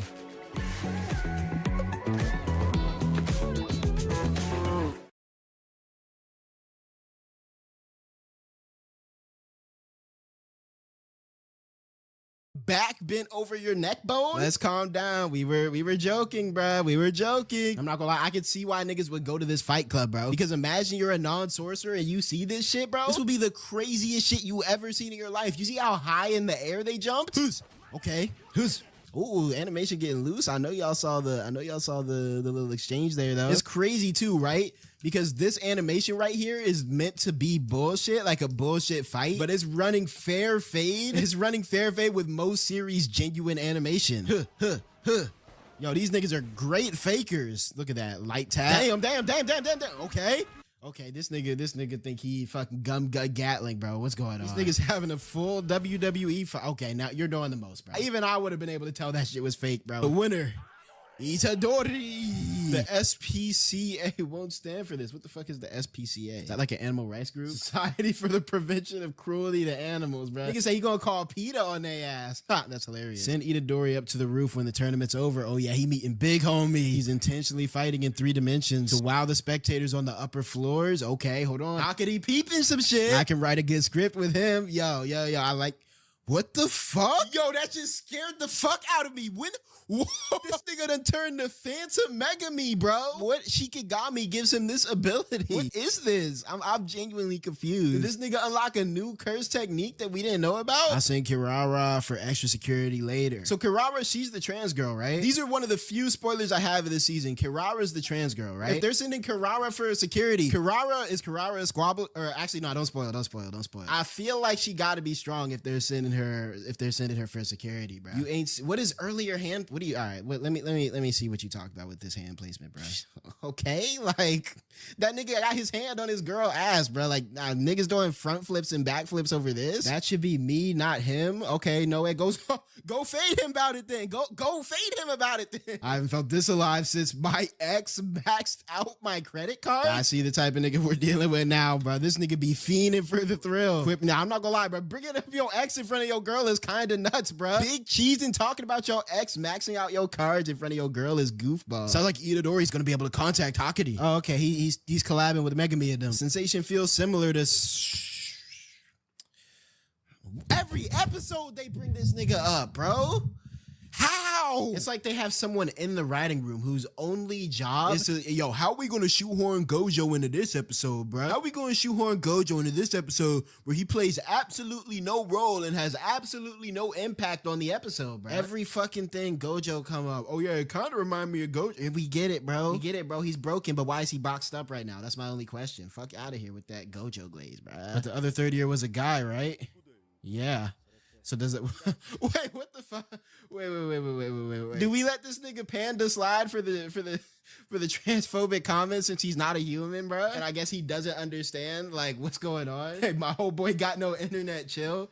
My homeboy got. That's what I'm saying, bro. I'm gonna give Panda the benefit of the doubt, man. I'm gonna give Panda the benefit of the doubt, but we do have. We gonna save Panda from the dialogue, bro. What I will say though, on that note, and I shouldn't have to say this, but we gonna say it anyway, bro. Take this as the one single warning for this season. And this goes beyond just Kirara, but I'm focusing it on Kirara because it's the only reasonable like character I could see that would even invoke this kind of behavior. Any bigoted comments from y'all niggas are an insta-ban, bro. Any other mods that are in here right now, get your Hashira sword out. Like, if you see any bigoted comments, bro, just like take off the neck. With that said, just like we don't discriminate, the dialogues also won't discriminate. So if Kirara does some dialogue-worthy shit, he will have to open the dialogue on her, good or bad. I focused on being a circus panda instead of pushing them too far and making them run off. Okay, so he was in there doing reconnaissance on the low. Hidori's bright, charming personality is a good match for Hakari. But he sucks at lying, doesn't he? Yes, that nigga cannot cap for shit, bro. He struggles to even see lying as an option, which I'm not gonna lie is kind of a W. But at the same time, that's not what we need right now, bro. We need someone who can cap their ass off right now, bro. So once Itadori enters the monitor room, I'll take control of the place quickly and quietly so I can buy time for the two of them to talk. I know where the cameras and their blind spots are. Okay, hold on. Let me find out Panda was in here putting in work in the meantime, bro. That nigga ran away from that Sukuna meteor and said, shit, I gotta lock in, bro. I gotta make myself useful somehow, bro. How many guards are there? 4 at the entrance and 2 on each floor except the roof. I'm not gonna lie, Hakari got a good little system going, bro. I respect it. That is an entrepreneurial nigga, bro. How old is he, like 17? And he's already running a whole fight club full with like security and fucking payments being put out. Who knows how much money he made? And it seems like he's doing it for the love of the game, bro. He's 19 here. Hey, even for 19, that's very impressive, bro. Shout out Hakari, bro. What is this nigga doing? Yo, this nigga goof as hell. What is he doing, bro? You're still a first year, Yuchan? You're young. Kinchan had to repeat. That nigga a super senior. It's been a while since Kinchan's.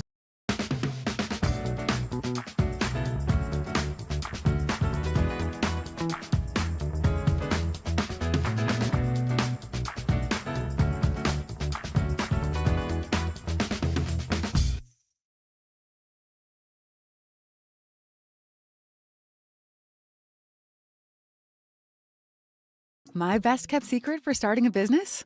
It's LegalZoom.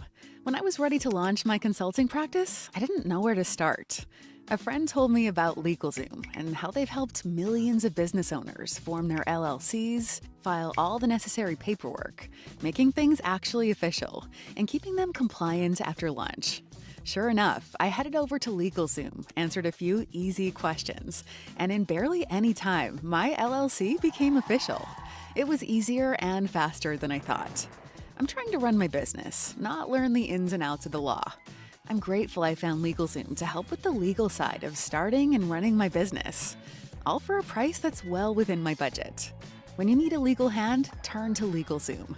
Start your LLC today. LegalZoom.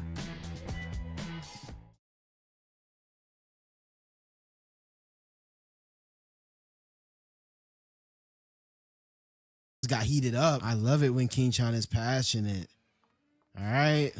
The grand meeting is good, homeboy. This nigga got the fucking FNAF TVs in front of him. Would you believe me if I said you can earn 1 million yen a month by doing something for 1 hour a day? 1 million to USD. 6,000 a month for doing something for 1 hour a day. Hey, bro, tap me into the method, big bro. Niggas start calling anyone big bro, bro. 24-year-old man start calling an 18-year-old big bro. Hey, big bro, give me the method, bro. You said 7K a month. Why he acting like a mob boss? I mean, he doing mob boss shit, bro. Nigga got his little slick back and everything. But you'll have to pay me 200K yen to buy the information for what that's that boy, okay, he knows how to run a play.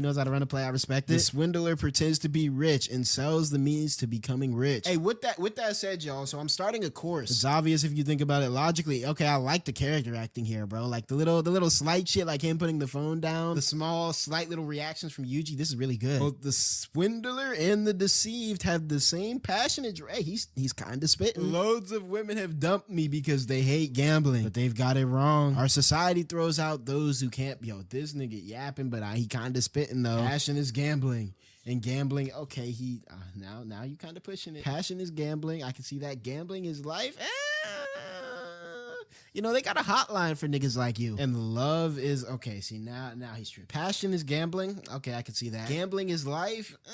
And love is control. Where was the connection there? In the future, I want to control this nation's passion through my fight club. We got to put a stop to this nigga now. We already have a nigga trying to control the nation through a big ass, what's essentially a fight club when you think about it, the culling game.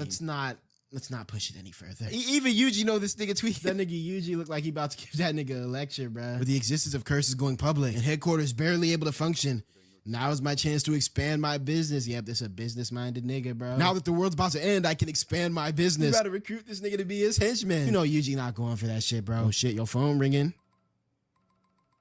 Who that? Yo, why is the animation so clean here, bro? They moving like real people. That nigga Yuji said, wait, bro.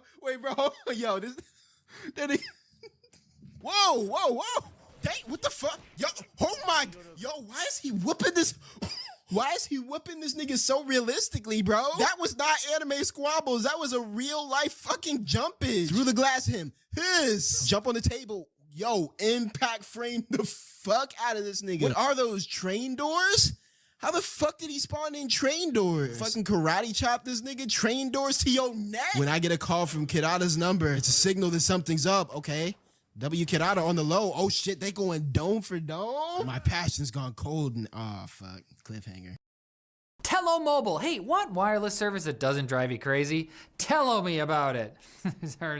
or me tello you about it. It's a wireless service that gives you full flexibility to build your own phone plan just the way you like it. Bring your own phone, keep your number, and get reliable nationwide 5G coverage on America's largest network. And saving money doesn't mean sacrificing service quality. In this case, if you ever need help, Tello has friendly, live, and responsive customer service. With Tello, you get hotspot, Wi-Fi calling, unlimited text, international calls to over 60 countries, eSIM, and international roaming.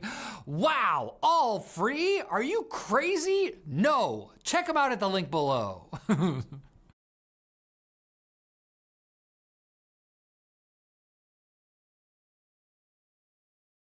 Got too much to do? Launch your personal AI assistant with one-click OpenClaw from Hostinger.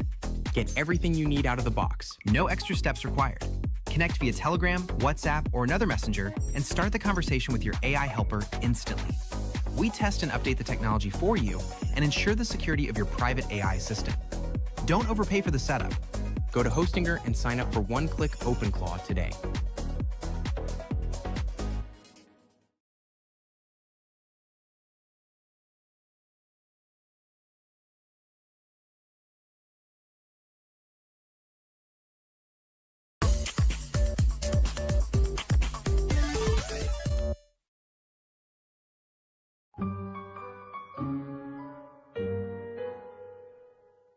So if you're watching this video, you should know that I recently got a tooth pull. So I may need ice on my face every now and then. The thing is, I couldn't find an ice pack that was frozen. So I had to grab these sweet Italian pork sausage links that were frozen to make up for the lack of an ice pack. So if you see me holding sausage to my face in the middle of this recording, pause, you understand why.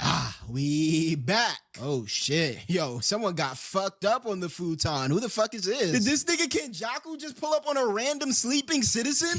Could you not do that in my neighborhood, please? You must not know who you're trying to bargain with here, bro. Wait, that's Itadori's friend?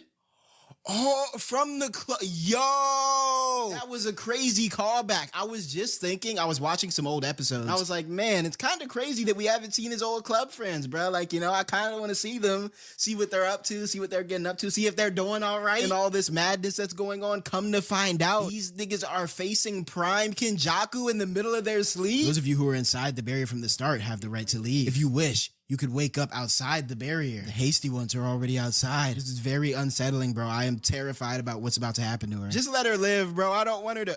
Okay, so now we got a big-ass fucking naked mole rat crawling around a top building? What type of shit is this? These nasty-ass curses. Did this nigga summon pterodactyls? This nigga bought fucking pterodactyls to the sky, bro. Why is that necessary? How is that fair? Nigga, I'm already having to fight sorcerers in the culling game. Now I gotta run ones with pterodactyls? I gotta be worried that a pterodactyl finna come out the sky and grab my shoulders and like fly me away, bro? Mid-scrap? The scenery reminds me of Evangelion. I can see that for sure. Especially the usage of the red palette. I think a lot of Kenny's character and his grander plan seems Ava inspired. Thank you for being friends with my son. Oh shit. Damn, that's true. That's true. That is Pop. Mom. Shit. Is that Pops or Moms? That's gotta be Palms, bro. But we don't know Kenjaku's gender. You know what I'm saying? I guess the most accurate would be to choose their original gender, but we don't know that. Although, I don't know. I feel like, let's look at it like this, right? Let's look at it like this. Let's open the dialogue, okay? I already have meat on my face, so we might as well open this dialogue. No pause, my boy. I feel like if you've been through, holy shit, my shit's swollen. You can see it. If you've been through life as a woman, life as a man, life as a woman, life as a man, back and forth and back and forth and back and forth over and over again, for Lord knows how many generations, I imagine at this point you probably wouldn't ascribe to any like one of the you know what I mean? You would kind of just be like, I guess I'm a dude now. It'd be more like changing clothes than it would be like core to your identity. You know what I'm saying? Thank you for being friends with my son. You think they mean that genuinely, bro? You think there's a bit of love in their heart that's like, hey, you know, I do care about my son a little bit. Yo, this gotta be the ugliest nigga of all time, bro. If this is the first nigga I seen coming out the barrier, bro, just take me back with the pterodactyls and mole rats in them. I'ma be all right, bro. That nigga big as shit, bro. Big brolic body ass. Nah, take his ass to the Culling Games, bro. There was a guy with long hair and oh shit, they all had the Kenjaku dream. Damn. Did he say something about his son to you too? No, first time hearing about that. Yo, that's hate. No. Let's open the dialogue with Kenjaku. Cause why he say, hey, thank you for being my son's friend to the girl? Why homeboy ain't get a thank you? Episode 54, Tokyo #1, Colony Part 1. Throbbing mouth pain getting soothed with meat is crazy. Can y'all get off my sweet fucking sausages, bro? Your son got sealed? I'm not gonna, That's gotta be Gojo Glaze. That's gotta be Gojo Glaze. That nigga done fooled me into saying the G word too. Fuck. Seeing Hakari big scary ass behind these fucking colored in kindergarten flowers is a crazy fucking contrast, bruh. For real, this nigga started sitting crisscross applesauce. And who Megami feeling like right now, bruh? Also, sorry to mention this as an aside, but the principal's dead too. That nigga don't care. The principal expelled his ass. It's all right, Itadori. Yeah, you could tell Itadori was about to start blaming himself, bruh. Panda knew he had to console him quick. Hey, yo, shout out Panda, bruh. He's some much needed optimism and positivity within this show, bruh. You know what I mean? I feel like everyone in this show kind of has their own strain of sadness and depression that they're going through. And Panda, he just be like, you know what I'm saying? He be keeping people's spirits up. He be keeping people smiling.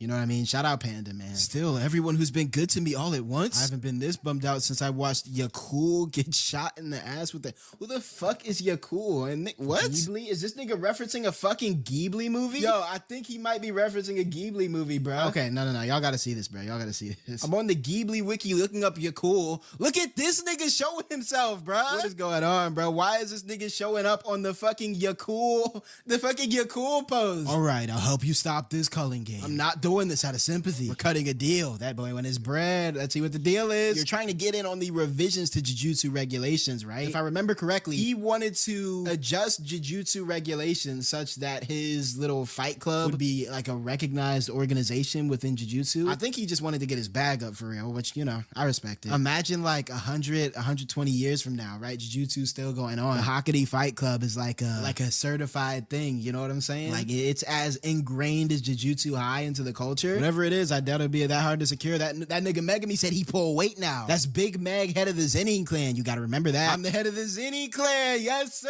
Okay, hold on. He talking his shit now. Oh yeah. See how that nigga tee up? See how niggas get once they realize they can get something from you? Niggas be all up in your face. Oh, you the head of the Zenin clan? You can benefit my goals? We must have got off to a wrong start. Allow me to reintroduce myself. Wait. For real? I got the backing of one of the big families. Yep, he already plotting. About to make a deal. Yo, no, this nigga not about to... If this nigga flashes a cutesy face, then I might have to cut the stream off. At Fiverr, we know that vibe coding can be a lot of fun until it's not. From back-end integration to product polish, Fiverr's got the experts to bring your product to life. Hire an expert today on Fiverr.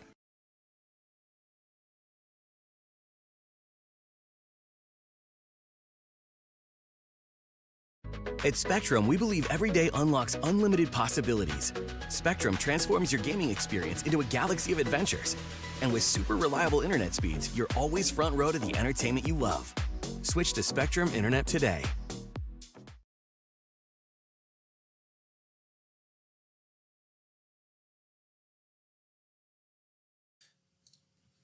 Well, yo, niggas do anything for the paper, bruh. The moment niggas find out you got influence, they start calling anyone big bro, bruh. Niggas start flashing cutesy eyes, making ooh-woo faces and calling them big bro. Hey, big bro.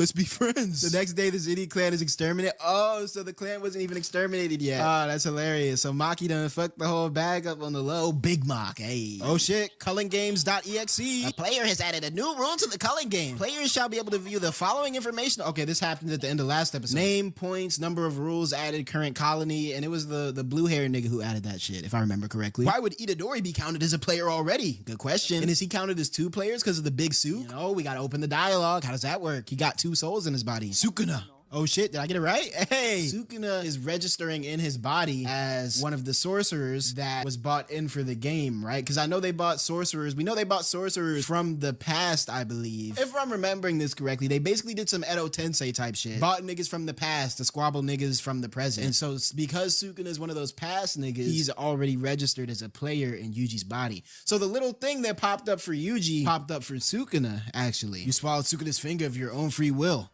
I witnessed it. Yeah, we know damn well you witnessed it, bro. It's damn near your fault. Could you have cullinggames.exe pull up the player's information right now? Culling.exe, can you? Oh shit, they can scroll that shit like a fucking database? So this guy originally had 200 points. I wonder what he was hoping by adding that rule. He was just hoping for straight fade, right? Didn't blue hair nigga Kamisho, wasn't he just hoping, yo, I need to find the best fades out here, and the best way to do that is to see everyone's points to know if I'm getting a good fade. At the very least, he's killed 40 God damn. Still, this means we might be able to progress through the culling game without killing anyone. Yeah, these niggas are being a bit too hopeful. Unless someone got caught up in this like Sumiki did. Not many people should have that much. So are they just looking for the most dangerous niggas right now? We can lean on them. Make a rule to let Sumiki escape the culling game. This nigga's so locked in with letting his sister escape. You gotta respect it, bruh. Nigga not talking about saving no one but Sumiki. Nigga didn't say we can make a rule to let people escape the culling game. Nigga didn't say we can make a rule to let innocents escape the culling game. Nigga said we can make a rule to let Sumiki escape the culling game. You niggas right there, y'all gonna have to, I don't know, figure something out. I hope you got a good curse technique. Higuruma. Does that name sound familiar? Have I heard JJK niggas glazing this name? I think so. Y'all think we can run like games on cullinggames.exe, bruh? Yo, niggas gonna fuck around and add a rule? Hey, bruh, I'm getting kind of hungry. Can you add DoorDash to your interface as a rule? Like, come on, bruh. Nigga has to fight Prime Hakari to deliver you your 2 McDoubles. Niggas still don't give you a tip. You know how fucking mad I would be? Players who do not show a change in points within 19 days shall be stripped of their technique. That's absolute hate. It's a rule that leads to death. Yeah, because with no technique, your dead ass is sitting duck. So we add a rule that says it's possible for players to transfer points among each other. That way, if we keep passing points between each other, they can avoid being stripped. Smart. Okay, hold on. They out here like really using that noggin, bro. They out here really like, niggas done found tech for the culling game. I fuck with it. But we might be able to get around it by adding a condition, like dragging a non-player into the culling game to take, nah, see, this nigga Megumi's kinda evil, bro. That nigga said, yeah, we can save Sumiki. Just get a random innocent nigga with no powers, no curse technique, no jujutsu knowledge, nothing. We'll hit the swap out. And nigga is saying this like this is a genuinely good idea. And like, trust me, I get it. You know what I mean? I think most people, if we're being real, a lot of people would do the same thing to save their skin, to save the skin of their family. But holy shit, bro, we not gonna sit here and act like that's not evil work. You know how fucking sick I would be, bro? If I'm fucking, it's nighttime, bro. I'm in this bitch sleep. I wake up, Kogane floating over my head like this, talking about, congratulations, you're now part of the culling game. Your curse technique is cursed tickles. Maybe if you like, you know what I mean, like swapping like super criminals, I'm fine with that. You know what I mean? Like child murderers. Hey bro, we'll commute your sentence. You just gotta get 200 points in the culling games with no curse technique. I'm assuming this is the Higuruma guy. Yeah. I've seen manga of him before. I know this nigga. This is the nigga who be like a lawyer or some shit, right? Just going by points. Kashimo's the strongest one. He said he want to fade Kashimo, so it makes sense for me to take him. Okay, he talking high. I'm not gonna lie, bro. Ever since they put on these Naruto and Sasuke fits, they've been acting like the OG duo, bro. Inside this barrier is the culling game where players fight to the death. Once you step inside, you too become a player. These barriers are fucking crazy, bro. Holy shit. Hold on, who's this? Are you mouthing off to me? Okay, hold on. I kind of fuck with her. Our first new culling game player. Damn, her ass just jumped off the building. If you get too uppity. What the hell? What the hell? Okay, these techniques getting goofy as hell, bro. I just watched her shits I just watched her get a retwist into a fucking rocket booster. I'm not gonna lie, that's tough. You need to be wary of the past sorcerers who incarnated. No, nigga, you need to be wary of the current sorcerers who got fucking military grade jets on the top of their head, bro. That's what you need to be worried about. Isn't this where they beat up that Mario looking nigga last season, or am I tweaking? Some of them are from 1,000 years ago, yet the value of a life was way different 100 or even 200 years ago. Basically what Fushiguro is getting at, from what I could tell, is that niggas back in the day would kind of just kill over stupid shit, bro. A nigga would bump into you on the street and your whole bloodline would be dishonored if you didn't slay that nigga right then and there. And so obviously niggas from 200, 500, 1,000 years ago, they're going on a whole different like moral set of standards than modern day sorcerers. So if we're saying modern day sorcerers like Megami are already pretty morally dubious, and their moral standards were at least in part set by modern society, imagine what niggas from back in the day will do. There's a strong chance that Higuruma and Kashimo are past sorcerers. Don't expect a proper negotiation. All right, first they're gathering information on Higuruma. All right, let's get it. They're in the game. Oh shit. Yo, these niggas dead turn to Fortnite, bro. Battle Buzz. Player enters one of the Culling Game's barriers. They're randomly teleported to one of 9 designated locations. So I'm not gonna lie. What if you get teleported to this location and you don't have sorcery yet? You don't know how to use cursed energy. You just splat, hit the ground, and die? Like what if you don't know how to reinforce your body yet, bruh? That's a crazy fucking place to be teleported. There was a rule of the barriers included in the general rules of the Culling Game. Players who targeted this. Okay, yep. We about to see Flight Lady. Oh shit, she's marking somebody. Woo! Jump the shit out that boy. Okay, we getting into the scrap. Super speed, smash that nigga. Okay, that's crazy visuals. That's crazy visuals. We gotta open the dialogue on Studio Map, because why do we have 2 towers? Why do we have 2 towers next to each other? 2 long skyscrapers next to each other, and then have a flight-based hero pull up and smash right through. Yo, what's Mappa trying to do, bro? Yo, I feel like these animes stay taking shots, bro. Like they be low key putting little sneak disses, bro. They be putting little sneak disses against the big USA, bro. Not gonna lie, bro. The way the administration's been acting, I feel it, bro. I be dissing us too, but damn, bro. You ain't have to bring this one up. Newbie hunters. Damn, her ass fast as shit. It's tough. She reminds me of Star and Stripe a little bit. This would have turned most into mince meat. So she was just ready to splatter this nigga and continue on with her day. Holy shit. But he's still oh no, this is not a face you want to see from Itadori Yuji, bro. This nigga done got his bearings about him, got his palms, and he angry as shit. If I'm her right now, I'm finna hit the meanest. I'm out of there. That's you got that. All right, let's see it, Yuji. He's no ordinary person. That boy got to running. Okay, what you got for him, Yuji? Darling, let's meet up. Who's good shit? Damn, sniped her.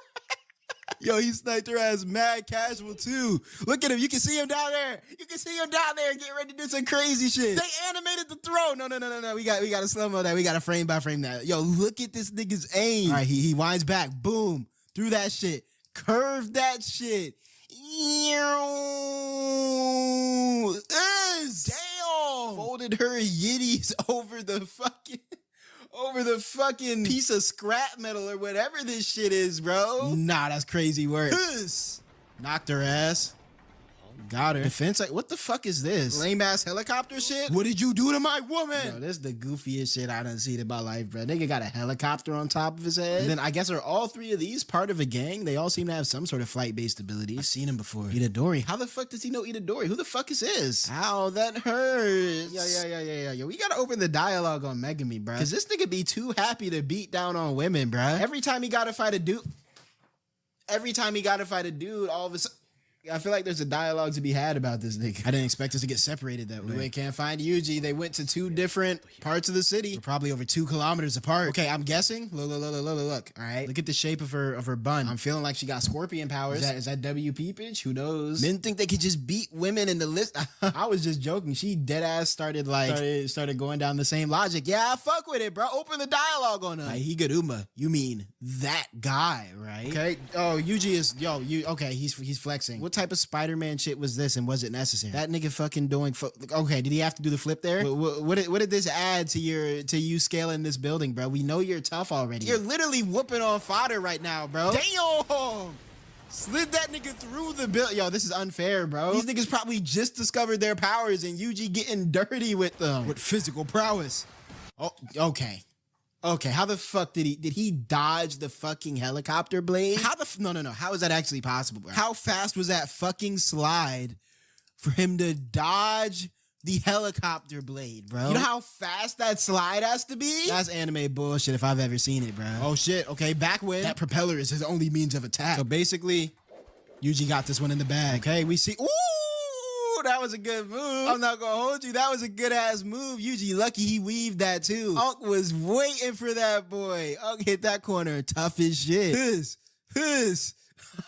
That boy Unk was ready for his ass. Good weave though. Oh, did he grab him? Yeah, you don't want to try to outmuscle this nigga, bro. And he can survive all those falls. I'll fight him indoors. Okay.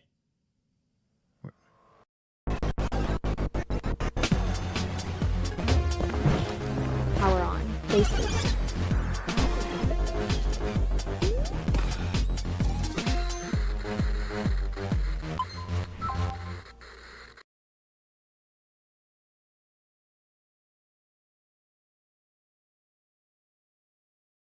You know what nobody tells you when you have a kid or buy a home? You should have a will or trust. And LegalZoom is one of the best places to get one. When I realized I needed a will, I had so many questions. Where do I start? How much is it going to cost? How and where do I make one? What if I need to change something down the line? A friend recommended LegalZoom, which offers several affordable options for wills and trusts based on what you need. Whether you have kids or pets, if you want to handle things on your own, or work with an attorney. For something as important as my family's future, I decided to work with an attorney, all for a price that was well within my budget. I was surprised at how easy, fast, and thorough it was to work with LegalZoom. When you need a legal hand, turn to LegalZoom. Start your will or trust today. LegalZoom.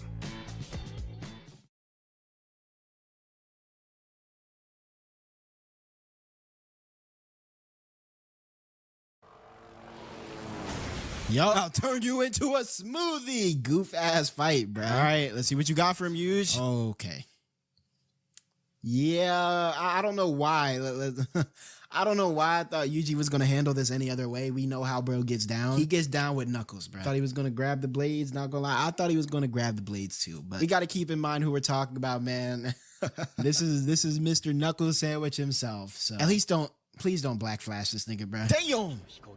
Oh yeah, that's a concussion right there. That's a smooth concussion. Their hair is the core of their technique. Probably less sturdy the further away from the hair you get. So that means his feet are going to be his weakest part. God damn. Yup. Knock that boy damn. Knock that boy smooth out, bro. Slept that nigga. Yeah, that nigga don't know what hit him. Broke your fist, did ya? You just lost. He don't know how Yuji get down. You don't know how Yuji get down. Nigga think Yuji done just because he broke his fist, man. And I'm not gonna lie, that's a fair assumption to make when you're fighting, you know, just about anybody else. A broken fist is a lot of times a GG in a fight. But you see, Yuji, he kind of doesn't stop. That broken fist means nothing to him, bro. Yep, kick that boy in the gonads. I don't mind telling you, back to Mega Man, but I want you to do me a favor in return. Say it, please. I like her. She's funny. Okay, so this is what we're doing now. I'm not gonna lie though, hold on. This might be W opportunities for young Meg, okay? Is this Meg pullage opportunity? Repopulate the Zenin clan? Hold on. Nah, Meg don't got that, bro. I think Meg's game might be atrocious, bro. Am I that much of a bore? Just don't have the time. Hurry it up. That nigga Yuji got the nerve to talk about, hey bro, wake up real quick, bro. And this is someone who somehow knew him from before. Making me stay trying to drop nuts on niggas who can't take him. But the moment he gets in front of someone who can even challenge him in the slightest, that whole energy be changing, bro. Who the fuck are you scowling at, bro? Don't make me get Maki out here to finish the job, bro. I'm not okay. Okay, this nigga number one bluffer, bro. I guess it was just me who knew about you. The Tiger of West Middle. The Tiger of West Middle. Oh, this nigga getting the cringe attack. You know niggas when you bring up they cringe pass and they hit the man. Oh man, look at the cringe. You're not a sorcerer from the past. Do I look that far behind the times? I mean, the hairstyle is interesting, but apart from that, not really, I guess. So is she tapped in with the Jujutsu world already, or what's going on? I've had to participate in the culling game for 12 days already. It's kill or be killed. Okay, hold on. She kind of changing up a little bit. So the past words have inspired even the modern day sorcerers to go into battle mode. It makes sense, bro. Because if you're in a kill or be killed situation, you got a bunch of niggas who are glad to kill itching to kill, excited to kill. You know what I mean? You kind of have to adapt to them or be killed. There's not really much of the other way around. You know what I mean? It's easier to get pulled down to their level than it is to bring them up to a more modern level of morality and be like, hey, let's talk this out, bro. So low key, we gotta give planning credit to Kenjaku, because the fact that he was able to have the foresight, you know, to bring these sorcerers in order to kind of set the tone for the culling game so that people would have to fight. I see the plotting, Kenny. Amai, where is Higuruma? Stronger people are gathered where the city once thrived. Higuruma is in okay, so one of these niggas is a capper. One of these niggas is a pure capper. We got one of them saying Higuruma is in Shinjuku. One of them saying he's in Ikebukuro. Which one is lying though? The halo effect is making me want to trust the pretty girl, so I'm gonna say she's telling the truth. Yeah, so I'm watching this back while editing, and I'm finally not thinking with my sweet Italian sausage, if you will, and seeing it through that point of view, she definitely was the one who was lying, so yeah.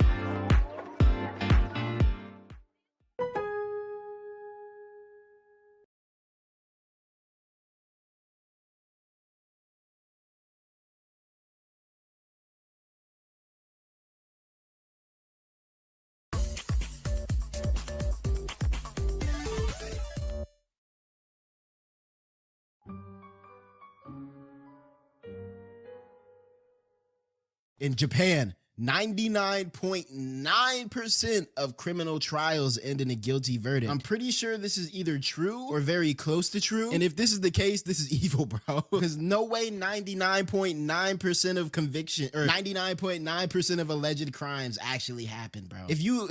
Who is this nigga in a bathtub, bro? What? Hold on. This is... I'm assuming we're getting into that lawyer character. Okay, we're in a jail. Is this a prison fit? The cop suddenly started speaking to me. Then there were two. Then three of them. I thought if they take me in now, oh yeah, his cat will starve. My place doesn't allow us to own them, so I was the only one who knew about it. Is he a public defender? In March of 2016, two people, a young girl and her mother, were murdered. Yo, I'm not gonna lie, bro. Let's open the dialogue, right? You think the murderer waited till she started cutting the tomato for the fashion? Like, so that this shot would have like some parallels in it? I'm trying to figure out what happened that made her end up exactly like this tomato. That's a crazy, like, that's a crazy thing to wait for. They indicted Keita Oe, who lived nearby. I feel like it wasn't him, bro. I feel like it wasn't him. Oe fled the police questioning. Okay, see, this is probably where he fucked up trying to run away, but I get it though. If you think they're finna cook you, shit, I'm finna run too. Oh no, he moving too damn slow. Them niggas booking it on him. Officers chased him, discovered a blade with blood on it. Explain that, bro. It was the cat, wasn't it? It's like, nah. And then they arrested him. Damn. Got his ass. The fuck did he flip the table? They know on them both. The fuck did this nigga flip the table over for? They just had to flex the animation prowess, huh? Move this shit out the way, nigga. Move this shit out the way. Roy consistently denied the crime. When the blade collected as evidence, he insisted, I just picked it up. I want to believe him. I truly want to believe him because I know how shit get down in JJK. For all we know, that could have been some sorcerer or some invisible curse creature that they couldn't even see. But at the same time, why are you picking up bloody blades, bro? What's going on? What makes you make that decision? This looks like a murder weapon. Let me pick this up. It's a bit hard to believe, isn't it? I mean, he refused the questioning because he felt guilty.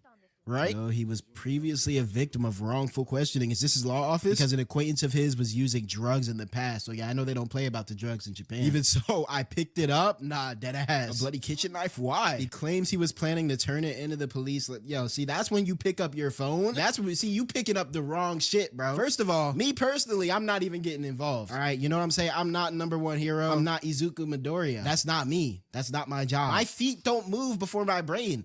And that's okay. I'm not a one-for-all successor. I see a bloody knife. That's someone else's problem. Bro's going to turn a blind eye, you know? Yes, absolutely. I'm going home. Man, that's weird. That has nothing to do with Because next thing you know, now all of a sudden you being called in as a witness. Now all of a sudden niggas who you had no involvement with mad that you got their boy arrested. Now what? Now I'm not dealing with that. You gotta save the world. That's not my job. The very most involvement I'm gonna have, at the most you should be calling that shit in, but picking it up is insane.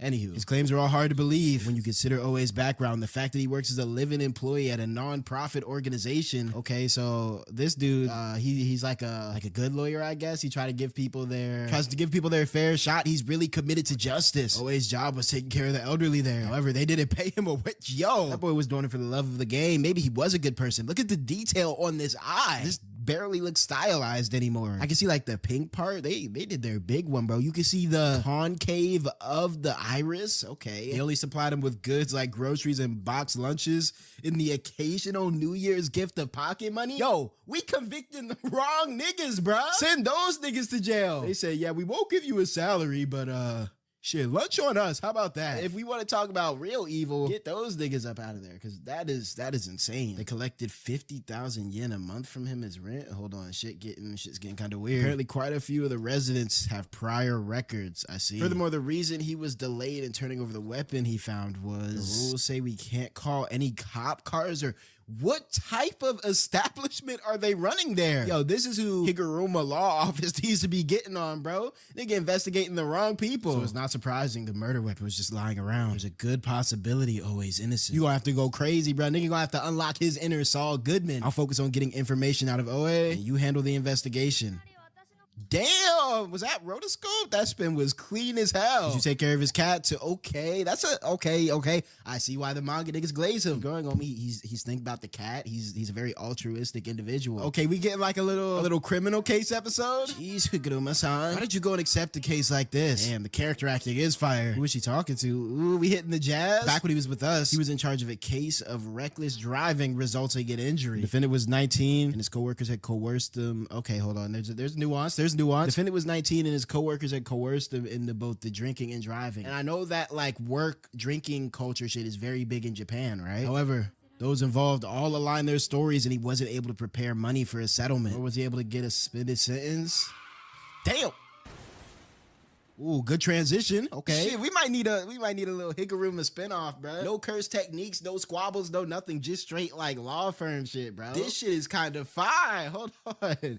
I don't even want to see scraps no more. I just want to see how these cases play out. You sure, bro? It's 19? Nigga spat all over the film, bro.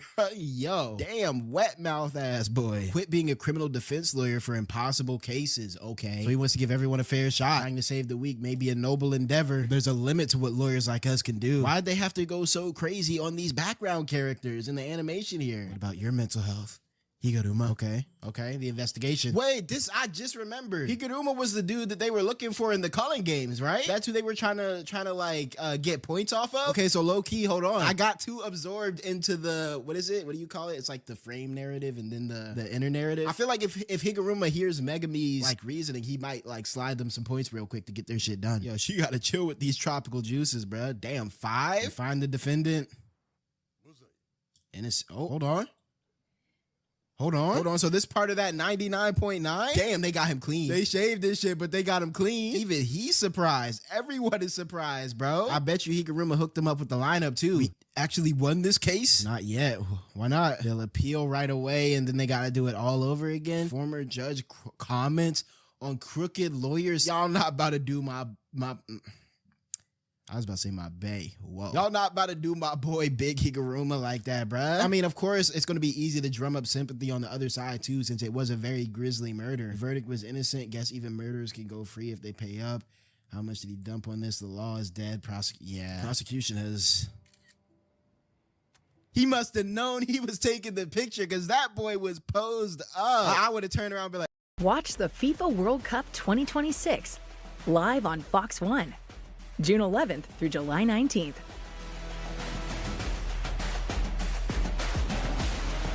Available with YouTube.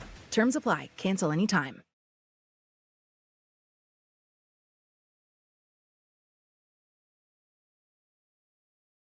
What tomorrow needs is people who don't give up, who see promise in the future.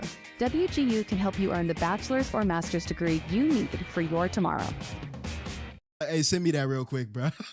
hey, bro, I saw you just take that picture. Send me that real quick, bro. Shit, if I'm gonna be the crooked lawyer, shit, y'all finna put my shit on the gram, bro. We got the look off into the distance, the clean ass suit on. He must have known, bro. That's on my business card from now on. There was another person in the same NPO who went missing right after the crime. The fact that you were caught on a convenience store security camera feed during the time of the crime determined from the corpse played a major role too. So he's free? They're gonna free him? Besides, we're not in the clear yet. We still have the second trial. Damn, they appealed already. Thank you for believing me. Appeal trial, second trial. Oh shit.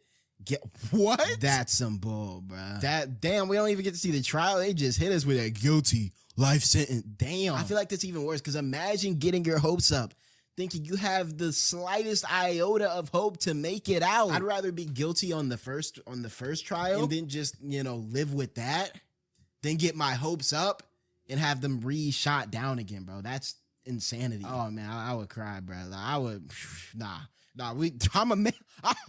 I'm gonna give y'all a reason to give me a life sentence, bro. In this JJK verse, bro, I'm making a binding vow right there. I don't even know what a binding vow is. I'm making one. I'm gonna hit the Gone Hunter binding vow. I'll use all my power now in return for my death. Hitting the meanest Detroit smash times 50 on that judge, bro. Y'all seen the video of the dude jumping over the stand and jumping the judge? That's gonna be me, but with a cursed energy binding vow on my shit, bro. Well, defense lawyers have to work with limited budgets and manpower. Prosecutors can pour manpower and taxpayer money into digging up evidence. I see, true. However, prosecutors didn't submit any new evidence during the second trial. They just needed some new judges. The judge recognized their absurd claim that there's no reason to suspect the missing person of the crime. And they overturned the verdict. Wow, the animation on the cuffs, bro. This trial was destined for a guilty verdict from the start. Oh, okay. I see why he's I see why he might be an issue with the culling games, bro. All they had to do was stick to the law and they would have saved so many more lives that were lost in the culling games. But now this nigga got a reason to crash, got some anger to get out of his body. Oh hell no.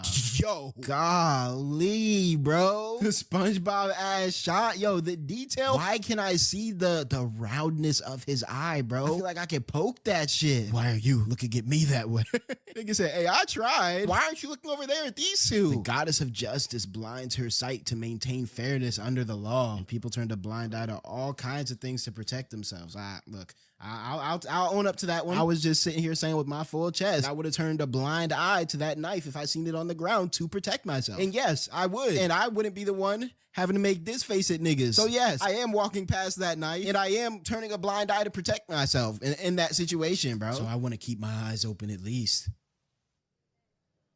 Damn, look at, okay, now we gotta open the dialogue on that because it's a very similar expression, but like in this one we have the sunlight, right? It's bright, the sun is shining, the light is shining, it's hopeful. And then we transition over to this one and it's just tiredness, right? The shadow over his face, more shadow than light. Like the lines get shaky. Look at how shaky this line right here is, bro. Looks like the person drawing it like had a shaky hand. Yo, I'm not gonna lie, clap it up, bro. I'm not gonna lie, clap it up. I haven't seen a lick of scrap in this episode, and this might be my favorite so far. It's up there, top two, either this or the Maki one for sure. Oh, what the hell? Yo, he about to tweak. Yo, what the? Yo, nigga said, nah, I'm the judge of this bitch now. And he got this big ass fucking cloud of evil behind him. Everyone get your ass back in here. I see it, the blind eyes of justice. Nah, hey bro, I need this nigga as my lawyer ASAP, bro. Nigga took the gavel. First of all, how does he even have a gavel? He's the lawyer. Where did he get a gavel from? That nigga got a random gavel, start boom, boom, boom, start begging that shit. Everyone get your ass back in here. We running this shit back right now.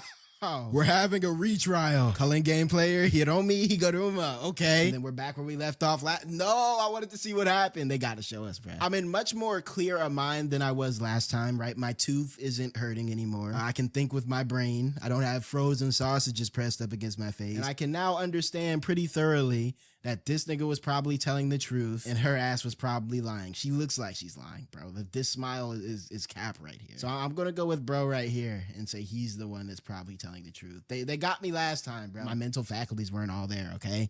So I'm sorry. What is this? You got receipts? Oh, I thought that boy was buck naked on my screen, bro. I was about to have to. Shit, I thought we was watching Hell's Paradise for a second. When is that girl going to bring me my next sucker? Damn, what's all these receipts for, bro? Tokyo #1 Colony, part 2. All right, let's get it. Oh, he was a bully back in the day. Did Yuji whoop his ass, bro? He saved the dude from being bullied. These guys aren't that smart or athletic, but they're brimming with pride. You just have to match their vibe and joke around so you don't hurt that pride. Yeah, you sound like a whole ass nigga. I'm not gonna lie. Here comes another. But where is he? I want to see middle school Yuji, bro. I want to see the fit. Oh, this nigga don't even know he fighting like a whole superhero right now. First of all, what is this form? Yo, this nigga about to get his ass whooped. Cause why is he going into the punch, lining up with a back fist? What is this lineup right here, bro? He's about to get that whole pompadour knocked off his shit. Okay, good sweep. Damn! Okay. Niggas not suspected he had superpowers right here? Did you niggas see this and just thought he was a normal individual? Has been hotel ass music. Okay, metal bar.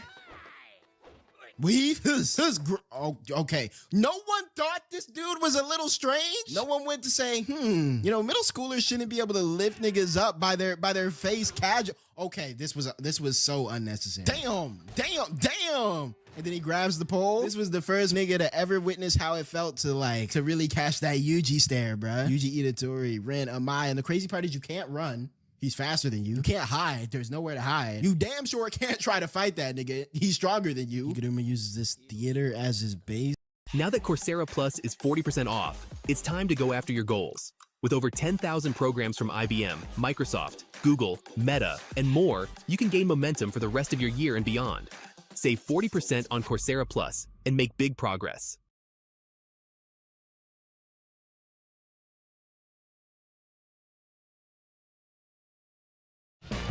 Spectrum Internet con fibra óptica. Es el internet más rápido con la velocidad que necesitas.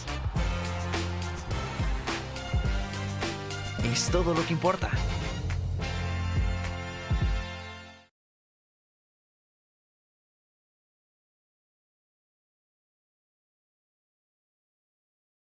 Assuming he hasn't moved. Is that Cap? I feel like it was too easy to find him. What the hell? Oh, hell no. What the fuck is he wearing? Are those the receipts? Sorry, but I'm Reggie. You know how mad I'm gonna be if I'm looking for Higuruma and you lead me to a buck naked nigga named Reggie? First of all, how the fuck did a nigga named Reggie even get in the middle of Japan like this, bro? Where are you from? She deceived you. Oh shit.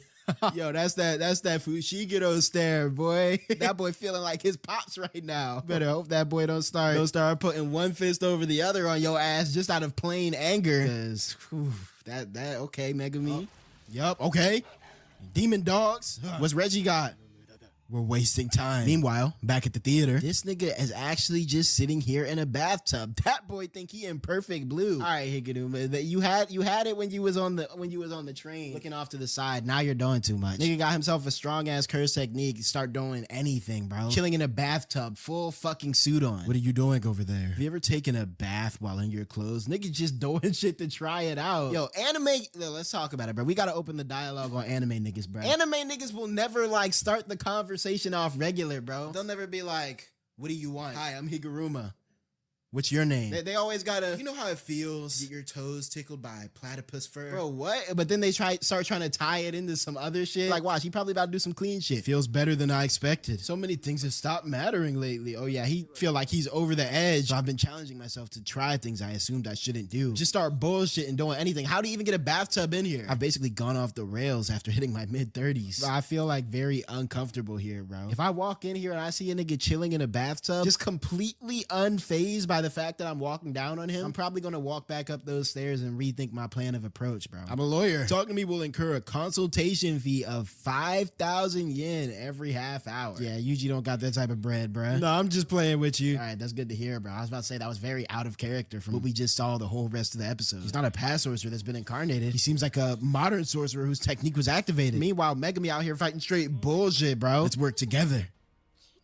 Okay, recruitment. How much do you know about this culling game? Yo, you better hope this breeze don't load these receipts clean off of his body, bruh. He hitting this emote again, bruh. What is he doing, bro? This is making me very uncomfortable. We want to negate the compulsory killing. Please let us use your 100 points to add a rule to that end. All right, he might hit that negotiation on the low. I refuse. Okay, never mind. He done gone off the rails. He probably don't believe in like happiness and love and and peace no more. He's probably a super tweaker now. I just sense potential in the Cullen game. Sometimes the law is powerless. Yep, and the Cullen game gives him a manner in which to be the ultimate enforcement. Yeah, okay, I can see where this is going. If the power I've been granted is real, then those rules must be too. What has Higuruma been doing? Been smacking niggas clean in the dome with that gavel? Like, what's going on? Those two alone have already called 60 sorcerers. The week will read it out early on, and the Cullen game will reach a stalemate because everyone will be fucking strong. Right, okay. I gotta figure out what's going on with these receipts, bro. I know it has to be some cursed technique shit. On top of that, there's the teleportation when people enter the colony. Hold on, what bird is that? There gotta be some symbolism shit, bro. There are some who died. That's what I was wondering, bro. What happens to people who just don't know how to activate cursed energy and just, you know, fall out the sky and hit a building? Well, now we know. They just splatter. What if people who broke the rules were punished by physics without any need for indictments, prosecutions, or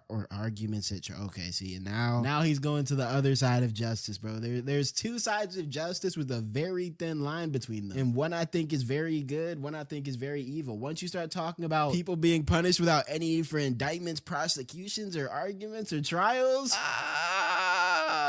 okay, bro, turning into Batman? No. He's gone way past the Batman line, bro. He's close to the Punisher right now, I feel like. I'll acknowledge that there are issues with the current rules, but I want to watch over the system serving as a basis for this game. It won't do for it to end too soon. That boy want the Cullen game. I'd especially love to witness the stripping of a technique. That's right. I feel like him and her would low-key get along on some shit, bro. I could see them like being cool. The Cullen game itself is a ritual. If we take too long, every person in this nation will die. The Cullen game insists on its own permanence. Hey, bro, you really new to this jujutsu shit. You don't really know what you're talking about, bro. Come on. Let me rephrase it then. Let me use your 100. Oh, shit. Okay. Pull out the hands on him. Let's see what he got. Have you ever killed someone who ticked you off?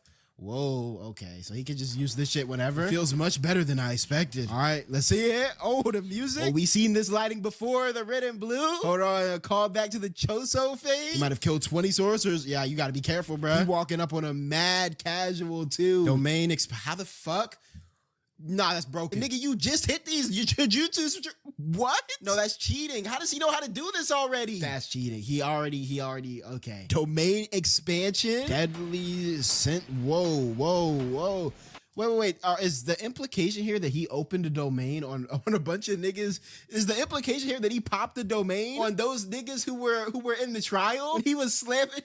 Imagine you watching the trial as a witness, as a reporter. You get a domain popped on you, bruh. Higuruma might be tougher than Joe, bruh. Hold on. All right, let's see the domain. What? Was that a guillotine? That's how we doing, niggas? Rule's idea of continuation is just a cover for the real plan. Mark my words. Was that a nuke? What? Wait. Are we smooth dropping a nuke on the city? This is a metaphor? Oh, okay. Look, I thought they dropped a real nuke on the Cullen games, bro. Who the fuck is this? The evil Jujutsu Society? Please have a seat. Thank you for having. Oh, I'm not gonna lie, bro. This shit is tough, bro. The fact that they obscured it with the sound of the explosion. Damn.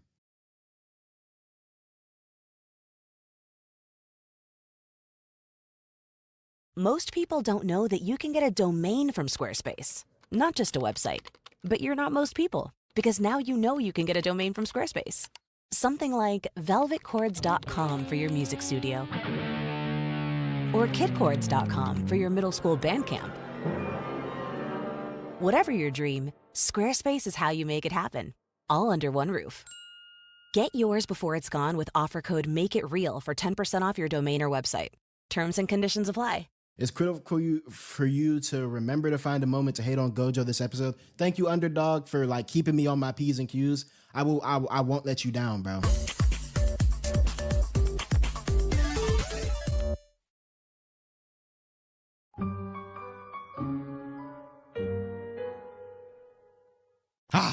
We in here. And immediately off the rip, we are back with Tengen. Nice to meet you, child of Zenin, descendant of Michizane. Calling all these niggas out their name, by the way. And vessel of Sukuna. No greetings for me, Tengen? Nah, dead ass, bro. Why Tengen was a girl, right? Let's slow it down real quick. Let's open the dialogue on Tengen, bro. I need y'all to keep this as spoiler free as possible. What the hell is Tengen? And do I call it a he, she, they, or an it, bro? Because I feel like I'm gonna be talking about Tengen a lot this episode, and I really don't know what I'm talking about. All right, she Okay, Tengen is a she. All right, she it is. Yuki looking like she ready to toss hands about herself not getting a greeting, bruh. It's not our first time meeting. It does sound like a woman's voice, to be fair. What was once Noritoshi Kamo, I feel like I'm gonna really have to tap in. I feel like we're getting a lot of lore. So we're learning that Kenjaku was originally a Kamo clan member. Yo, this nigga Itadori funny as shit, bruh, because this nigga stay ready to squabble, bruh. That nigga got the sleeves rolled up in the fist ball just in case, bruh. That nigga went to visit God and came ready to bounce, bruh. That boy Yuta looking like he about to get busy too, bro, with them skinny ass joggers on still. Why are you like that, Tengen-sama?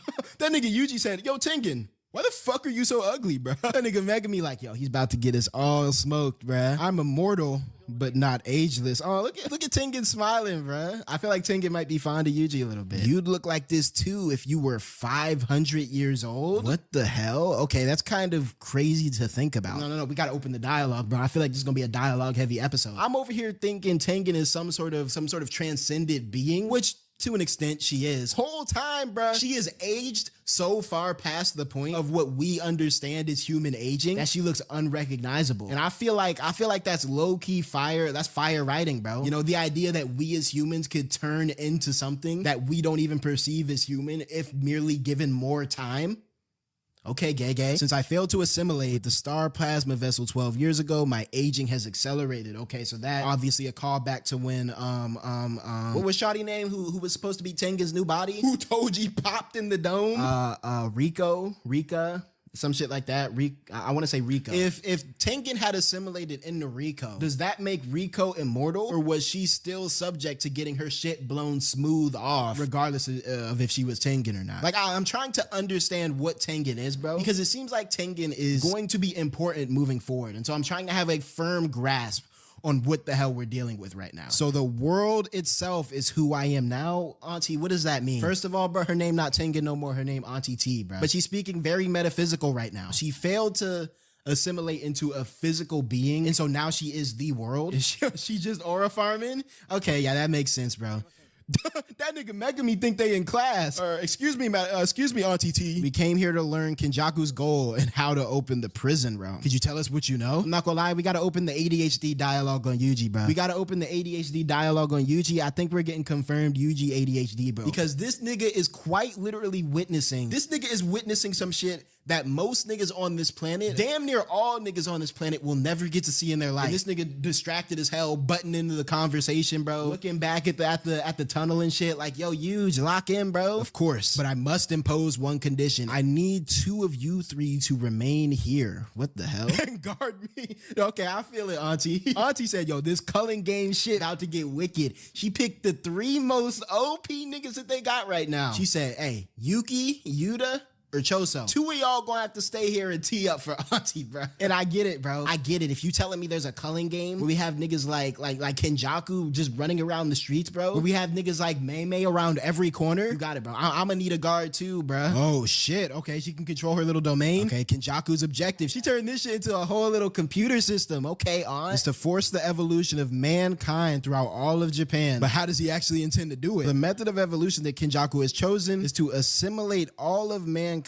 with Tengen. What does that even mean, bro? And why are there fish like swimming under the sea? But your assimilation should only be possible with the star plasma vessel. So we got Tengen, star plasma vessel, assimilation is possible. Tengen, ordinary person, assimilation is impossible. Noted. Previously, that was true, but her ass got clapped in the head. Why they have to make that shit look so tough, too? Why they have to animate and illustrate this horrific tragedy of a moment with such aura, bro? But since I started evolving 12 years ago, assimilation with someone other than the star plasma vessel is possible. Now that I've evolved, my soul is everywhere. Okay, so Tengen is basically God, is what I'm hearing, bro. I told you, didn't I? All right. Now she's flexing.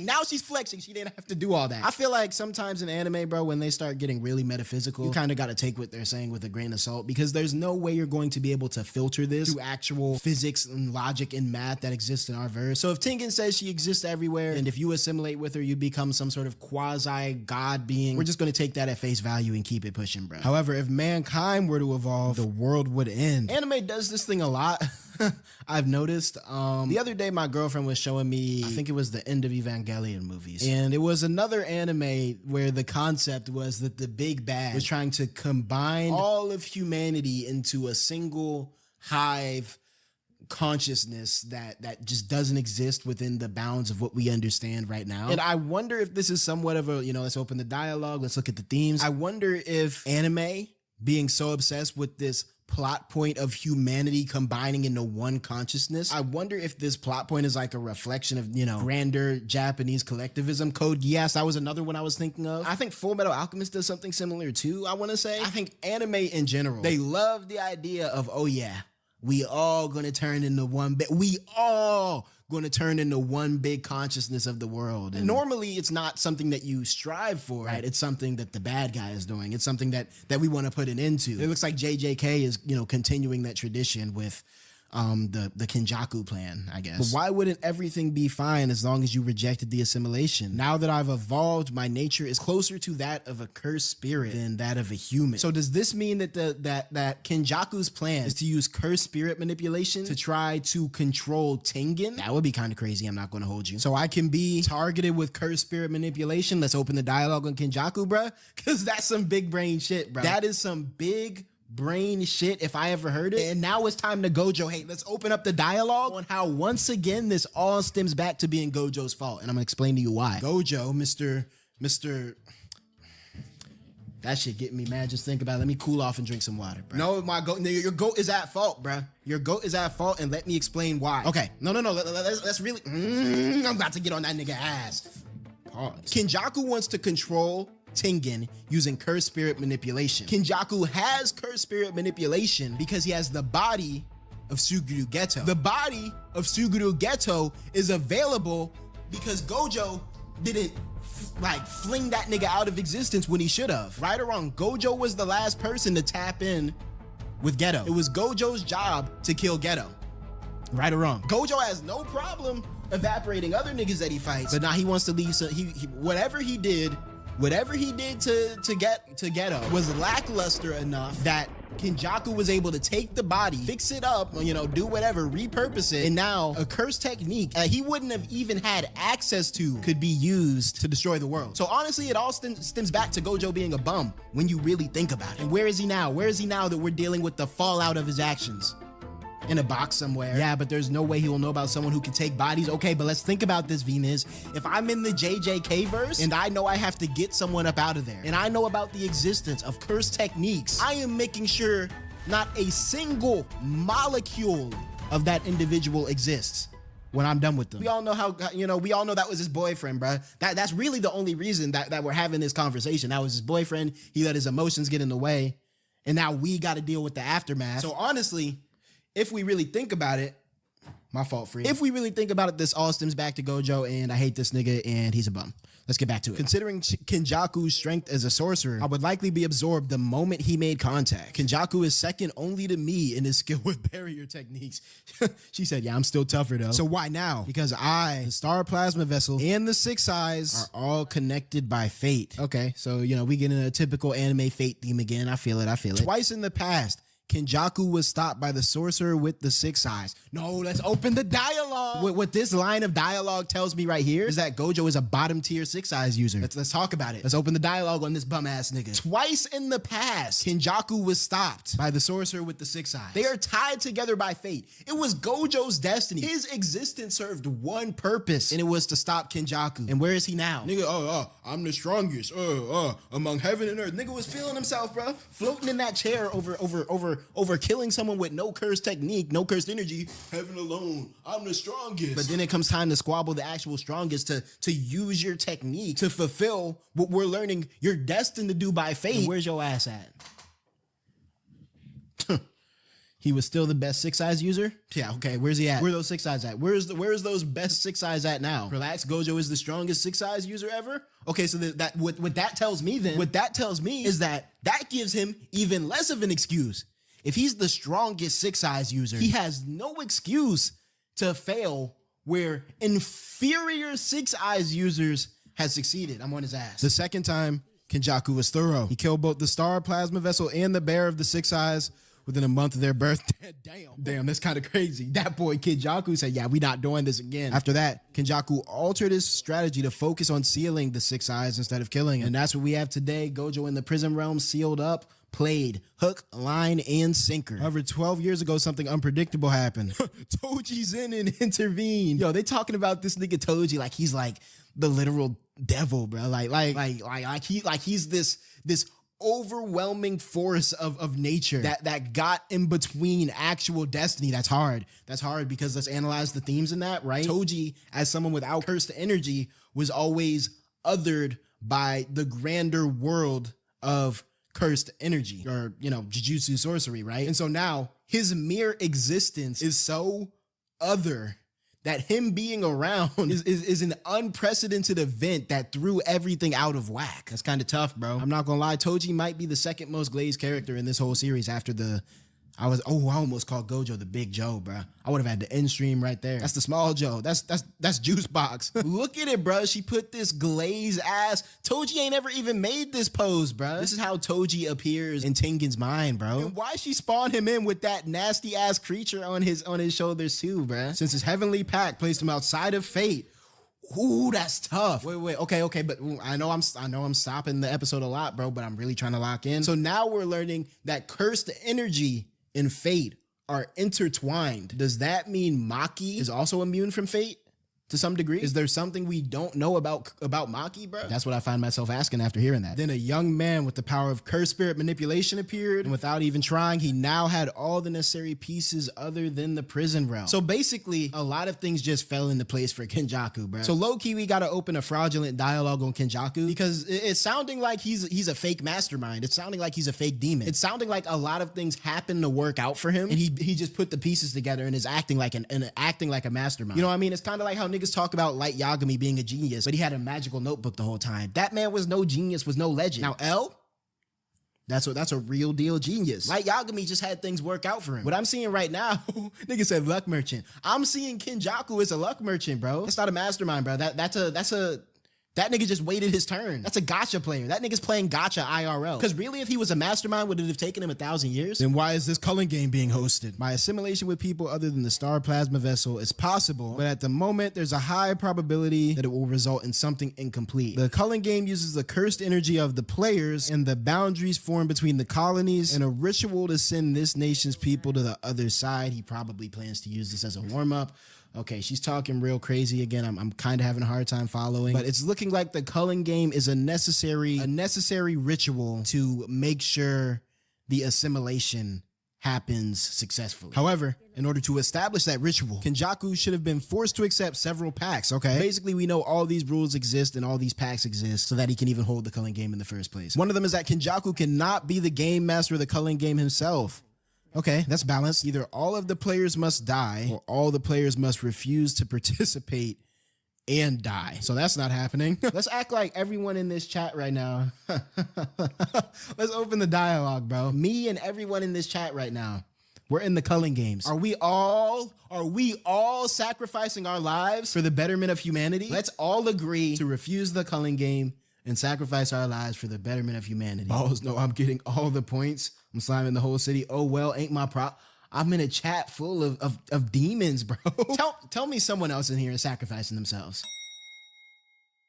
Rule 6. By spending 100 points, not counting the initial point value assigned to them, players must negotiate with the game master to add an additional rule to the culling game. All right. Okay, so we don't have to sacrifice ourselves. We can just make a rule that's an out. We also need to free Go. I mean, do we have to? You got a bit too much dip on your chip there. We also need to free Gojo Sensei at the same time. No, I don't think we need to do anything, man. I think we're fine, actually. Itadori's friend's objective: create a rule to escape the culling game. Free him. What makes Tengen want to put this little UI on everything, bro? Like, just for the swag of it? I'm pretty sure they know what their own objectives are, bro. First, please don't. Tengen said, hey, before we go any further, we need to figure out who's staying here to protect me, bro. Okay, this is a cool little protection squad. Me personally, I think I'll take Yuta over Choso. You know what I mean? I respect Choso a lot. He's a great fighter, a great guy, really. Just an all-around cool dude, or painting, or whatever he is. But, you know, just for my own safety, Mr. Okotsu, you're on the clock now. Nah, Yuta too useful in this. No, fuck the field, bro. Yuta too useful standing by my side. Because what you gotta realize is that Yuta is a 2-for-1 special, bro. You get Yuta protecting you, now you got Yuta and Rika protection. I don't really know what Blonde can do, Yuki, but I know she's cracked just based off the way that the show is gassing her up. Is that okay? Akotsu-kun? I'm not gonna lie, bro, that's not fair, bro. Who's gonna look this in the eye and say, no, actually, I want you to run into death? I know you niggas watching right now folding instantly. Yes, ma'am, that's okay. Face ass, boy. She give you that one look, niggas ready to sacrifice their life. Absolutely. I'll participate in the Killing Games twice for you, ma'am. Look at this thing. I told you instantaneously. I don't want to be separated from, nah, bro, you to tell the truth, bro. Tell the truth. We know exactly why you accepted that deal, bro, and it's okay. This is a prison realm? Oh, shit. So now we got a backdoor entrance in the freeing Gojo. They lucky I'm not there, bro, because I would have taken that shit and fucking slammed it on the ground like an iPhone or something. The authority to open the gates rests with the owner of the front gate, Kenjaku. In order to break this one open, you need either the inverted spear of heaven or the black rope that can disrupt and cancel out effects. Let's talk about it once again. Why would you ever destroy such a powerful weapon? Because of Salt, that shit went clean through your chest? He was so insecure in his own strength that he said, oh, nah, this whole weapon can't exist anymore. The weapon that could have freed you and got you back on the battlefield was destroyed by you because of your own fear and insecurity. I'm not gonna lie, bro, they making this Gojo hate shit too easy, bro. Because all of this shit really stems back to Gojo. Jokes aside, it really does canonically stem back to Joe. The black rope was also completely expended against Satoru Gojo last year. Okay, so the old sorcerer lady who made that shit wasn't able to cook some more up, bro. There's a sorcerer from 1,000 years ago who calls herself Angel. Okay, well, I can see why they went with the name Angel. Her curse technique can extinguish any other curse technique. How is that not fair? You have about 10 days and 15 hours before Tsubiki is forced to participate. Tengen dead wrong for this, bruh. This nigga over here really fearing for his sister's life, and Tengen gonna put a big-ass clock behind him just for the aura. Hey, bruh, in case you forgot, here's a big-ass red death clock for your sisters for when your sister about to get up out of here, bruh. Players breaching the first rule shall be stripped of their technique. The Shokester. I don't care what anybody watching this shit has to say right now, bro. Yuki, she cool, I guess. She smokes too much. I keep inhalers on me. It's cool. We're good. Damn. Hold on. We gotta open the dialogue on Homegirl, bruh. Smokes too much. Nigga, look at these bottles. She got $650 worth of alcohol behind her and a smooth $200 worth of cigs in this ashtray, but that's okay. God damn, I love that flame too. The purple, pink. Okay, they went crazy, bro. That means we'll be doing. Okay. Yeah, Yuki cool, bro, but I don't. You know what I'm saying? Let me need a whole sip of water, bro. The animator did their huge one on this image. I'm over here trying to lock into what she's saying, trying to lock into the lore, really understand the complexities of this intricate power system that Gege Akutami crafted. And I can't even focus because animators were like, what's going on, bro? Crazy part is she probably not going to get no screen time this whole season, bro. She's not going to be in the mix fighting, bro. So they just gave her this glamour shot for no reason, bro. They said, yeah, you finna see the whole body, bro. You finna see the hips, bro. I know someone had too much fun animating this shit with one hand, bro. Is that Megami cousin over here in the movie theater? Yo, they must be watching the sorriest movie of all time, bro. Oh, we had a performer. Oh, this another nigga that the JJK community be glazing, man. This Takaba guy. What's going on? What's wrong with Takaba, man? 35. Damn, Our industry's full of late bloomers who suddenly make it big for no good reason. He about to say, but that's not you. Already, bro, I'm team Takaba, team Takaba, however you say his name. I hope he gets to pursue his dreams, man. Both you and him have the wrong idea. Okay, we got sensei or some shit. There are two types of comedians that manage to stay big. Okay, hold on. Comedians who are always funny and comedians who can always delude themselves into believing that they're funny. That's dead ass though. One thing I've always said about any sort of career in anything people facing, but especially something entertainment based. I can only speak for YouTube, but whether it be YouTube, acting, whatever, it reaches a certain point, bro, where if you're just a normal nigga, which most of us are, okay, most of us don't have some supreme talent that make us unbelievably entertaining, and most of us aren't going to stumble upon lottery luck. You dead gotta believe in yourself to a delusional degree. This theme for sure apply. What does that mean, Underdog Keep? That boy Underdog said, yeah, nigga, you're not funny, but keep at it. Okay, this nigga about to tweak out, bro. Yo, you niggas know in anime, if you ever get this camera angle, bro, nothing good ever happens from that camera angle, bro. He's about to go bonkers in the head, bro.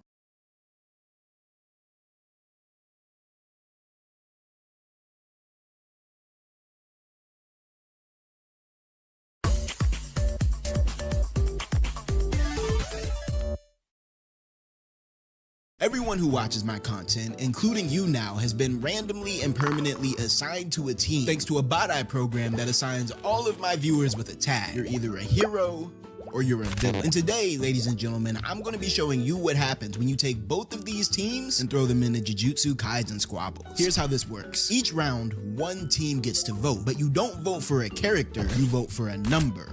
1 or 2. Now, both of these numbers are secretly tied to a fighter. You don't know who this fighter is. You don't even know what fight you're voting on. Basically, you're voting blindly. I'll then reveal the fight where I've already gone ahead and scored both fighters based purely on these performance metrics on your screen right now. And at the end of the fight, we check the scorecard to see which team won the round. These scores won't always match what happened in the anime 1-to-1, at least not plot-wise. If a character gets absolutely cooked for like 99% of the fight and then randomly comes back on some anime plot armor bullshit, that doesn't necessarily erase the points that the other character racked up on them in the other 99% of the fight. And so even if it's a fight that you're already familiar with, the winner, at least according to my scorecard, might not be who you expect. So yeah, 2 teams, 5 squabbles, 1 winning side. Let's get it.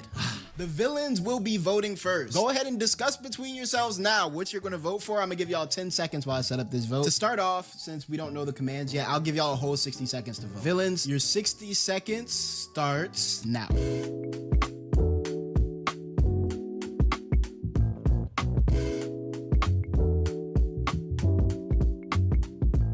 The villains have voted. Quite frankly, a blowout, a 9-to-1 blowout, a 9-to-1 blowout, a 9-to-1 blowout, a 9-to-1 blowout.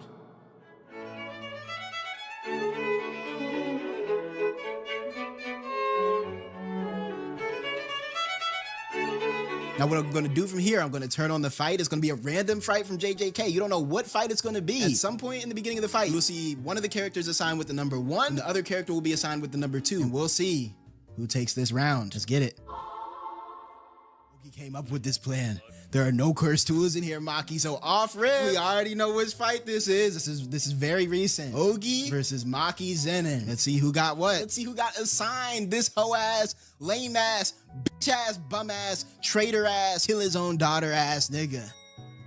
This is character number 2. All right, door closed, Big Mock pulling up. Character number 1 is Maki Zenin. Now, before you celebrate, let's keep the game itself in mind. Remember, it's not all about who wins the fight in the end. It's about how they win the fight throughout the whole span of the fight. So depending on how this score turns out, Maki could potentially lose. I'm not gonna lie, bro, this sword was too tough, bro. Doesn't this shit have like rocket boosters on it or some shit? As you can see here, we have our scorecard. This is what we'll be keeping track of the score with. Let's get it. All right, so off rip. Clean hit. Because Maki parried this shot, this would count as a clean hit, and that's why she got a point. Okay, boom, heavy hit. Broke the sword, spun around. That's 1 counter. That's 2 counters. So already there's a comeback and aura points. Cause look, that's 1 parry. It's a clean hit, and it showed that it cut her intestines. That's another hit and the aura points with the delayed slice. So right now, it's looking like we're tied. This is why I was passed over for clan head. I'm not gonna lie, it may be tied right now. This nigga's still a bum. I don't care. Sorry ass lightsaber, lame ass technique, wrinkly ass face, sunken ass cheeks, ugly ass. I should have taken points away from him just for being fucking ugly, but let me not rig this shit. Why was I passed over for clan head? And that's a knockdown. Maki hit the knees. That's a knockdown. Ogi is now on top, 6-3. And yeah, Maki started leaking and she's gone. Now I cross-faded it into the second half of the fight, okay? I skipped all of the stuff that happened to lead up to everything else and cross-faded it into the second half of the fight to continue. All right, this nigga turns around. Right, by now Maki done got her boost. Tides will probably be turning. What? My body remembers. I'm not gonna lie, that's a crazy thing to say, bro. What did Toji do to this nigga? I worked so hard to forget that fear. Technique release. Blazing courage. Now, I thought about giving him some points for this, but honestly, this is just a technique activation, bro. This is nothing crazy. However, Maki fully channeling Toji gotta be tough, bro. That's an aura point for team 1. This time, I'll burn you down to the marrow of your bones with my own hands. Now, he was talking that shit, all right? That shit sounds tough. See how it played out, though. This Come at me. Fail. All right, we gotta look at this combo right here. We gotta look at this combo right here, because shit just went like bonkers, bro. Let me explain the score here. She gets +1 point for a weave. He was letting off his attack. She's over here unharmed. That means a weave did happen. The heavy hit is self-explanatory, right? Nigga's whole cap got split off of his dome. That is a heavy hit if I've ever seen it. Hell, I thought about giving her a special hit for that one, but I was like, nah, that's not. You know, we'll give her a heavy hit.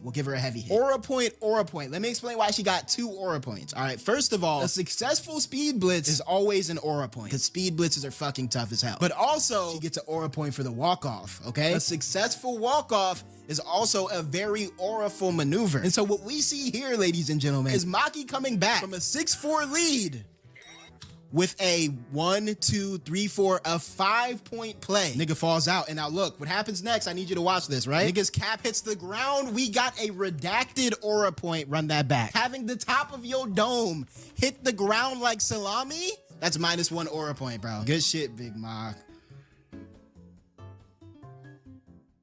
So you know how Maki in her episode a couple weeks ago got a full upgrade, right? I mean, we just looked at the fight just now, so obviously you do.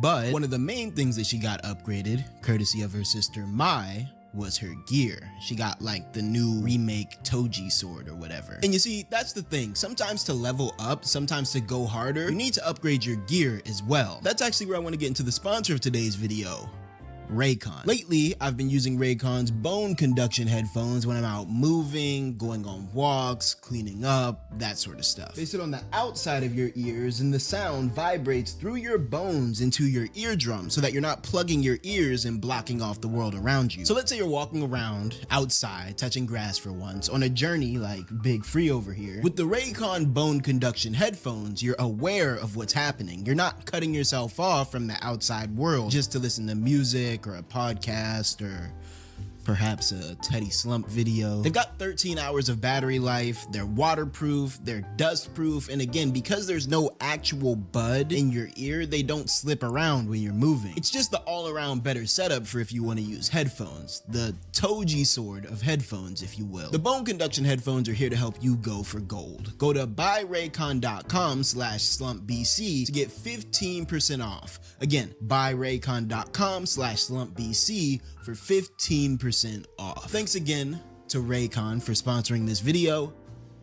And now, back to the video. So that is the end of round 1. Right now, the villains are in the lead 1-0. However, it's not over. It's still early. And now, the heroes have their chance to vote for the next fight.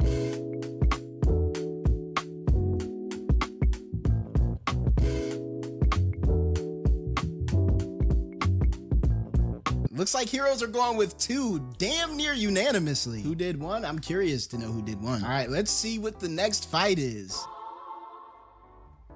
Oh shit. If you plan to come out, please hurry up and do so. We need RIPs in the chat, just off rip. My GOAT, the best character in the history of this series, man. RIPs to the big non, man. All right, let's keep it pushing though. We're gonna see who got assigned what. Character number 2 is Kento Nanami. Ah, what a relief. I'd be in trouble if Gojo Satoru were here. Now look, I almost took points away from this nigga just for saying the G word, but I'm always gonna let it slide the first time. Mahito is obviously character number 1. All right, now off rip, Gojo appearance, both of you niggas lose a point, bro, because that shit pissed me off. Why the fuck did they put Gojo in here for no reason? This is the shit that be pissing me off, bro. There was literally, I'm watching the scene trying to understand like why Gojo was put there, like genuinely trying to understand, right? I'm editing this, I'm trying to figure it out. I don't get it. And we're to it. Nanami running at him. All right, now look, I counted this as a 2-way. This cancels out. Nanami hit the smooth little weave on him. Okay, but Mahito gets back at it. Mahito weaved here. Nanami goes for it. Double weave, triple weave. Right now, Mahito is stacking weaves, okay? Getting clean hits is a good way to stack up points. But another amazing way to stack up points is low-key be very slippery and be a weave merchant. If you're a weave merchant, you can stack up points pretty reliably. Okay, good weave from Nanami. Good weave. Weave, like right now, okay? Now, look. We did get a clean hit in there. Nanami did get this clean hit right here, okay? Foot to chest, plus a heavy hit to the face. I know you've seen the cursed energy explosion. Now, one thing about this, right? Boom. Blew his shit off, heavy hit. Here's the thing about Mahito, right? Even though Mahito has the advantage in a lot of JJK fights, in this particular format, his fighting style is not as effective because his fighting style relies on people not being able to attack his soul, you know what I mean? Not being able to damage him. However, in this format, tanking attacks is negative. Just sitting there and eating shit, that counts as a clean hit for the other person. And so we'll see if Mahito's fighting style will give him the ability to win this. Right now, it's 6-4 Nanami. Idle transfiguration. Keep a stockpile of humans. This shit was fucking gross, bruh. I'm clocking out by 6 no matter what. Almost had to give him the aura point for that one-liner, but I decided to hold on. Let's get it though. All right, clean hit, clean hit. We got 2 parries from Nanami off the rip. He weaves Mahito's little monster thing coming out. I counted this weave right here. Your mobility is impressive. Look at this weave. Nigga threw the legs into the air, boy. This weave right here was too tough, bro. This nigga hit a fucking gymnastics move on him, bro. Right now the score is 11-4. Nanami is pulling away. Now this shit was, I remember, this is when I knew JJK was different, bro. To this day, I'd be sitting here and wondering how it feels to be idle transfigured by Mahito, bro. Because imagine having your whole essence stretched like 500 meters worth of flesh and bone. You're still conscious enough to talk and say, help me? That's evil shit, bro. Ooh, I almost had to give Shoko a point for coming on my screen looking like that, bro. But let me chill. Look at this nigga toes. No, that's crazy. Let me not fry this boy's grippers. I've been practicing a lot so they don't die right away during transfiguration. This was a crazy line right here because there's no practical battle reason to keep them alive. Nigga just wants them to suffer. And I've been really working hard to make sure these niggas suffer when, god damn, Mahito. I'm not worried about it. Talk to him, Nanami. Now look. The tier wipe has got to be an aura point, bro. That's real heroics. That's real stand-up guy shit. That is aura. I don't care what you say. Aura isn't all looking tough and having shadows over your face, bro. Noble, exactly. That is nobility. That is nobility. That is a true hero. Just like if you do some tough-ass villain shit, I'll give that aura points too. But for now, I'm just seeing childlike behavior from Mahito. All right, let's get back to it. Okay, now look. Mahito just hit a crazy play right there. That special hit, plus aura points for the speed blitz, and just like it, he's back in the game. Okay, yep, Nanami gets shocked by that. He tries to swing, but Mahito weaves it. Now it's 9-12. Yeah, he got that boy hurting, bro. Got that boy grabbing his stomach, bro. I'm not gonna say it's an aura retraction, because he probably just did get a piece of his soul fucking, like, writhed. But holy shit, he looks hilarious right now. All right, they charge each other. Okay, that's a weave on Nanami's part. I know you saw it. He went for the grab, got weave. Okay, he comes back, swings down, but Mahito weaves it. Okay, look at that weave. Okay, now look, that's a heavy hit. He sent that boy flying. Good landing from Nanami, though. I thought about giving aura for this pose right here. This was cool, but these horse legs ain't it, bro. Aren't you at your limit? Somehow this whole fight took 30 minutes, by the way, in canon. I don't know how the fuck that's possible. His cursed energy's increasing. Aura points. I'm going into overtime now. And Nanami wins that one. 16-12. That's 1 point for the heroes. The score is currently 1-1. Heroes and villains tied. Let's get back to the voting.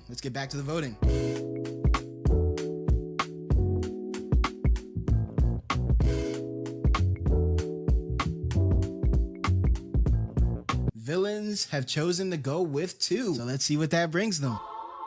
Loki forgot what fight it was. Okay, another recent fight. As you can see, we got the big Ra coming in at character number 1. Okay, she's doing a little coin flingy thing. Kirada's cursed love technique, love rendezvous. Yeah, at this point in the fight, and this is why I'm not doing the full fights, by the way, because I wasn't about to sit there and listen to all that yap that they had to do to reach the end of that fight. Where they were just sitting there like thinking, I wonder how this shit works. I wasn't about to sit there and go through all that. So if it gets to a fight like this, where I just skip to the action-packed part, then that's just how it is. But yeah, Kirada's cursed technique, love rendezvous, apportions 5 stars to targets and team 2, which is what the villains voted for, would be Big Meg. And off the rip, Kirada comes in with a clean ass hit. I'm not gonna lie, looking back, I probably should have awarded aura points here because she hitting that pose, bruh. That boy Megami got flipped, but it's not a knockdown because he caught himself. You're incredible. You actually figured out my technique. The thing about, when other people get in the fight, which is relevant for JJK since there's constant jumping, when other people get in the fight and do damage, none of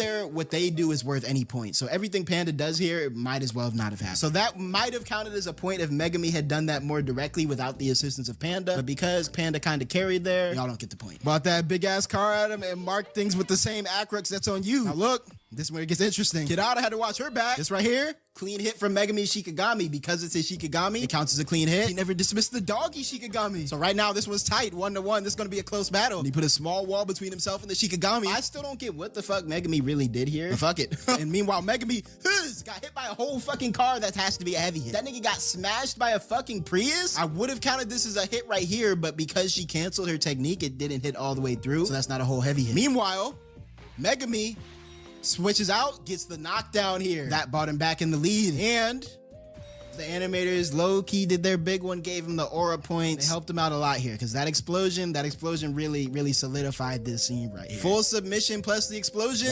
That's a Megami victory. It's now 2-1 villains. Heroes, go ahead and coordinate. I'll have 60 seconds to vote for 1 or 2. And let me say this right here as a forewarning. The person who loses this next round is going to be very disappointed. Not because I'm necessarily going to do anything with the points, but because this loss that you're going to take is going to be a loss. It's going to be a crazy loss.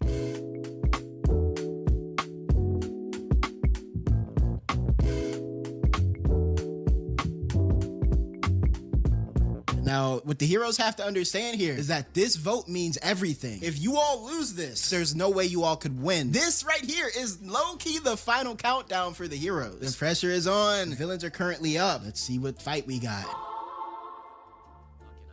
I won't lose to anything. Tokyo train station. Yuji versus the Roach. Oh, this is looking dark. This is looking fucking dark for the heroes. Representing the heroes is Mr. Roach. Representing the villains is Yuji Itadori. You're either gonna really enjoy this or really hate this, depending on which side you're on. That ugly ass, stink ass, funky ass Roach. What are you looking at? That boy Yuji ready to go. Heroes, this what y'all coming with, heroes? Heroes, what's going on, bro? I should take away aura points just for that stuttering, but I'm gonna let it slide. A Jujutsu sorcerer. Right? I'm smart, I'll have you know. Both these niggas fucking yapping, holy. Gojo Glaze! Gojo Glaze on my screen, Gojo coming up on my screen, fuck no, -1 for both. All right, man, shut your whole ass up, bro. Though I'm both strong, and people don't understand why I hate this nigga. It really perplexes me. Heavy hit from Yuji off the rip. Yuji's back in the positives. Team Heroes, the Roach, still in the negatives. Let's see what we got.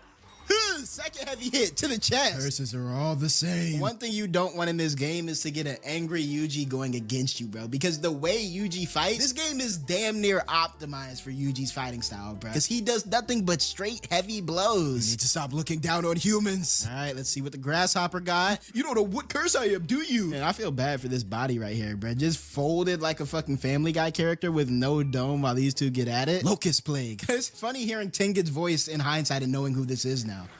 All right, weave, Yuji, spit. All right, look at how Yuji just weave stacks right here, bro. Because this Locust just starts attacking willy-nilly. What is he doing? He's just moving his head. He's not doing anything, just getting weaved over and over. Weaved. Okay, he comes to the side of it. Good weave. And what you're about to see right here, ladies and gentlemen, what you're about to witness is some real weave merchantry, bro. Weave is on the other side.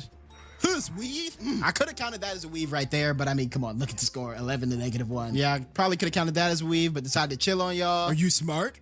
Or are you not smart? Man, I remember how annoying this fight was back when the Shibuya incident was airing too. Niggas waited a whole week to see this fucking shit, bro. I'm smart. Stop the cap. That's how the heroes felt going 10-0 for the fucking cockroach. Yeah, we smart, bro. We got this one. Tee up. That has to be an aura point, bro. He got that boy sweating, looking that nigga dead in the eyes before the fade. That's gotta be an aura point. 12 to -1. I decided to count that as a double clean hit. They both got that. 13 zip. Your 2 arms versus my 4. Okay, they both getting off combos. They both get 2 points. The heroes are on the board. Cockroach is on the board. Yep.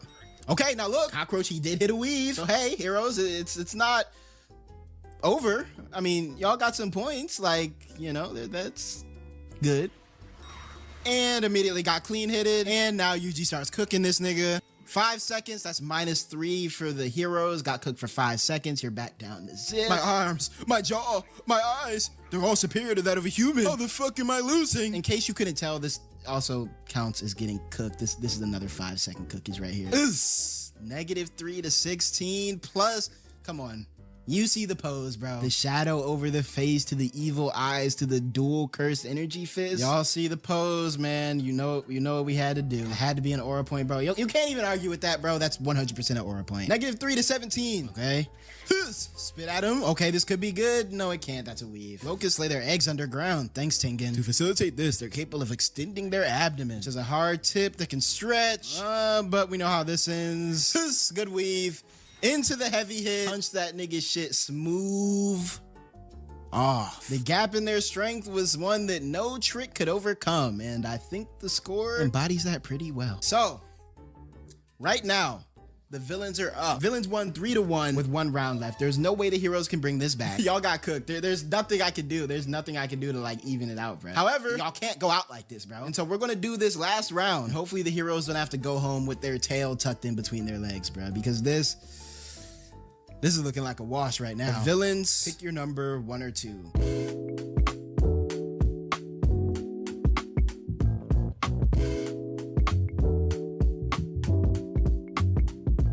So the villains have chosen 1. Will the villains bring home a 4-1 victory? I think 4-1 is when we officially get in the blowout territory. You know what I'm saying? 3-2 ain't horrible, but 4-1, shit. Let's see what we got.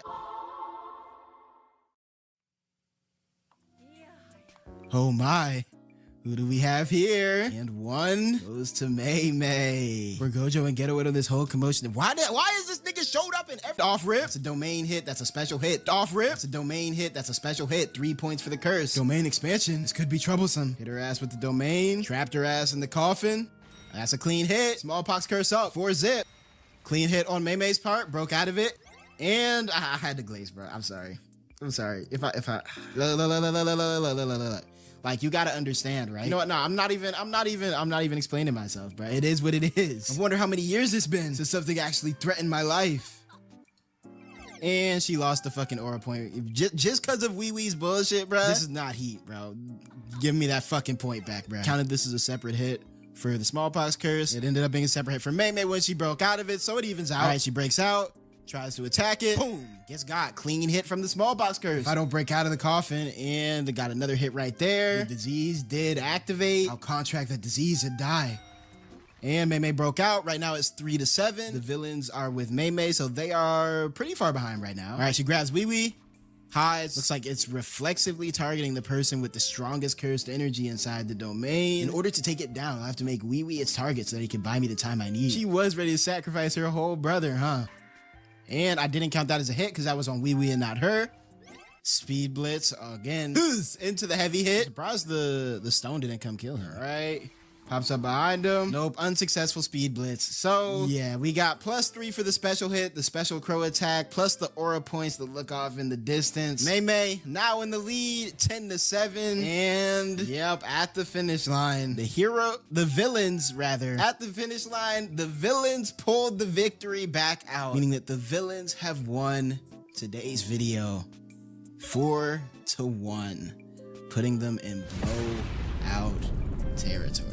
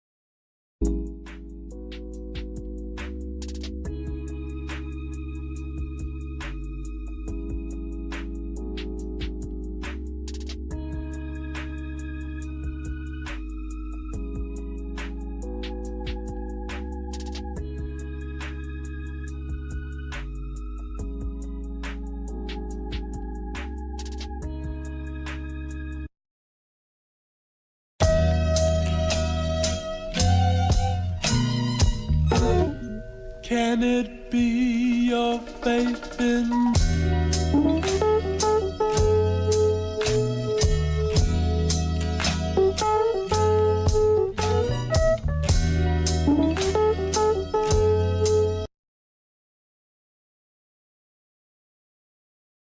What is up, everybody? It's your boy. It's the Don.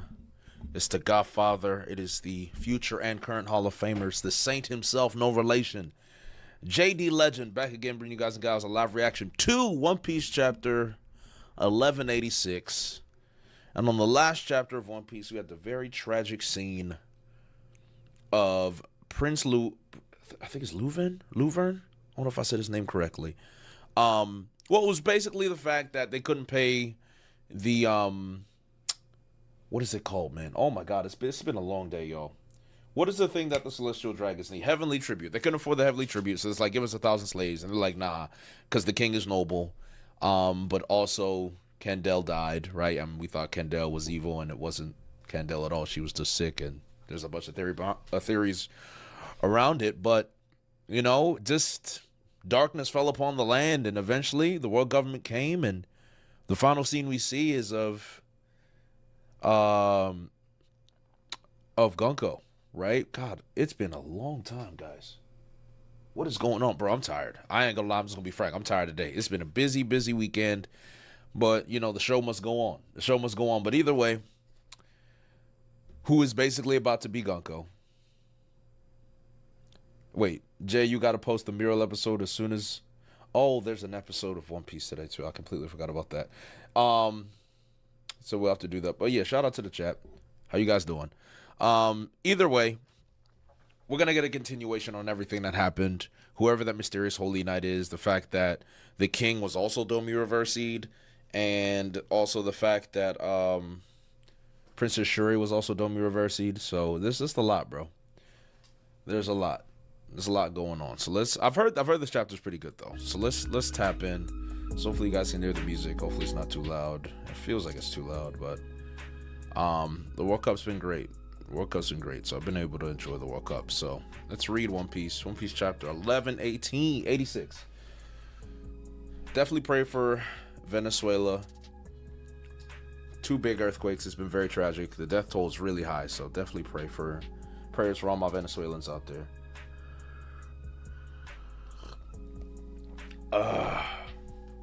Love y'all too, man. So, One Piece chapter 1186. One more time. I love that song, actually. I almost played it. One more time. And it is Loki secretly drawing a picture of Ida, and Ida secretly enjoying it. Oh, that's so cute. Oh, that's cute. That's cute. That's adorable. That's one of the more lovable cover stories. I'm not gonna lie. We appreciate that. We appreciate that. We really do. Alrighty, here we go. One Piece 1186. Never give up. Our only path to survival is independence. And meanwhile, Brook is spiraling. Like he's literally showing like he's spiraling, huh? And then we got Shuri looking back. This is clearly who we believe is Saint Marcus, or at least the Saint Marcus you know, beast. Oh no, Imu's right there. Imu is right there. Imu just show up everywhere. Imu is right there.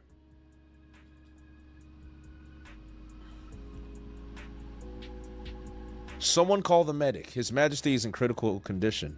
Bro. Hang in there, bro. You're gonna be okay. Bro. Bro.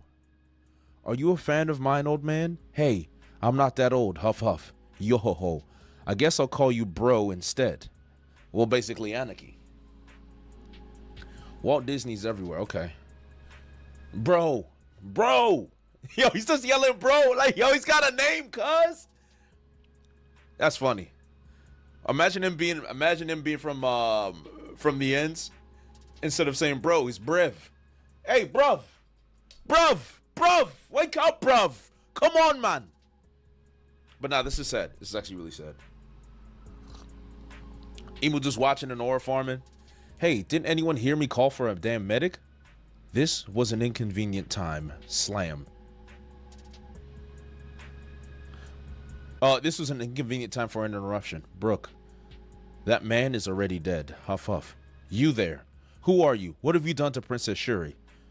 I've been watching over this girl since she was a newborn baby. I know she's not capable of this kind of bloodshed. I know everything about the princess. But Brooke, ...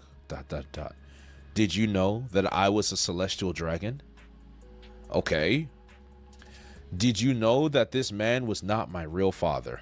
Stop calling him this man, huh? What are you talking about? You are King Reuven's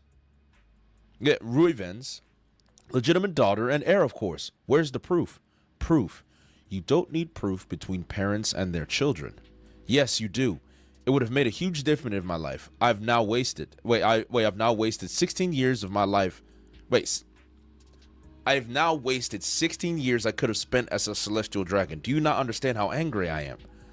They demanded 1,000 slaves. Wrong. That was because this wretch refused to hand me over. Don't call him that. He's a terrible king who let his people die for nothing. That is a very interesting direction to take it. So Candel had a baby with a celestial dragon. That's what it sounds like.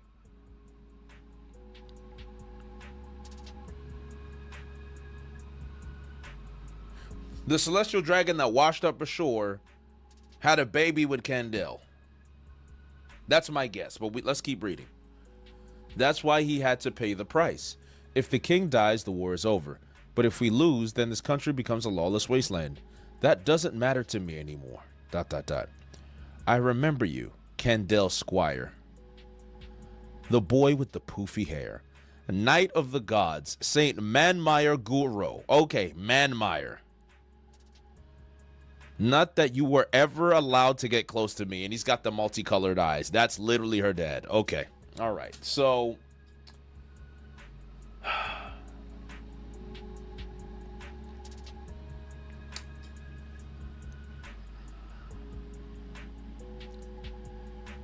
your eyes. Normally I wouldn't come to a backwater place like this just to recover a single measly whelp. But her bipolar irises are extremely rare trait, and the Great One desires her.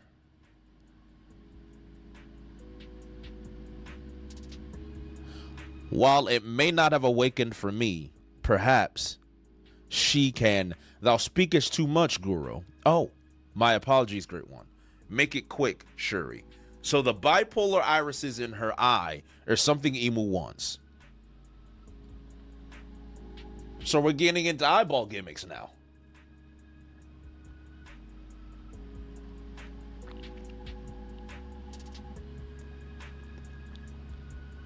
Emu on his Orochimaru gimmick right now.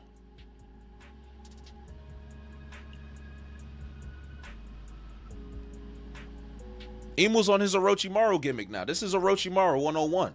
Sasuke, Uchihas, Sharingans. Hey, man.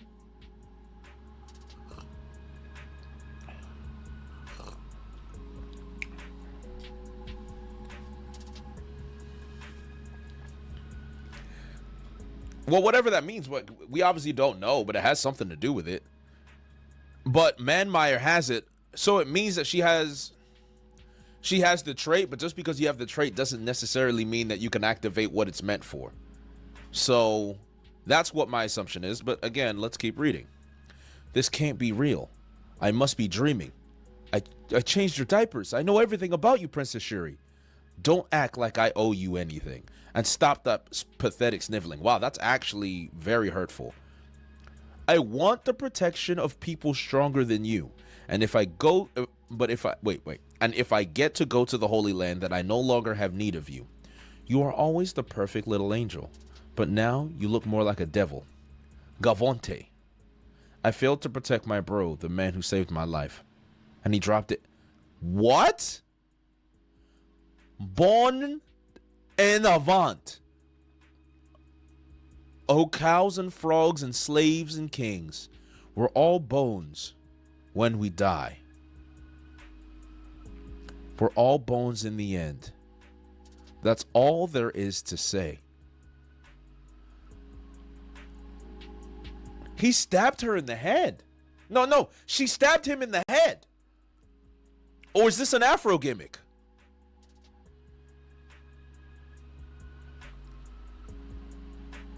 She stabbed him in the head, or we're doing this thing where it's like she thought so, but he only grazed the top of his head through his afro.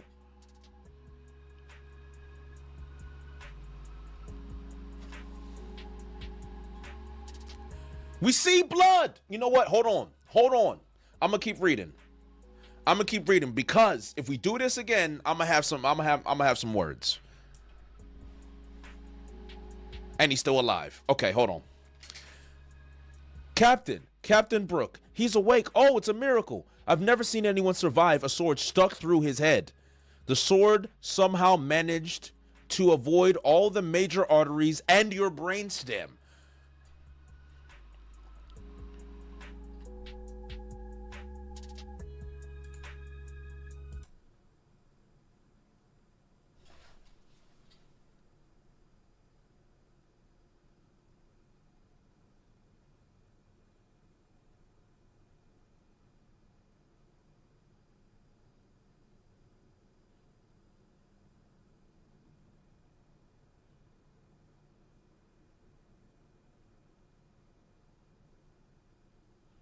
What do y'all think?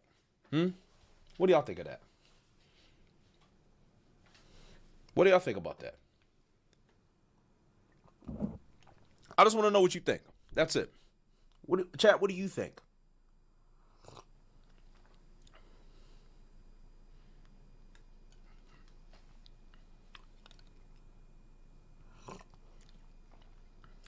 Okay. Yeah, it's happened many times. I mean, it's happened in real life. I will say this. People have been shot in the head and survived. So there's like IRL precedent for it.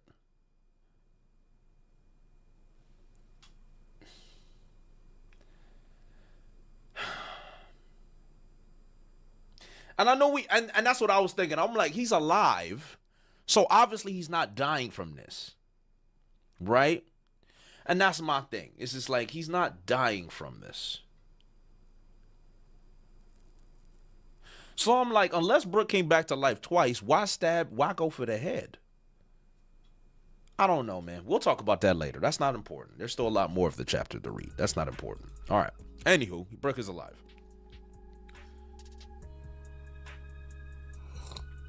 This is 100% acceptable. Okay, I will say this. It's two things can be true. You can accept that Oda could do this, and you could also say it's not acceptable. To say it's 100% acceptable is disingenuous. I think two things can be true. You could not be bothered by it, and somebody could also say this is ridiculous. I think it's okay. I think it's okay to say that. And I think for the most part, in the grand scheme of things, it's really not that big of a deal. In the grand scheme of things. It's really not that big of a deal, but it's still kind of dumb. That's all I'm saying. I'm just being honest. It's still kind of dumb. Because we know Brooke is alive. I get it. It's like, it's not really a fake out. It's not. You know, it's not. It's not. But yeah, it's just one of them, man. It's one of them. But I just don't want to be gaslit into thinking it's 100% acceptable. Like, you won't gaslight me. I'm not going to let that happen. I won't. Sorry. That's just not. Yeah, we just not going to do that, though. Yeah, and nobody's crashing out. Don't mistake my passion for a crash out, please. I'm just an animated man. It is gaslighting. You're gaslighting Chaos. Come on, man. Just slow down, man. Just slow down. Captain Brooke, he's awake. Oh, it's a miracle. Okay, so we went through the whole brainstem and arteries thing.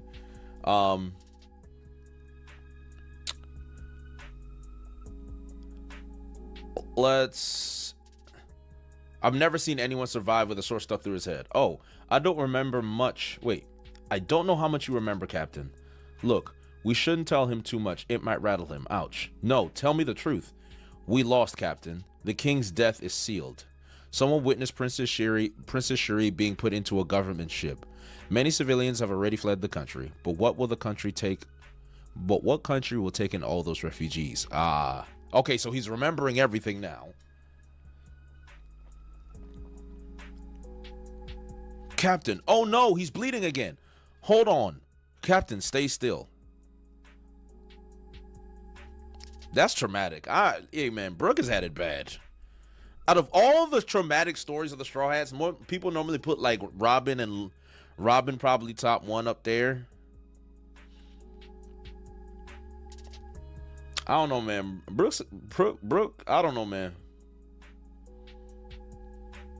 I think, yeah, man, I just say, bro.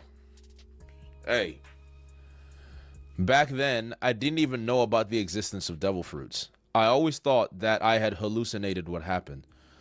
Such was the shock I suffered at seeing my savior dead on the ground, and the terror I felt at the changed princess, her new demonic visage. If those were not illusions but real memories, my friends, ... And then, okay, so Brooke is like, Brooke had actually forgot about it. Do you think it would be all right if I had faith in Princess Shuri just one more time?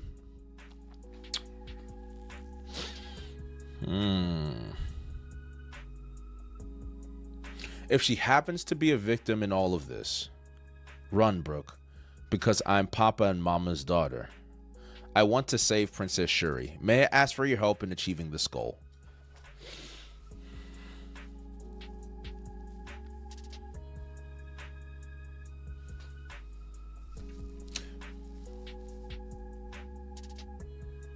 Frankie being Frankie, I think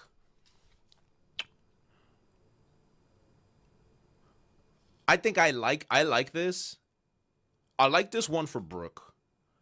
I like the idea of suppressed trauma and him living so long and thinking that this is just a crazy dream.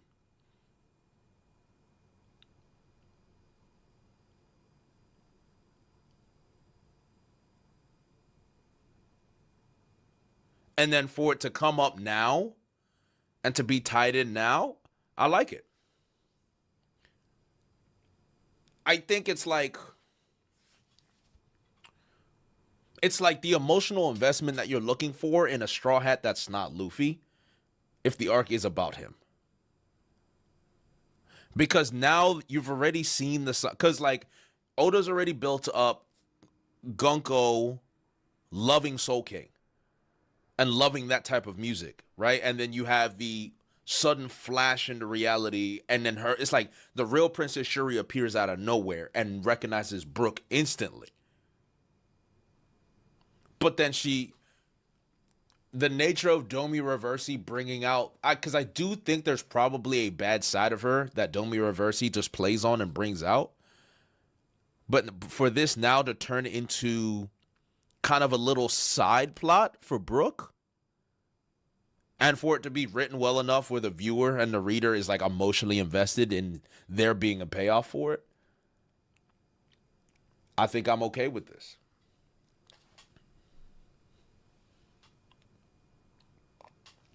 I think I'm okay with this. I do. I think I support this. I do. I support this. All right, let's move on. May I ask for your help in achieving this goal? Do you really need to ask? Let's hurry up. Okay, well, of course, the Straws can be like, yeah, bro, we locking in, because that's just how they are. Do you really need to ask? Let's hurry up and break that block of ice. Lightning might work on it. Look at Frankie. I'll use my radical beam and melt it in one go. I don't think I should use explosives. What can I do to help? I mean, we appreciate the thought, Usopp. You're trying. Hey, wait up, Brooke. Look at Brooke. Yeah. Cafeteria wall was school. Yeah, I'm full. So Luffy's back. The bad news guy is Elbaf's enemy, right? Huff, huff. That means he's my enemy. I'm overflowing with strength. Right now, I can't see anyone beating me. Huff, huff. Quit going after the kids. You world government folks sure do fight dirty. Yes, they do. Dost thou not know why? shall I teach thee?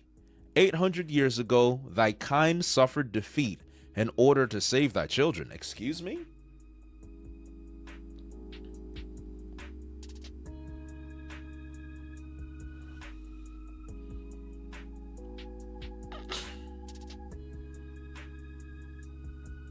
"800 years ago, thy kind suffered defeat in order to save thy children." I'm assuming he's talking about his people suffered to save giant children. Yes, we're on the King James English again.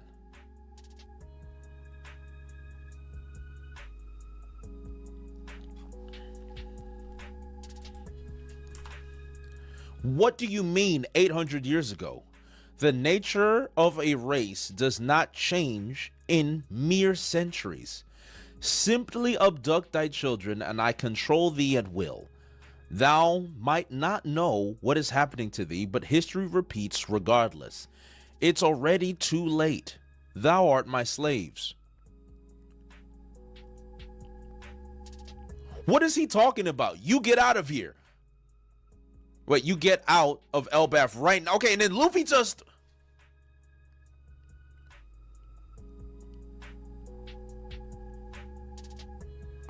Frame 1.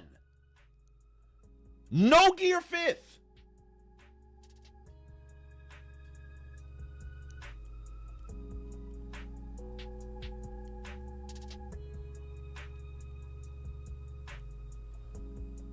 Base Luffy.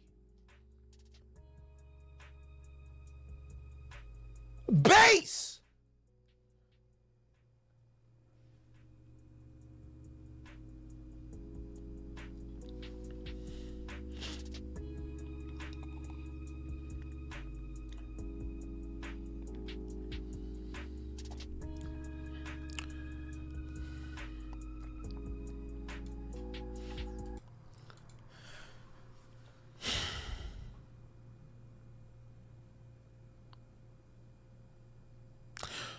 So let me get this straight.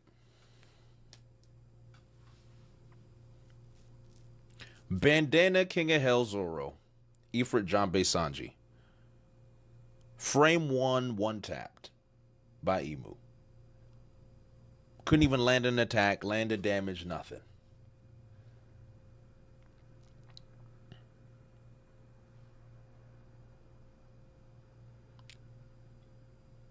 But Gear 1,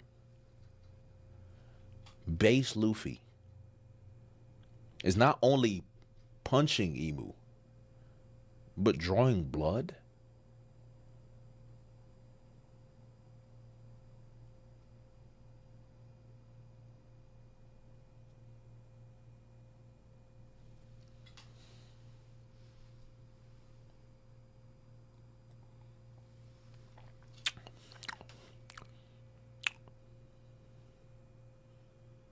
He didn't even use a named attack. I hope y'all understand that's not even a named attack.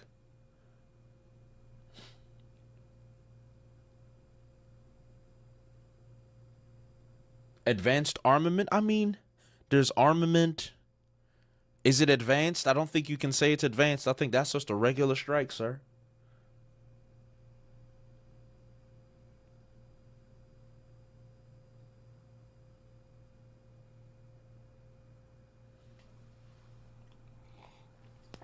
That's just a regular hockey punch. And then you could say it's a sneak attack. I just want you, since we like to pay attention, you say it's just it was a sneak attack. Since you guys like to say, Jay, you're not paying attention to the panels, how about we pay attention to the panels and realize that Loki is facing Emu directly? Which means Luffy is coming from behind Loki. You mean to tell me that Emu, the one that can avoid King of Hell Zoro and Ifrit Janbei Sanji, could see what was going on from behind him? But he can't see Gear 1, he can't see a gearless Luffy? Base Luffy coming straight at him. He can't see it? Or maybe he just couldn't stop it. Or maybe Luffy is just that much stronger than Zoro and Sanji. Maybe base Luffy is that much stronger than Zoro and Sanji that there should have never been any debates about it at all. Which means, you see how y'all ready to see how I'm gonna spin this? This means a couple of things. This means Blackbeard upscale. That's what it means. First and foremost, final villain. Blackbeard upscale. First and foremost, that's exactly what it means. It means Blackbeard upscale. 2, Luffy and Shanks. Luffy is getting to Shanks' level, if not already at Shanks' level, maybe a little higher. But if Zoro's here right now, see if he gets some crazy buff, or Mihawk downscale and Shanks upscale at the same time. So, as far as I'm concerned, for the sake of the Sanji downscale, we destroy the Zoro fans. And I'm cool with it. I'm cool with it. I'm completely okay with it. For the sake of the Sanji downscale, we destroy the Zoro fandom completely. And I'm cool with it. I'm cool with it. And you're saying, well, couldn't be Blackbeard. No. See, what would happen is it would be Blackbeard because Blackbeard is known for sandbagging. Blackbeard's whole gimmick is sandbag and encounter. That's Blackbeard's entire gimmick. And then he used the darkness fruit. The whole panel turns black, and then it's off screen, and that's his domain expansion. Once everything is off screen, you're gonna lose. If it's off screen, bet on Blackbeard. That's the type. That's literally the title. This is why Oda never shows us his full fights, because that's his power. If it's off screen, bet on Blackbeard. Blackbeard.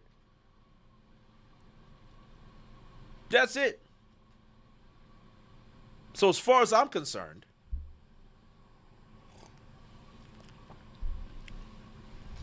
I just think people need to look at Luffy a little differently. That's all. You think Oda will allow you to be right in the end? Yeah, I would like so. Oda would never. He hates agenda piece. That's why he keeps you guessing. You see, Sensei Dolph, I think this is where you've missed. This is where I think you've mischaracterized Oda. I think it's very sad when I hear people make that statement. Do you not know who the real father of agenda piece is? Who do you think made agenda piece? I want you to sit down and think about it for a second, chat. Answer this question. Who created agenda piece? Who did it? Who? Whose fault? Who did? Who created agenda piece? That's right. It's Oda himself. Oda writes in a way where he purposely wants you to do what we're doing. Oda writes his story. He doesn't answer Mihawk versus Shanks, Yonkos versus Admirals. He messes with his power scaling all the time. He changes his theories all the time. He changes. Once you guess something, he's going to change it. He said it in his articles. Oda loves this discourse. He loves it when you fight. He loves it when you can't agree. He loves it when you're doing conversations like this. Because why? Because you want to be proven right. So you're going to keep reading the story in hopes that Oda's going to show me I'm right at some point so I can cuss this other dude out. And look what you're doing right now. You right in the chat right now doing the exact same thing because that's what Oda wants. You're all caught in this genjutsu. You're all caught in Oda's infinite Tsukiyomi. You're all in it. You can't love One Piece and not be in this genjutsu. So stop begging. End the beg now. There are no definitive answers because Oda writes it that way purposely. That's why every time he gives you a new reveal, he gives you 3 more questions because he's keeping you hooked on. That's what a good writer does. It's manipulation 101. You're all in this genjutsu. And you're looking at it like, oh my God, Oda's so noble. Oda is toying with y'all. And he loves it. Mihawk and Shanks, the Mihawks and Shanks fan base alone is proof that Oda just loves what he's seeing right now. He loves it. And the best part about it is that he adds so much meaning to his stories, an emotional weight, that you think it's some great noble act of Oda. And he's sitting there trolling like, hey, honey, look how I'm about to troll these idiots today. And that's how he just keeps writing. I bet him and his wife laughing right now over a cup of tea and maybe some rice and fish talking about, yep, they arguing about Shanks and Mihawk again. Oda, are you going to answer it? Why would I do that, sweetheart? Why? They're going to buy the next volume if I don't tell them now. So why? Why would I ever do that? Why would I ever do that? And that's what an author is supposed to do. He's doing exactly what he's supposed to do. That's why he's so good at it. He's a master manipulator. That's it. When you say Jay's the king of agenda piece, you're wrong. It's not.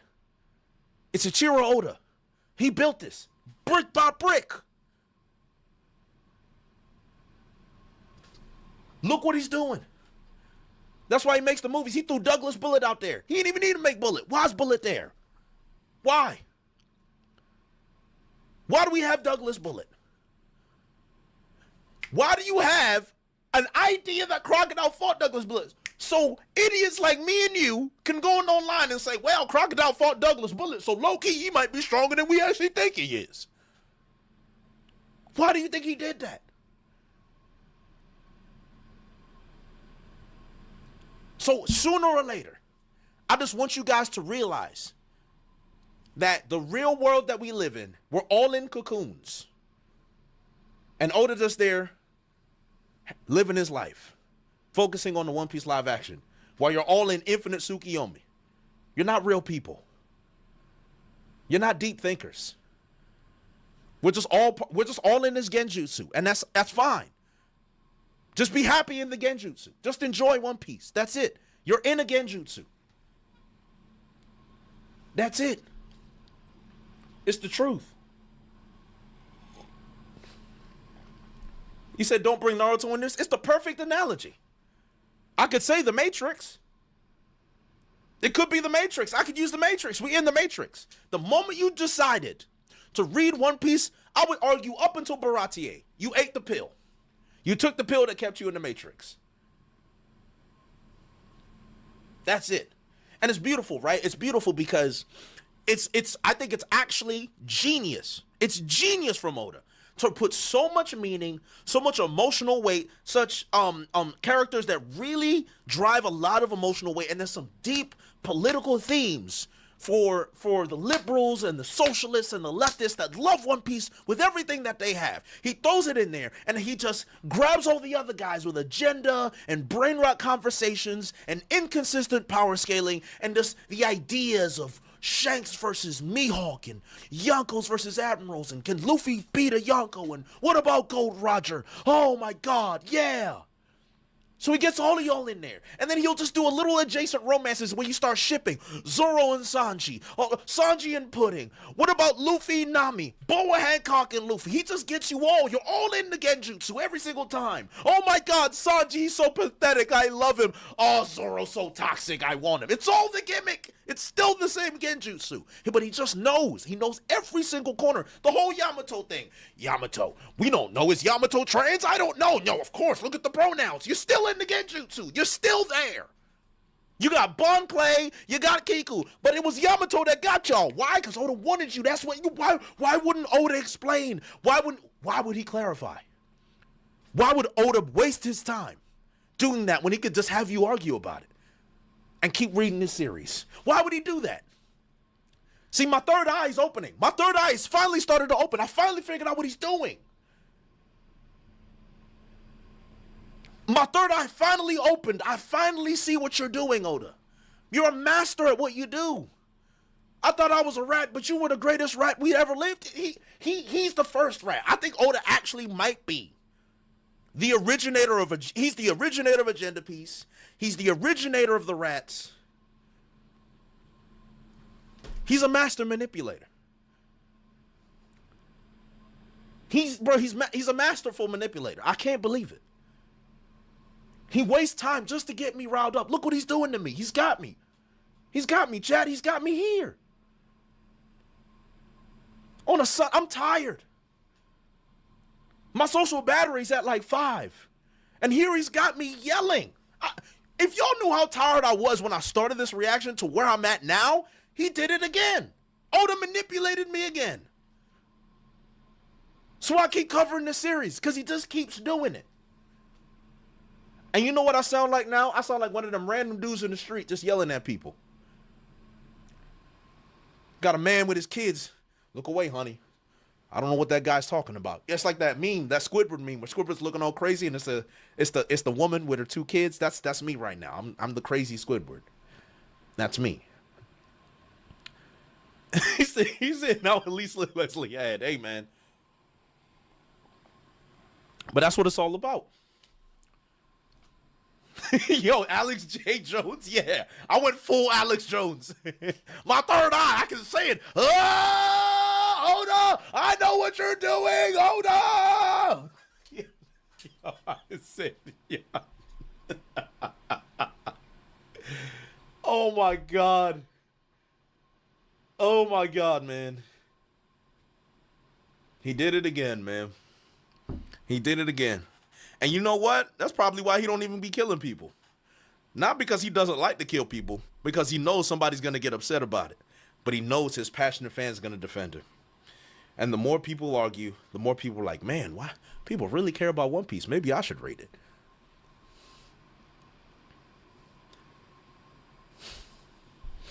Just, you know what? This might be the Jay Lander arc. I'm not going to lie to you. And Oda is Stan Edgar. That's what it is. At first, I was the hero. I was the hero of Vought. I was. Everyone loved, and then slowly behind the scenes, you just see me slowly crumble. And I'm hearing the violins. I hear them, chat. The violins in my ear. The little Homelander theme. I hear it. I can never beat him. I can never beat Oda, dog. I can never beat Oda. I can't do it. I can't beat him, dog. I can't beat him. Luffy versus Homelander? Yeah.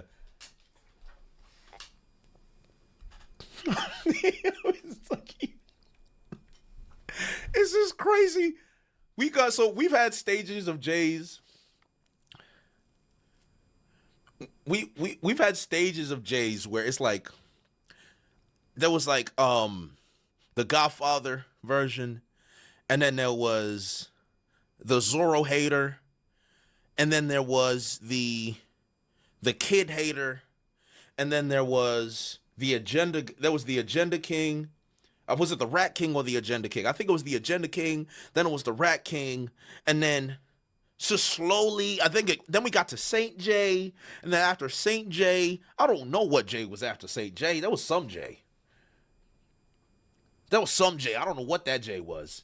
And then there was the whole J might be a hater arc. And now there's J. Now I'm just at J-Lander. Oh no, there was Sekai. There was Sekai. I remember that. There was Sekai. There was that J as well. Big Business J was kind of fire too. I like that. Capitalism one was my favorite. Saint J No Relation was great. But now we're definitely Glasses J. Yeah, that's who it was. It was Glasses J. I remember that. Nah, don't bring Jacques back. Jacques gone. I like J-Lander. I like the J-Lander. Hold on. Will I get a copyright if I play the Homelander theme? Let's see. Do you think I'd get a copyright if I play the Homelander violins? Homelander violins.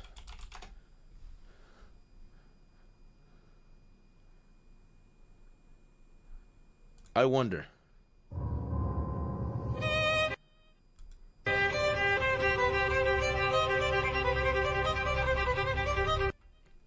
I just had to put it out there. Don't copyright me.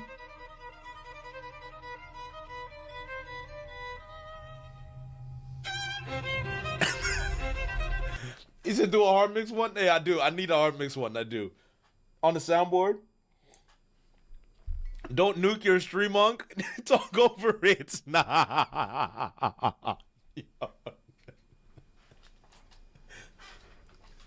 He said, "You need me. You need me." Would it be worth it? You playing a bit too much, Jay? Every classical music is 100% copyrighted. Thank you. Thanks for telling me. All right, that's great. Okay. That's great. I'm really annoyed with how much fun I'm having with this reaction. This is actually really annoying. I'm drinking milk. I'm drinking green tea. It's green tea. I swear it's not milk. I can't. Can you? Oh yeah, it's green tea. You see, that's green tea. Green tea. It's green tea.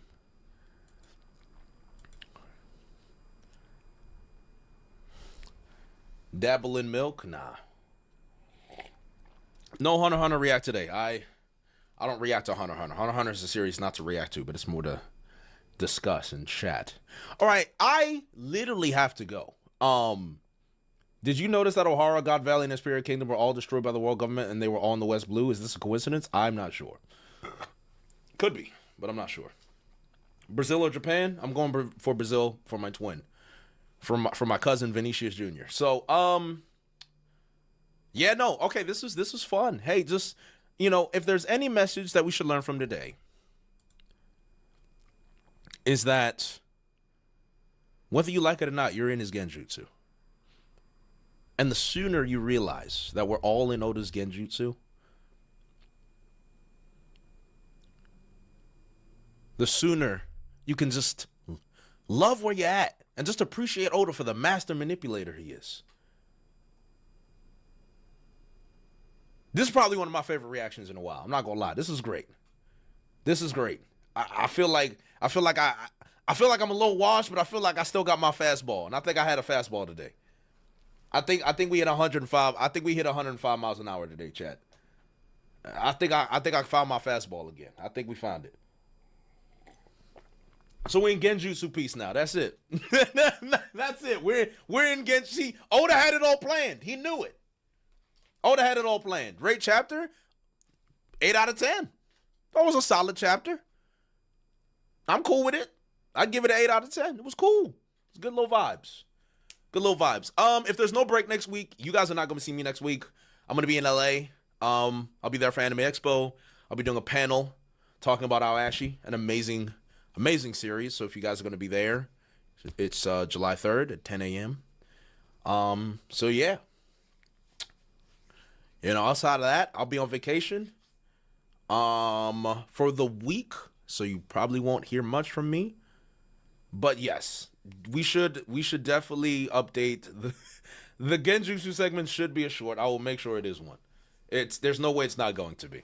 Hopefully I don't get clipped on the internet and it's taken in a negative light because it really was meant to be a playful rant, but you never know, right? It is what it is. Oh, hey, Diego. You haven't called me in a stream in a while? Well, I've seen you now, Diego, so you've been acknowledged. My good friend Diego, thank you. Thank you for pulling up, man. Have fun in LA. Thank you. I'll have a lot of fun. Memes, I wish I had time. I wish I had time to do memes. I don't have time. Are you copping one of the World Cup jerseys? Without question. I'm copping a Brazil jersey. So, yeah, if you guys are at Expo, I'll be there for most of the times. Just let me know in the comment section or Discord or something, and hopefully I'll see you guys. Otherwise, I'm leaving. Bye. Bye. It was great, guys. It was great talking to y'all.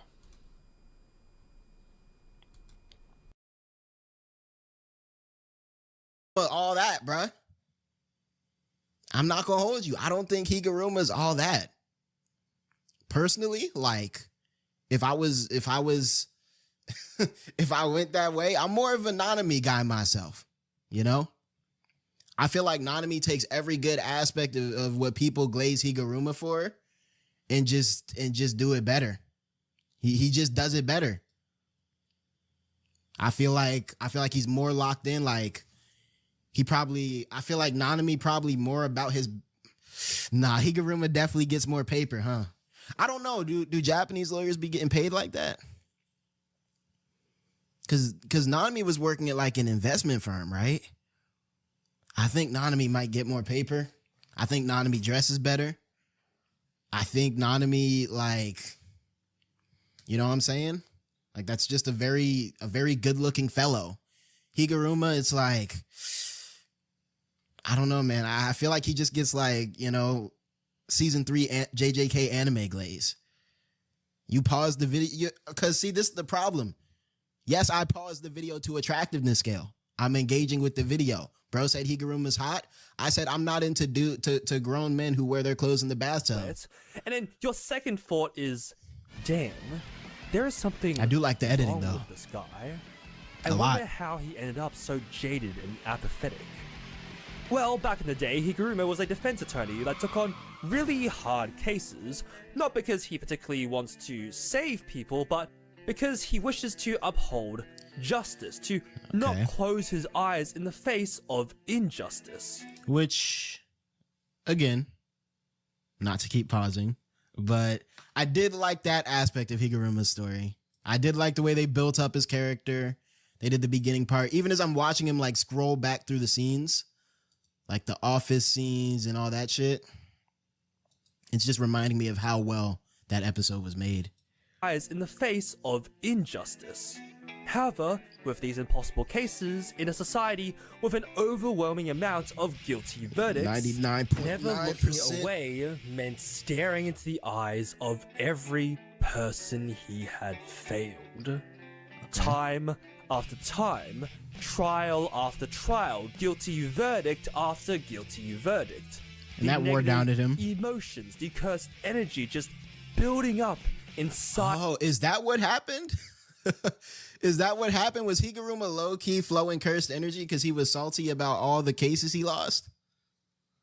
I had always just read it as, you know, the culling game happened and he just, you know, was chosen. He just was chosen to get tough. But I guess that would make sense, right? Cursed energy, negative emotions. Negative emotions are probably greatly associated with a job like Higuruma's. Essentially, I don't know if he's a public defender. Is he? I don't know. But being a defender that takes on cases that he knows he's not about to win, I'm not going to lie. And this is no hate to my boy Higuruma, but let's keep it a stack right now. You over here trying to flex, take crazy cases. This is why this is why you have heart problems. This is why you're always angry. And this is why you went crazy and went into a bathtub with a full two-piece suit on. Didn't he awaken before the culling games? I'm not entirely sure. I thought, maybe I misread this or, you know, miswatched, but I thought the culling games starting was almost simultaneous with this scene that we're looking at right here. Or did he just lock in, open up his domain, and then he went into the culling games knowing cursed energy a little bit already? Either way, they were probably lined up pretty closely. Him over and over and over and over until he smoked Higuruma ass. has broken down, closed his eyes. I like and given the up soundtrack he chose too. The rock But and that's roll. enough of the boring 0 out of 10 backstory. And God damn, look at this boy's leg. But like, this is what I'm talking about, bro. If you're genuinely approaching season 3 in good faith and engaging with the media that you're watching, at the very least, I think Higuruma's episode and backstory can be recognized as good. Even apart from JJK, even if you cut out that, like, Higuruma's backstory, if you cut it right when the JJK bullshit started, the domain, him summoning his Shikigami, like when all the cursed energy shonen shit started, cut it right there. You just go from meeting Higuruma to him going crazy. That first, 15 minutes of the episode. And you package it as like a short film and ship it, you know, maybe with a solid conclusion, obviously, because we did cut off the end. But if you put that part out there, that's good on its own. And so I don't see how anyone dropping 0 out of 10s on Twitter can really do that in good faith. Let's go back to the fights. Higuruma can summon a courtroom with his domain expansion, which also his domain was forces crazy. opponents I love into that a shit. Trial. Judgman, his Shikigami familiar, will accuse his opponent of a crime. Something like, gotta defend stole yourself. someone's pen back in high school, or where were you on January 6, 2021? During this trial, Judgment will give one piece of evidence to Higuruma. You don't know what that evidence proves or disproves. You just have to decide whether to stay silent. Again, absolutely. I still love how they gave the absolute dumbest nigga in the show the most mentally intensive domain to deal with. And honestly, he's not even that dumb. You got to be kind of smart to be a sorcerer for JJK to even work. But it's still funny as fuck that they gave this shit to Yuji and he basically sold his own bag. confess, or deny. If you're pronounced innocent, yippee! You get released from the domain expansion. However, if you're pronounced guilty, judgment will seal your curse technique. Damn, that boy Manga Higuruma got the sniffer on him, boy. That nigga got a aquiline nose. That nigga got a beak on him. And you are basically forced to fight without superpowers. Good luck with that. So when Yuji asks for a retrial during their fight, Judgment accuses him of mass murder in Shibuya on October 31st. He's like, yeah, I did that shit. You know, the Shibuya incident when that one girl unzipped Nanami's pants and I mean when Sukuna turned Shibuya into a crater?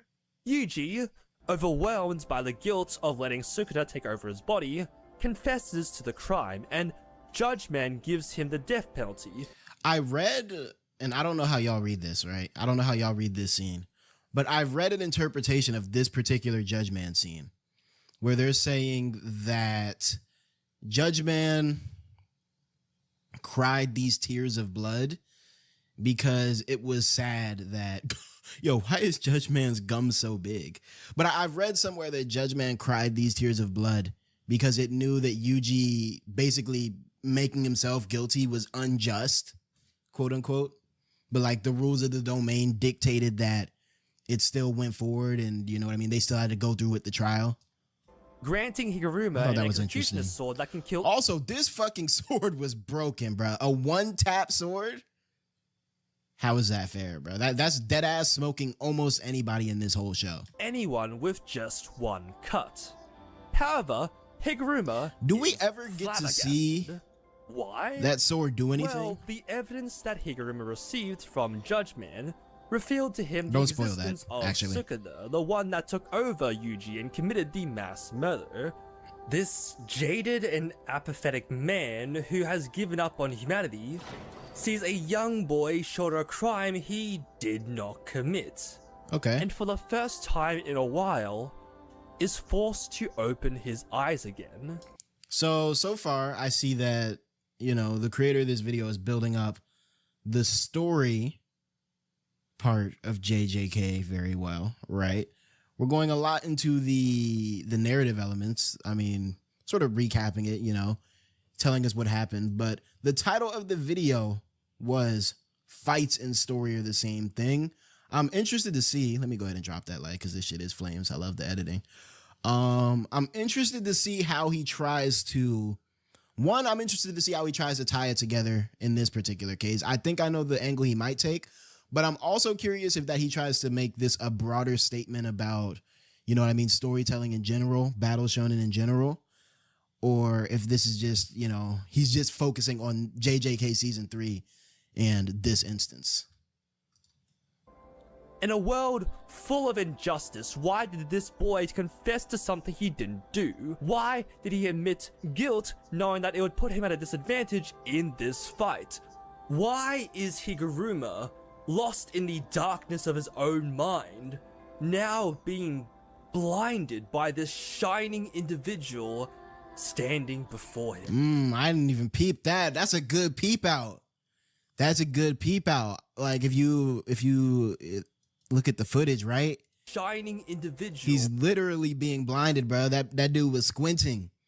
That boy Yuji was glistening too hard for him. Standing before and Yuji had that big ass spotlight in the background, you know, low key blinding the nigga, but still, I didn't peep that that symbolism there. Good peep. Higuruma deactivates the executioner's sword, gets taken down by Yuji. Now that I see that shit, Yuji definitely could have stopped the punch. Yuji, okay, he sees him take away the executioner sword. He sees him take away the sword, acknowledges it, acknowledges that the sword is gone, and then locks back in and still finishes all the way through with that swing to the stomach.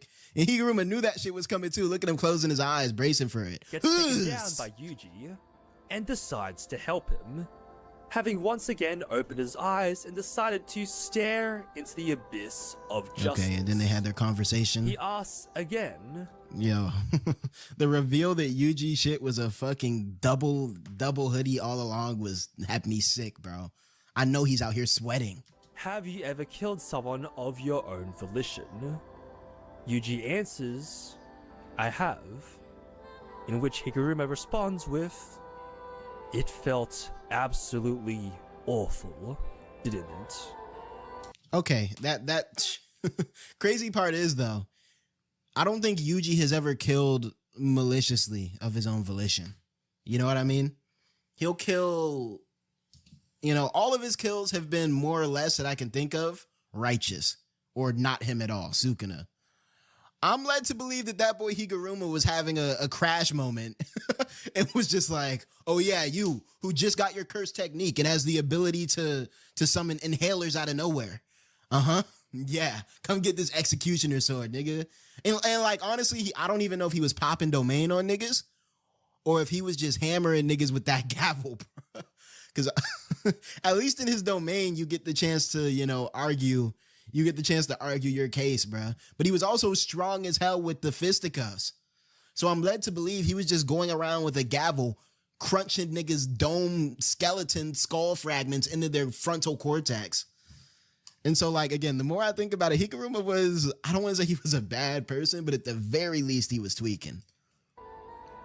We have just seen a character arc happen right before our eyes. In one episode. Higuruma had lost two faith episodes. in humanity due to his time as a lawyer, closing his eyes to injustice and allowing himself to be swallowed up by his own sorrow. Only after meeting Yuji, someone who is also overwhelmed by sorrow, yeah, they but were still great pushing foils for forward each other. Despite it, did Great foils Higuruma for each start other. to open his eyes again and realize how much he had strayed from his original ideals? An entire story told during a fight. Okay. Most of the story was told during the fight. This shit clean as hell. I forgot how well made this season was. Wow. But I would say most of the story was told through the fight. They did do a great job building up with that first episode where, you know what I mean, we got the background. Fight that is 10 out of 10, but with a 0 out of 10 story. Maki Zenin has been abused and mistreated her. We're going to get to Maki in a second. But yeah, I think with JJK in particular, right? Because there's some shonen that, I mean, battle shonen as a genre tells its story through the fights, right? The climaxes of arcs in battle shonen are told through fights, right? It's like a philosophical battle, one side of a philosophy, another side of a philosophy, both of them clash head on, and, whoever has the stronger side, ideally, or whoever the author thinks has the stronger side, or whoever the author wants to win is going to win that clash of ideals, right? I've always found I understand separating story and animation. I do. Because there are some stories that have been greatly elevated by the animation quality. I mean, just look at JJK, right? But separating fights and story is just dumb on multiple accounts. One, the fights are part of the story, especially in battle shonen. All right? Unless you're talking about Solo Leveling, which just uses its story as an excuse to get to fights, separating fights and story is stupid, because the fights are a part of the story, and likewise the story is told through the fights. So again, saying 0 out of 10 story, 10 out of 10 fights, you're already contradicting yourself. That's like eating a meal, right? You say, yeah, this meal, 0 out of 10 meal, but the side was a 10 out of 10. Those fries were kicking. You're rage baiting for Twitter. Be for real. But yeah, Cheesecake, let's yap about Maki. Due to the fact that she is one, what do y'all have? And 2, a non-sorcerer. That boy put sushi for women. Probably just did it for the color. I do like the editing a lot. Where do y'all place the Maki arc or the Maki episode? Above or beneath the Higuruma? And 2, a non-sorcerer, unable to use cursed energy like her peers. So after her twin sister Mai sacrifices herself to grant Maki a new body, she proceeds to obliterate the Zenin clan. What a girl boss. And through this fight, we get to see how much Maki was looked down upon by her entire family. When she was first defeated by her father Ogi, who Got was smoked on the low. planning to kill his 2 children, he monologues about the fact that while he was equal to his brother in strength and whatnot, Cap. the reason his brother Cap. was No one, no one bought this, by the way, right? Like we're all agreeing that this nigga was coping. Nah, bro, I swear I was cold, bro. I swear I was cold as my brother. It was your fault that I didn't get the head. All right, bro. All right, bro.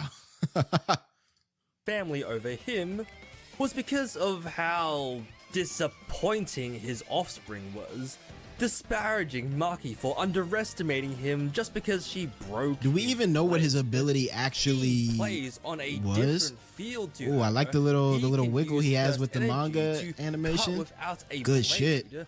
Trying to gauge me by the standards of such a failure is absolutely ridiculous. The leader of the Kukuru, the Zenin clan's army of small fry, after who the fuck was that? The Zenin clan's army of small fry. They be letting anyone in the clan at this point. I'm not gonna lie, this nigga must have run into Mahito, bruh. This nigga looked like a Mahito victim. I remember Mahito would put his hand on people's domes and stretch their skulls out. This nigga looked like a victim of being touched by Mahito. After hearing of Maki killing Ogi, assumed that he was taken off guard, as if he was attacked in his sleep or on the toilet, underestimating Maki by telling his goons to— Damn, hold on. I don't mean to pause it over dumb shit again, but why was that toilet so advanced? What the— Yo. This can't be a real toilet, bruh. That nigga got airplane controls on his toilet. Golly. Toilets, underestimating Maki by telling his goons to try and capture her alive so that he can take the glory of killing her.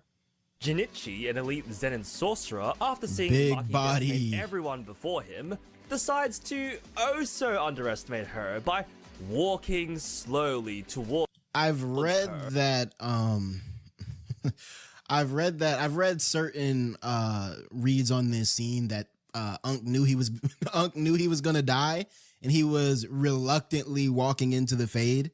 I think I like that reading a little bit better because there's no way he saw Maki doing what she was doing for the past however long she had been doing it and still thought to himself, yeah, no, I got this easy work, you know, I'm gonna just walk in, regardless of the fact that old eyes dude over here was helping him out. While Ranta is barely able to hold her down. Funny enough, this was changed from what happened in the manga. Oh, okay. Interesting. So what happened in the manga?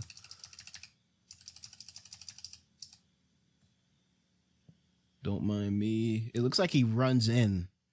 It looks like he runs right in. But it just paints an even funnier Grab picture that of a boy man Domsky. still failing Threw it to in the see river. The threat that Maki had become and just deciding to aura farm for no reason. Naoya, the world's most popular misogynist, refuses to ignore— Whoa, is he up on the popularity polls? Okay, obviously, what popularity poll was this, bro? This had to have been before the Potential Man meme dropped. I'm sorry. This has to be an old poll, bruh. He's 6th on the poll. I do know Japan really likes Naoya for some reason. Every now and then I'll get random Japanese videos on like my YouTube home screen. And they love editing Naoya's face on the random characters. That's like a meme over there. Megami, Yuji, Gojo, of course. I guess it's supposed to be Kenjaku, not Ghetto. We fuck with now. I'm not gonna lie, Buster Call, 25 seconds on the one above it all. Okay, interesting. Yeah, this has to be kind of old. Or is this end of series? No, because Yuji has his scars. So that might be end of series. Wow. Interesting. refuses to acknowledge that Maki is now on Toji's level, one of the most powerful combatants that once took down Satoru Gojo. I'm not gonna lie, does Toji have veneers? That once took... I think that nigga has veneers, bro. He got them. I just signed a Atlantic record deal rapper teeth, bro. That's why he was always gambling, bro. He had to pay back them veneers he bought. Makes sense. He even got a little scar when he was getting the surgery. I see. Took down Satoru Gojo, declaring that only he deserved to stand among the two greats, only to be, just like everyone else, defeated by Maki. Later on, stabbed by a woman in the back.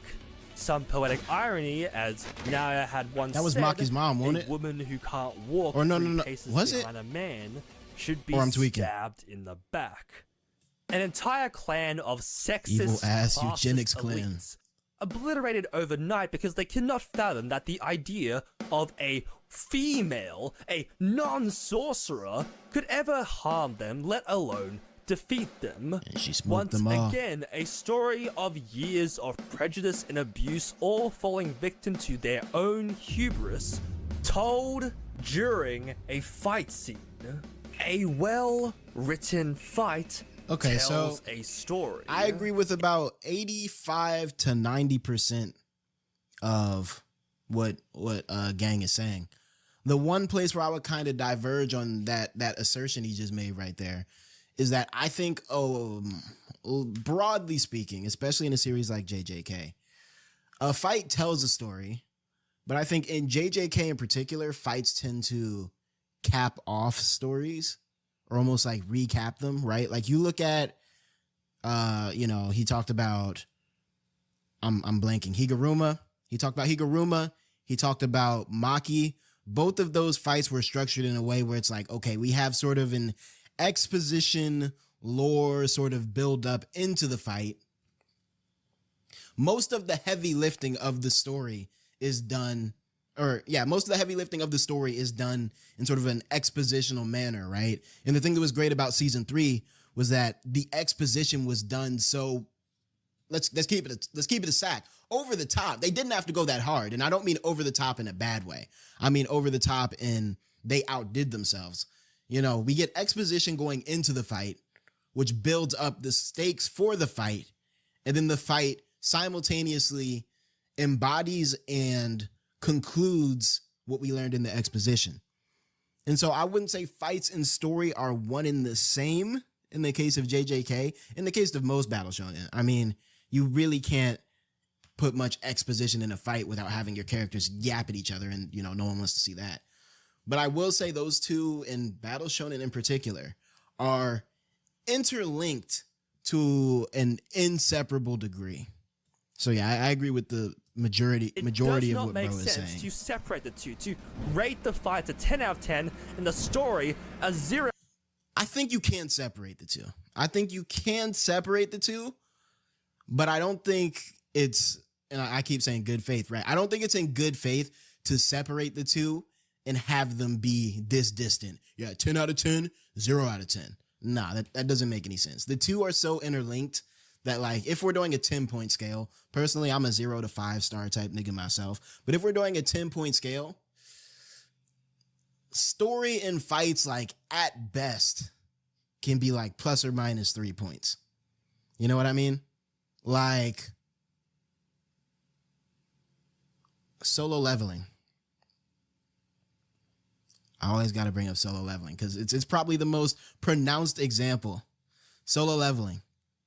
I would say it probably has 4 or 5 tier story, especially towards season 2. And then the fights are like 8 or 9 tier. And so, and that's, I broke my own rule there, right? I did plus 4 points. But that's an exception. That's an exception. That's a not so great story being adapted and elevated. But if you get to a point where, like, where you're saying anything is 10 out of 10, where you're saying, oh yeah, the fights are 10 out of 10, then you're implicitly, at least somewhat, praising the story. Unless you're literally just going in with like Solo Leveling brain and saying, oh yeah, I like the way them characters move on the screen. That tickle my frontal lobe. Then it's like, okay.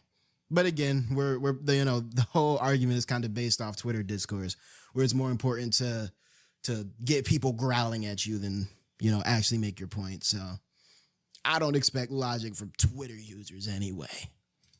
Out of 10 when a battle shonen tells its story through the fights. Are you actually Ishigori is unfulfilled. Oh shit, we're doing this one? He lived a moderate life. He fought some tough guys, met a nice girl, and died without regrets. Or so you would believe. Ishigori just greedy. Was hungry. Ishigori was unsatisfied.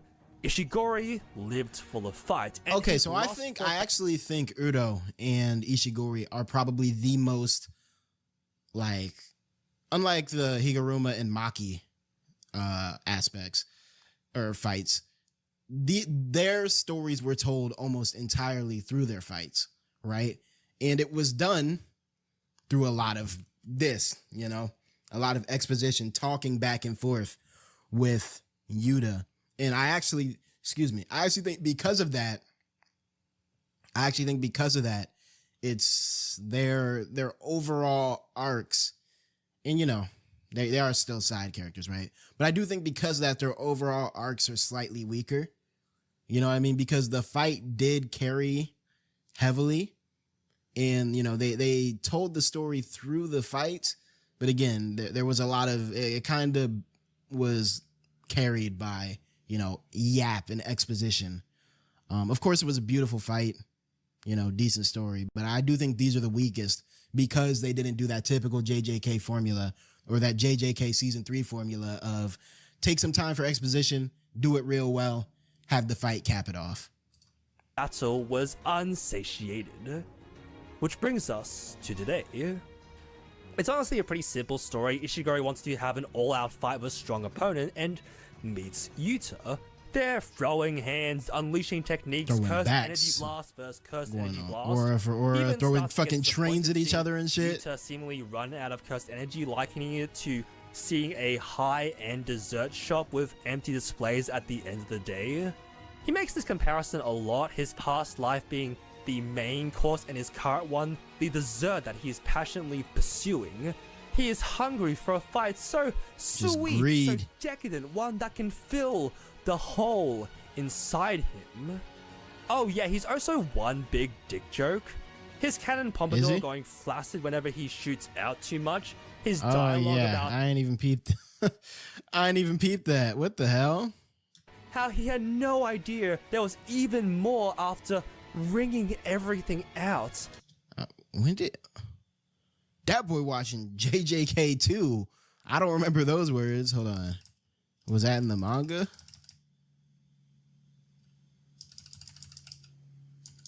After the last drop? Is that... Did he say that in the anime? After the last drop is kind of crazy. The euphoric way he says, deserter, after discovering that Yuta could still keep going after climaxing with the freeway domain expansion they had with Uro. It's just so funny, but it works so well the way he seduces Yuta to go all out on him, who originally just wanted to shoot prematurely. And this is why the fight is so good. The opening, hitting once their cursed energy blasts clash, the absolute beatdown as they just start wailing on each other, technique after technique, tactic after tactic. Ishigori, after being defeated by Yuta, smiles at him. Yuta smiles back, gives a friendly little wave, and he passes out. I would slightly disagree here. I would say this fight wasn't. It was cool, but I'd say this is like one of the examples where I think the fight was so good because it looks so good. You know what I mean? Like, yeah, Ishigori's backstory was, and honestly felt like I get it, But it just felt like typical shonen smoke demon shit. You know what I mean? How many times have we seen the trope of the dude who just wants his one all out fight? If only I had someone to go all out with. You know what I mean? The story wasn't overly compelling to me, but the reason that fight did stick with me was because of the way it looked. This entire fight was nothing but a little favor. And with that, Ishigori is finally full. He can die happy. This is a shonen battle. These are the stories Jujutsu Kaisen wants to tell. I don't really care if you don't like JJK. I have my own complaints about the series. But whenever I see someone rate the fight a 10 out of 10 and the story a 0 out of 10, then I just think you have failed to understand what makes that fight a 10 out of 10. It's not just the flashy colors. I think a surprising amount of people really do just see flashy colors and good movement. And I've realized there's a good amount of people who can't really articulate why they like the things that they like. And so I think that's how you end up with fights 2,000 out of 10. Story negative 300 out of 10. Animation definitely helps. A well-written fight tells a story. And my god, did Jujutsu Kaisen Season 3 have some amazing stories. It did. It had two amazing stories. Higuruma and Maki, in my opinion. Hello. Good day. How are you? It's time again to revisit Five Nights at Freddy's. I'm hungry. And that's awfully convenient because this game, in the Five Nights at Freddy's series, is all about crunching and munching and bunching of bones. I actually haven't eaten yet today. I'm very hungry. Food is on the way, but don't worry about me because we have even more Five Nights at Freddy's to revisit. And this one is interesting because I remember that this one... I'm putting quotes here, but I'm not actually like reinforcing the quotes. This one answered questions, right? This one gave an answer to a lot of the questions that a lot of people had, right? And people weren't terribly happy about it. They weren't unhappy. It was just a little confusing. This is where the lore started to get a little convoluted. Because it all spawned from a concept, right? A concept that all of this could take place in a child's dream. At least as that's what I remember coming out of this. Now, I didn't read any of the books because about this time is when the books started coming out. I haven't read any of them. I haven't even watched Matt Pat's videos of lore on the books. I haven't done any of that. I ain't got time for that.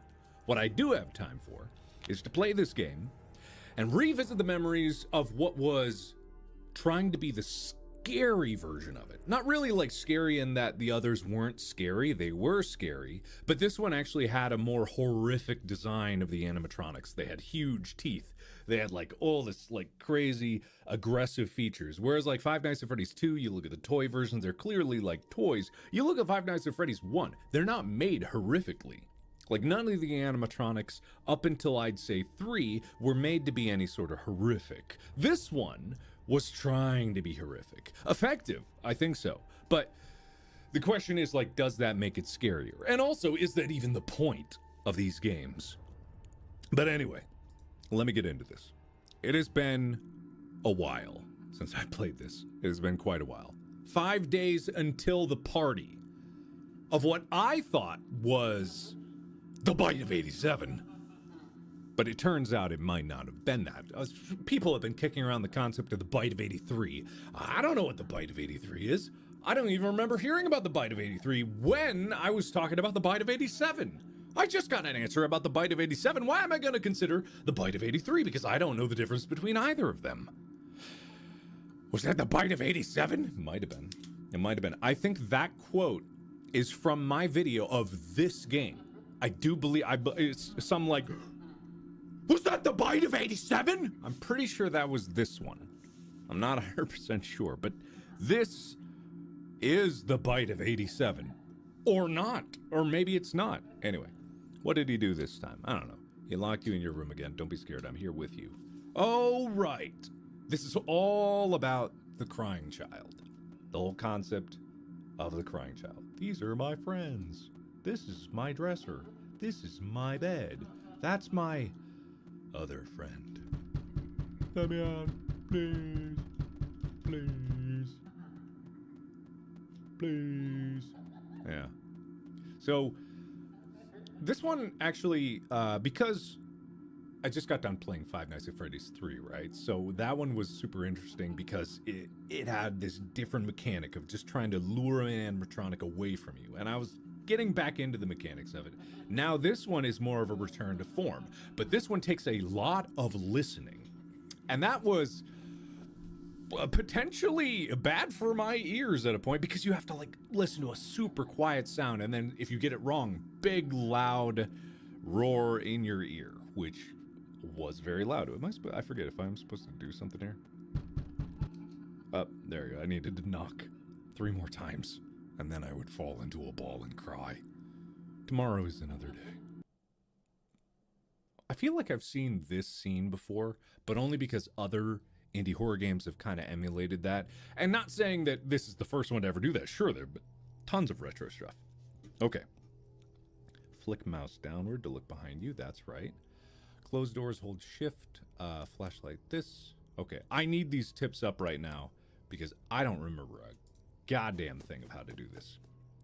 But also, it kind of was the first one that gave you some kind of a movement. You know what I mean? It really did. And there are no cameras. Listen carefully. If you hear breathing, hold the door shut. If you do not hear breathing, then use your flashlight. Right. That's the tough part. That is the very tough part. Because it can get real troublesome. And I can't remember if you can die. See, the thing is, I don't remember what the breathing sounds like. I don't remember it from just the sounds of the wind. I remember you have to clear the little Freddies off of your bed.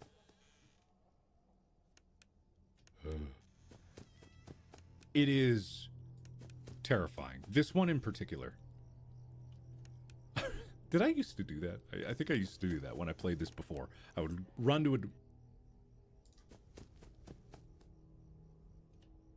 I would run to a door and then just...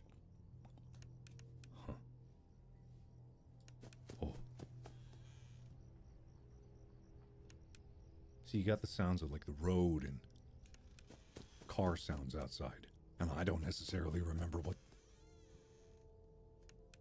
Okay, I'm going to keep those tips up there for a little longer just because I want to remember. I don't want to have to die. Huh.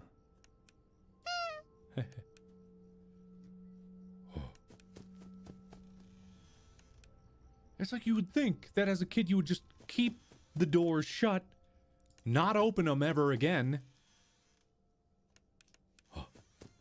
and then just go on with your life and go to bed. But no.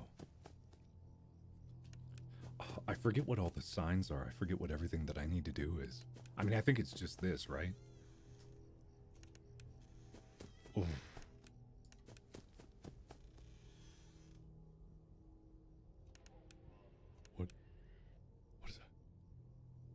And I don't think I have a flashlight battery this time.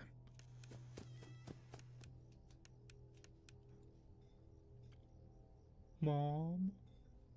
Is that you in the kitchen, Mom?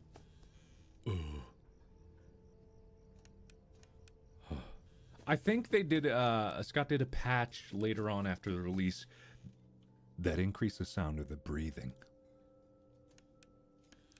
But I haven't heard the breathing yet, so I don't exactly know what the breathing is. So I'm kind of left on my own. It's unsettling, right? Because before... Oh my God. Hello.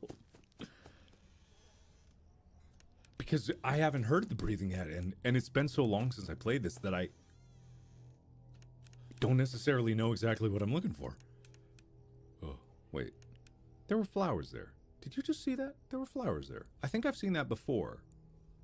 But that was weird. What did I just see? Hello? Did I just see something? Something was like right there. Ugh, I'm getting itchy. Ugh. I don't like it.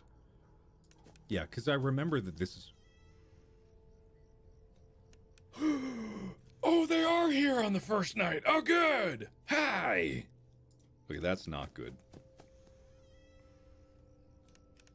Oh.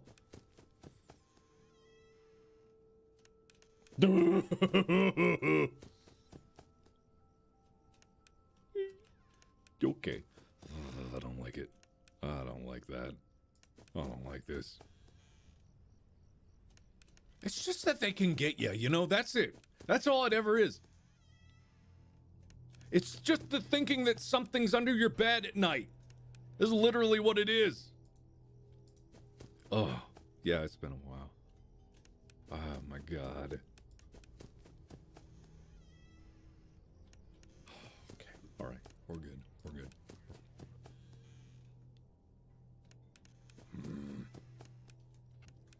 Starting to get the hang of the controls again. Don't check the closet? Why wouldn't I check the closet? Isn't that kind of a fundamental part of... Isn't that a fundamental part of the game? I feel like that's a fundamental part of... I'll turn up the volume if you want. Your funeral when it gets jump scary.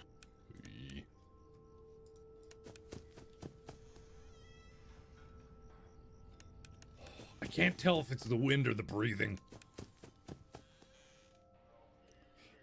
That's fine. Why? But why, though? Why wouldn't I check the closet? Why wouldn't I do that? Ugh.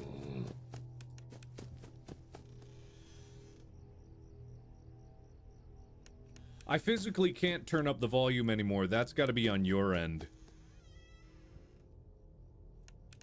Yeah, you're just gonna have to crank it. You get in the same boat as me. Okay, we got through the first night and we only saw this much of Chica, which is good. And in celebration of this, I've got a surprise for you. A special prize because you helped me get through the first night. You can claim your prize through the link in the description below. It'll take you to something very special that you're definitely gonna like. I guarantee it. You're gonna like it. I know he's hiding again. Who? Who's hiding? These are my friends. He won't stop until you find him. I don't know who you're talking about. Hello. There's a lot of chuckling going on over here. Over there. Over where? Oh my God.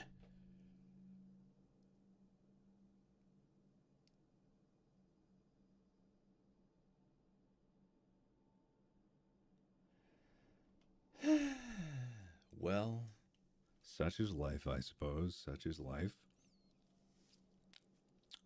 Fun with plush trap. Oh, right. Right. This is crazy that it's skipping 2 hours. I forget how to. I forget how to do this right. There was a trick to it.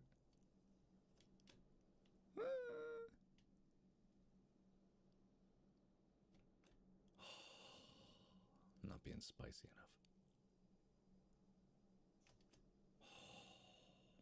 I'm not gonna get this.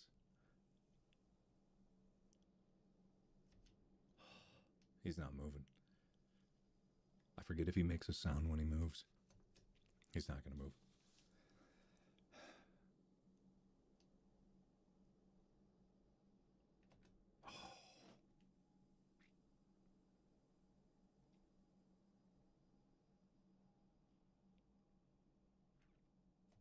Oh, come on! Ay, ay, ay.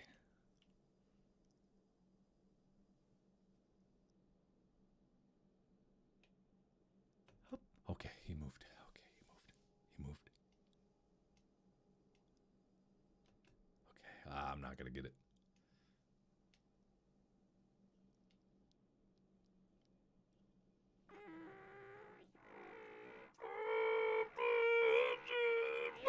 Oh, I missed it by that much. Oh boy. 2. Oh, ah! But there was no sound. Am I crazy? There was no sound. What? Where'd the sound go? What? Huh. Am I deaf? Have I gone deaf? What happened? What happened? The sound's gone. What? All right, hang on, everybody. Hold on. Let me get this fixed, I guess. One moment, please. I guess I gotta restart that. Technical difficulties, you know. They're just, oh man. Can you believe it? But don't worry, guys. I think I got this. Yeah, perfect. All right, this will definitely be... Ah, yeah, here it is. All right, let me just... Oh, no! This is Wait your a ship, minute. correct? That's not Oh, right. yeah, that's my ship. That's not right at all. The Invincible. I mean, it's our ship, This is the captain, so technically they are in charge. Oh, This is You're in the trailer charge. to In Space with Markiplier. So, this I ship is got your it confused. responsibility. I got it confused, guys. I got it confused. Sorry. I'm sorry. I'll get this straightened out right away. I just can't seem to figure out how to. If one more thing turn it blows off, up on my ship, you know. I'm gonna lose it. Oh well, I gotta click. I'm trying to hit all the buttons. It's just not working. Oh, something's up here, guys. Something's up here. God, man, I can't believe this. This is just ruining the integrity of my screen. Oh well, guys. I think that I'm looking up a fix to this, and I think that there's a solution. It's up to the captain. They haven't let us down yet. All right, there we go. Sorry, guys, that wasn't it. That was not it. That was not it. Yeah, it is a loud ad. Yeah, it's loud. Yeah. All right, I'm restarting. Hold on. I have no idea. I actually don't know why the sound cut out. I literally have no idea. There it is. Okay, we got sound again. All right, let's continue that. Boop. Yeah, no clue. Oh, where's that? Oh, skip button's in the description. It's that link down there. If you click on that, it'll skip. All right, hold on. All right. I don't know what's going to be the deal here. Night 2 is clearly going to be harder, but I haven't heard a single peep yet. I haven't heard a peep. Oh. I'm not gonna like this, am I? I'm not gonna like this.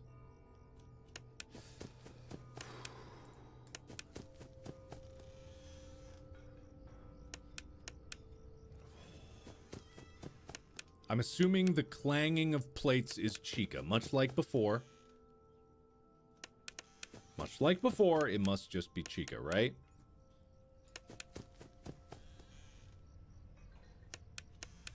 So that means Chica is on the way.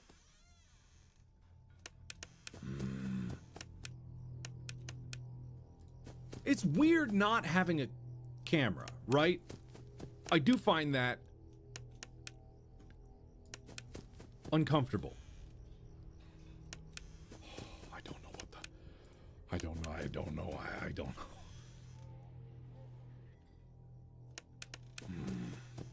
I really don't know. And I don't know if I'm supposed to check that.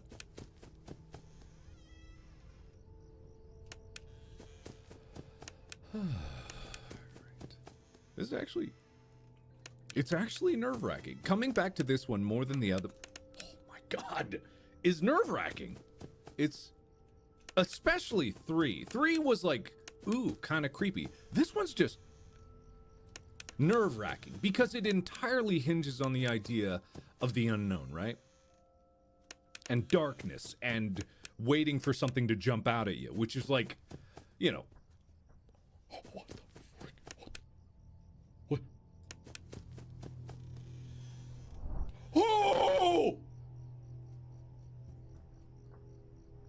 Am I clear? Is it clear? Is it clear? Oh, God. Oh, God. Oh.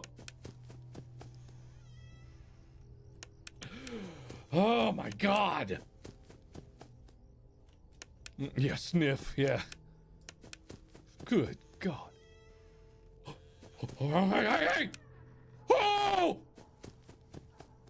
What do I do? What do I do? I don't know. I don't know. I don't know. Oh!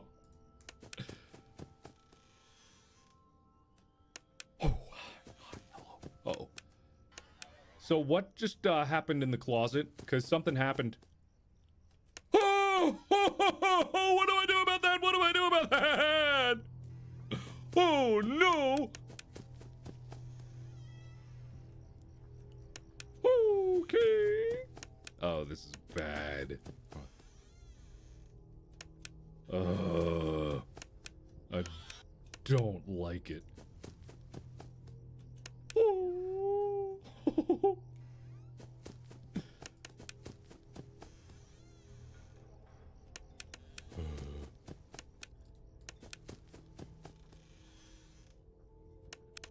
Oh, this is legitimately nerve-wracking. Oh, hi. Oh, that's nice. I don't remember if I'm supposed to shut the door on that one or, like, keep the, you know? Oh my God, I hear Stippy steps. Oh! I didn't hear breathing! I didn't hear breathing! I didn't hear breathing! I didn't hear it! Oh!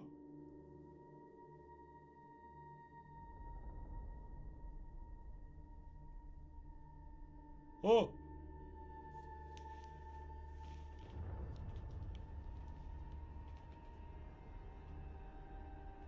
Oh! All right. Well, that is a wake up.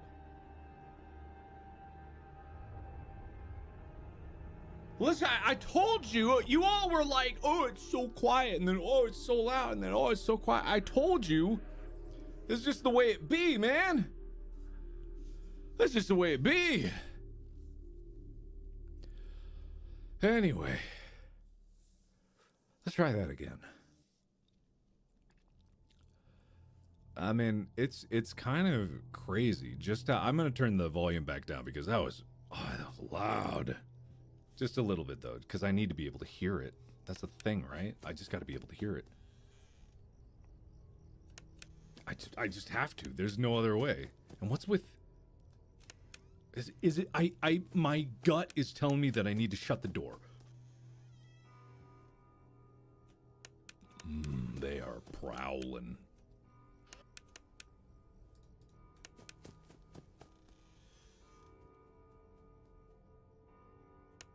I heard steps to the right. Was that something going to the right? Oh, I don't like how long I have to wait.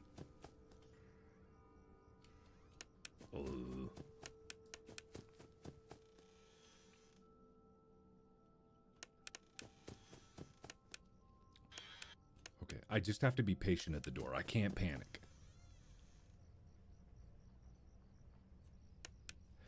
Also, I think in this one, this night, not that I will, I think you could hold the doors in this one, but it's not a good strategy, you know? Not that I've ever had good strategies on any of this.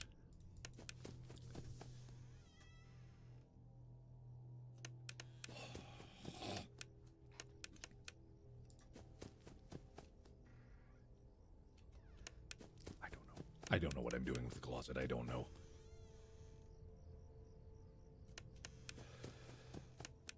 They seem to be leaving me alone.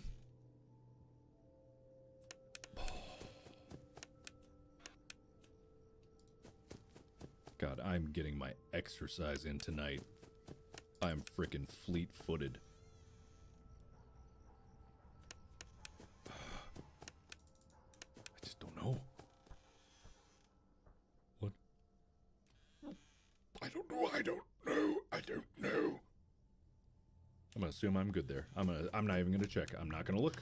Not even gonna look.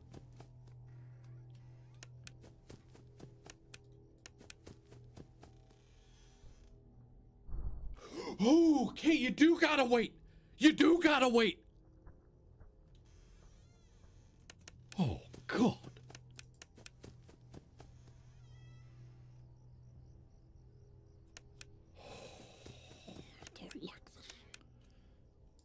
I like this 0. I don't know.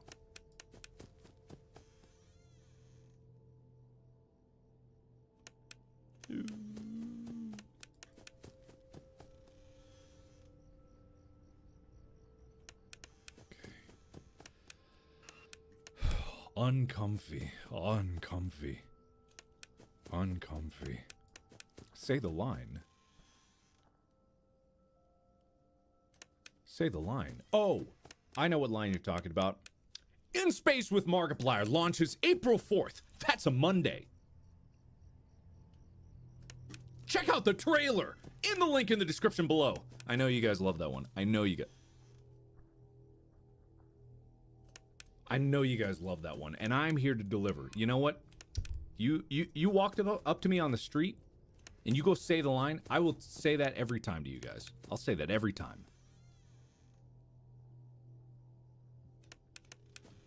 Don't you worry, I got you covered. I'll say it again. It's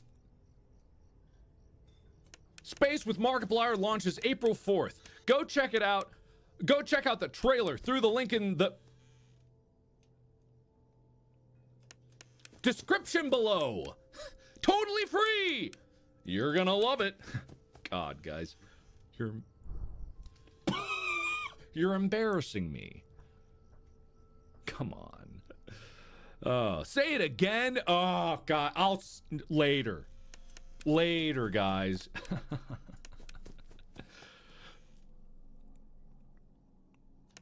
Anything for my adoring fans, of course. I heard that. I heard that.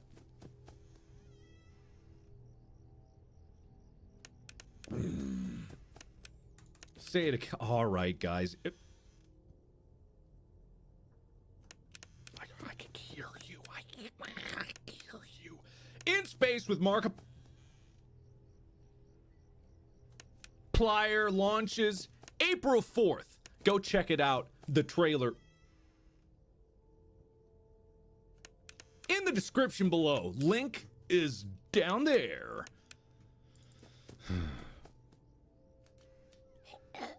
I did that.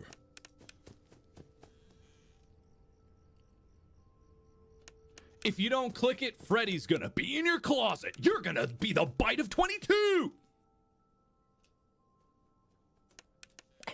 I don't know what the footsteps mean.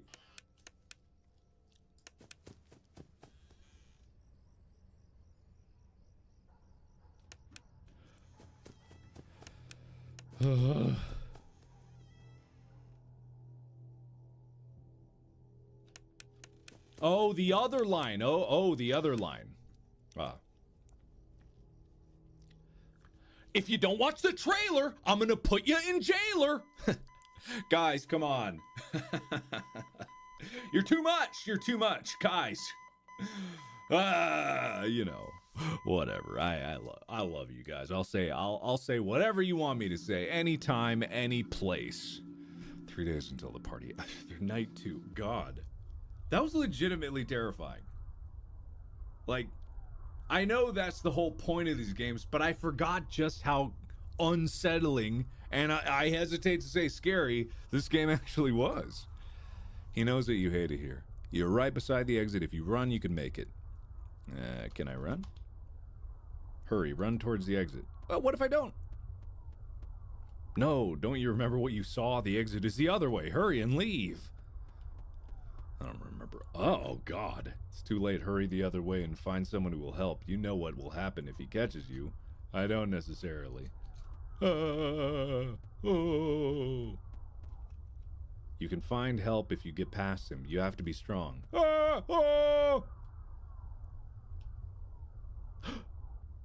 Wait a minute. Crying child? Teeth? Chomping action? This couldn't be. What year is it? Is it April 4th, 2022 when In Space with Markiplier comes out? Not yet! But in the meantime, you can watch the trailer, available through the link in the description below. Go check it out if you haven't already, and if you have, hey, why not check it out again? Just so you got it in your brain when it's coming out. Look forward to you seeing it. Man, I love that. It all pieced together. I saw the elements of it. I saw it. I'm not gonna get this. I'm not gonna get it. I'm not gonna get it. I'm gonna count to 20. Right at 40, right at 40 seconds, I'm gonna slam this down and it's gonna be boom, right on the X. Right at 40 seconds, or we're gonna die. Get ready to die or survive in 5, 4, 3, 2, 1. Ah! Oh, interesting.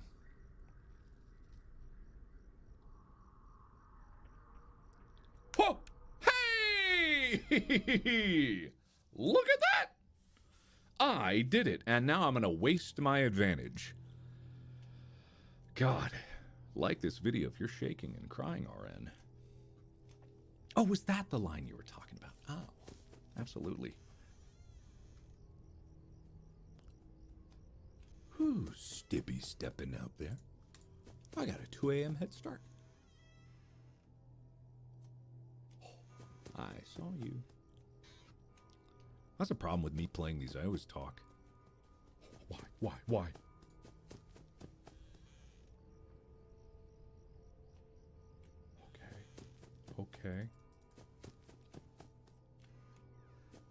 Okay.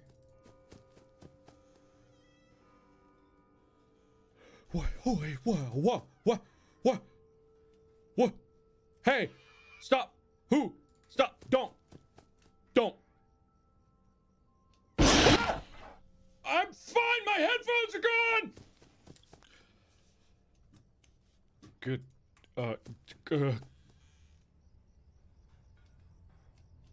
I don't know what to do about that. I don't know.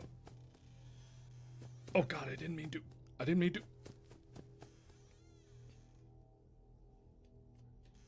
don't know what to do about it. Hello?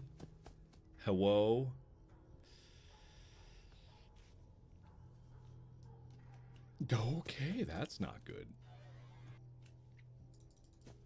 What was that?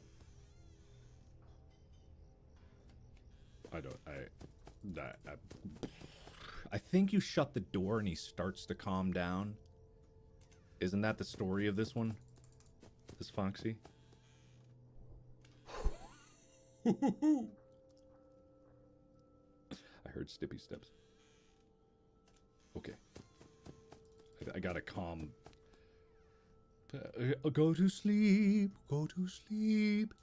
Watch the trailer for In Space. I'm gonna die.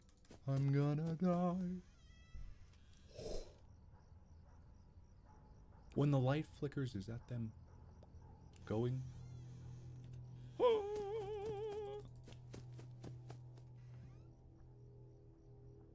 Oh, I hear steps to the left. Woo! There's also a little flicker when I go there.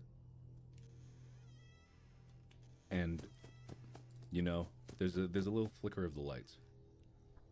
Oh my God, I'm dead. I'm so dead.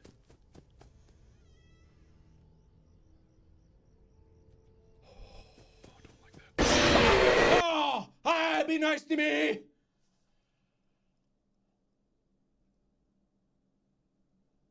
Huh. Good God. Good God.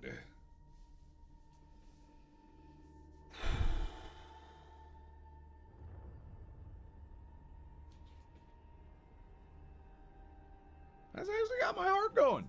You know, not gonna lie, that actually got my heart going. That was intense. It's so fascinating to come back to this game because I remember being very frustrated with this game when I played it. But right now, maybe it's just because I'm on night 3, I do see the fun in it, right? I do see kind of like the enjoyment you can have about it, but it's a little intense. I think what it was is because over time the loud got too much, and it's just like I have to listen loud, and that'll drive anybody crazy the longer they go. So like I could definitely see that. I'm gonna keep going. I'm gonna finish this night for sure. I'm extremely hungry. I haven't eaten. I just want to like bite on something. Heck, I could bite 87 somethings right now if you know what I'm talking about. I'm that hungry. Anyway, let's keep going.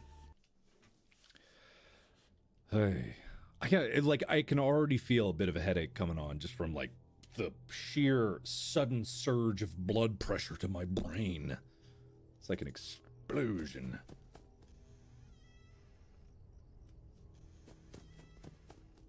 I freaking heard that. What are you doing? Oh, what are you doing? What do you think you're doing? What are you doing? Stop it.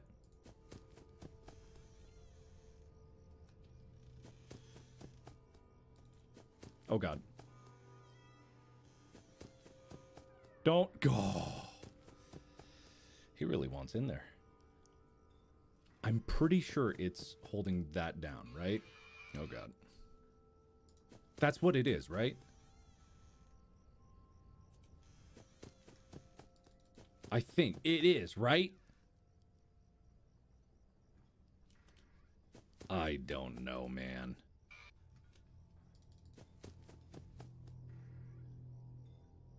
It is, right? Isn't it? It is. It totally is. You gotta hold the door on him. I almost flashed. Okay, I hear footsteps. I'm assuming the footsteps means he's gone. Gotta hold this door. Flash first, then close.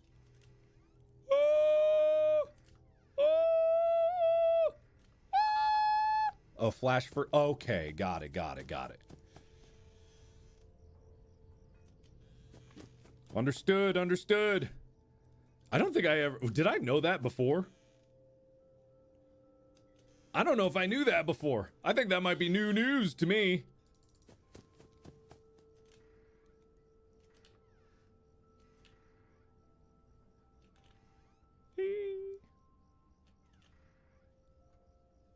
Not hearing any footsteps out there.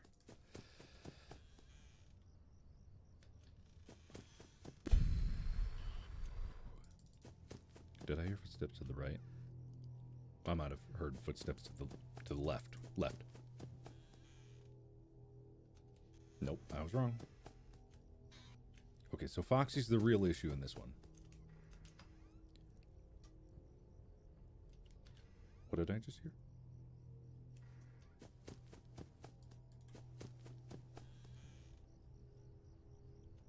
Oh no. Uh-oh. Oh no. No. What? No, that was not what I thought it was it? That wasn't what I thought it was. That was something else. But I thought there was something over there. I knew it. Okay. I gotta get Foxy. Please don't kill me, don't kill me. Hey! I hear that on the right. Oh my God, I'm dead. I'm so dead.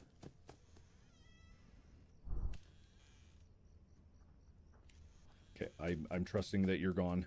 This is a lot, you know, guys. I'm not gonna lie. This is a bit much. It's a bit much. Okay. Oh God, that was on the right. Oh my God, I'm dead.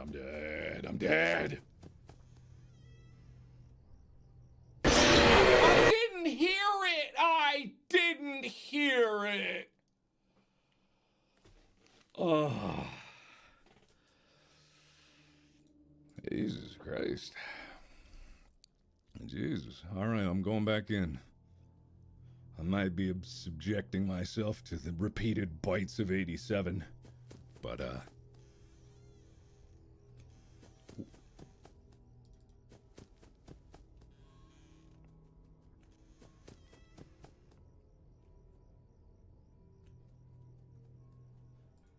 heard that.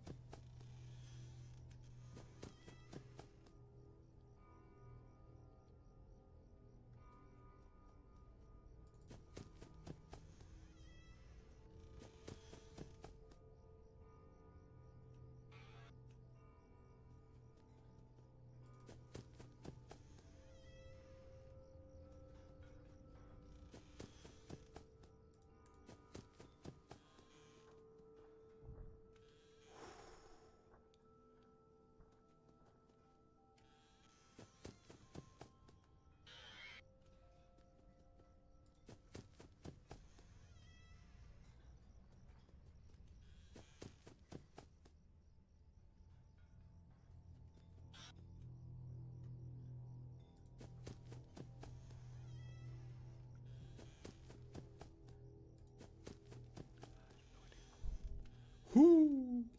I do have to flashlight afterwards?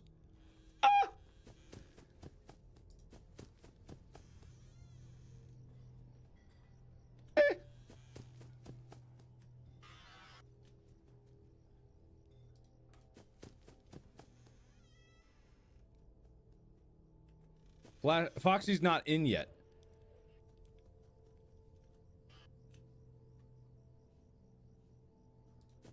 Oh God.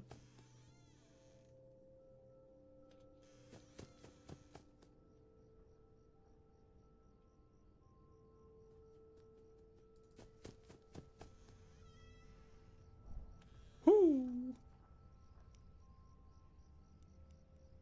Oh God, I thought I heard footsteps walking away! No, but Foxy did not get in the room yet. That's the thing, right? That's how it works. Foxy doesn't start in the closet. He gets in the closet, right? He gets in the closet. All right, I can beat this. I know I can beat this. I can definitely beat this. Yeah, so if you don't let Foxy in the room, he doesn't get in the room, right?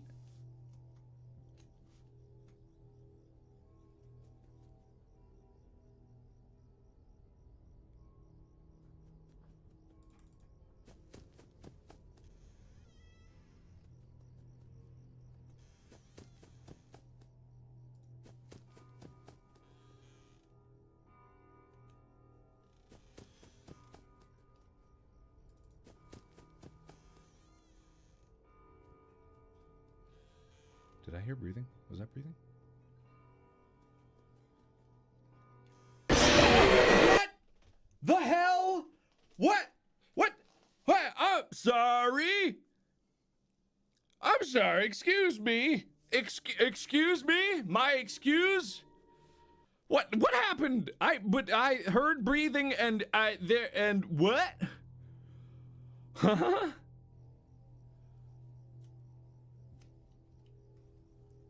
All right. I hear you. I'm flashing right away. Because I'm a big brave boy.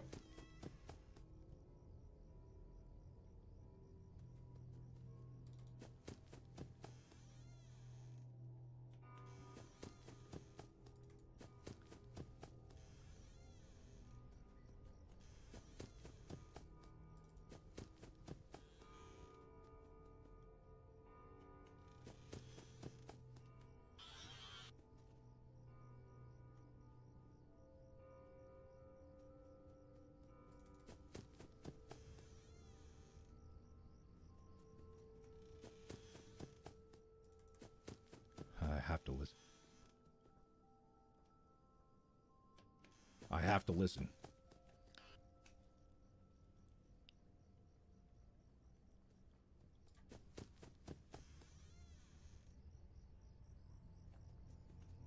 Okay, that's not good. That's breathing.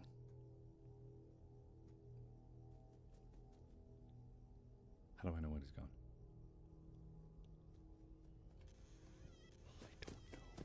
How do I know? How am I supposed to know? Oh god, he's gonna get in.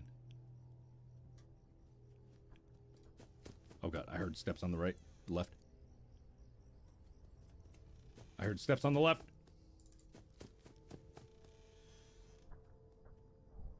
Whoo!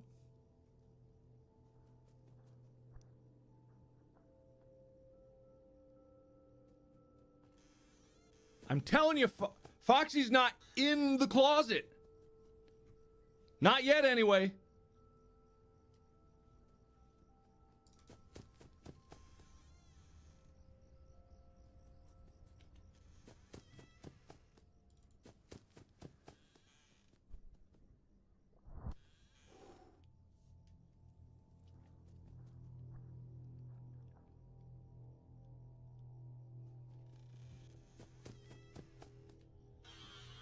Look, I'll show you, man.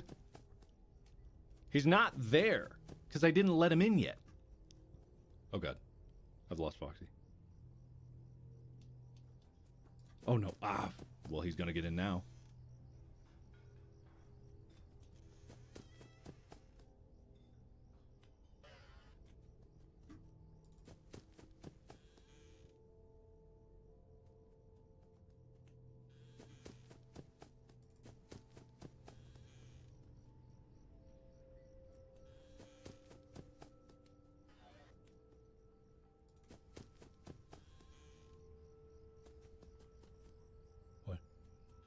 There he was. Told you. That was Foxy.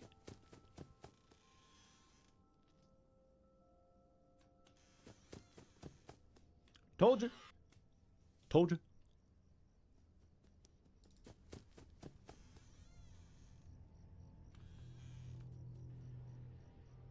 Even if I slightly suspect breathing, I'm going to assume breathing.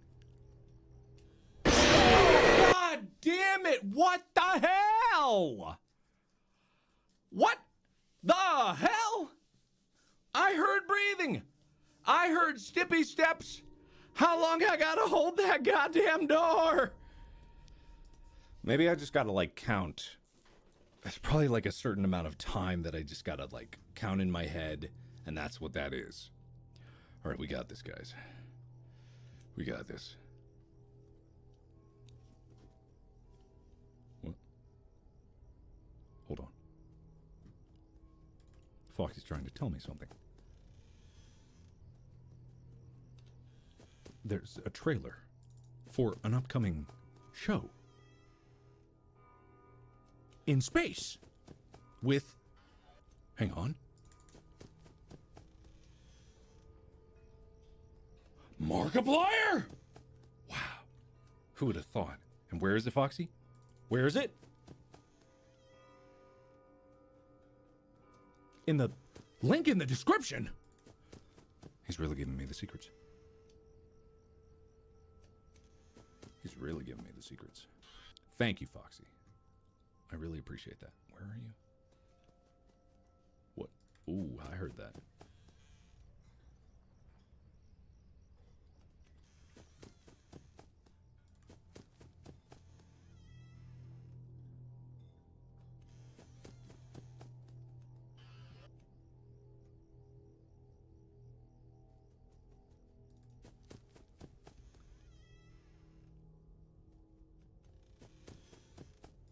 Okay, just a lot of this. A lot of this.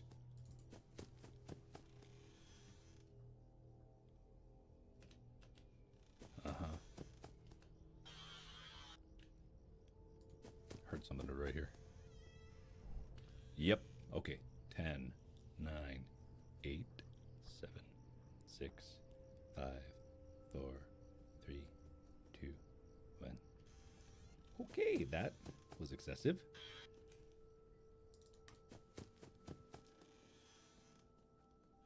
Oh god, he got in. Oh shit. Ah shit. Hi. How are you? Oh. Foxy, can you please calm down? Oh my god, there's someone to the right. Ugh. 1, 2, 3, 4, 5, 6, 7, 8. Okay, I gotta get Foxy. Gotta get Foxy. Ooh-hoo. Okay, I gotta check left. I gotta check left. And I gotta get the bears. Get out of here, get out of here, get out of here. Foxy, please don't kill me. Woo-hoo-hoo!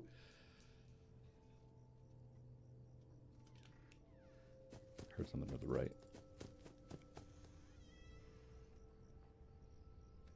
Okay, we're good.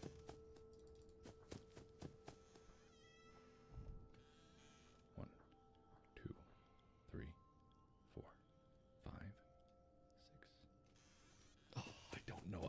I swear I can't rely on the sounds because I don't know them well enough. Okay, 3 a.m. Manageable.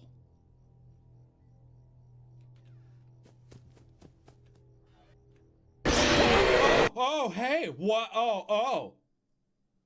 Hey. Hi. Okay, so the trick is,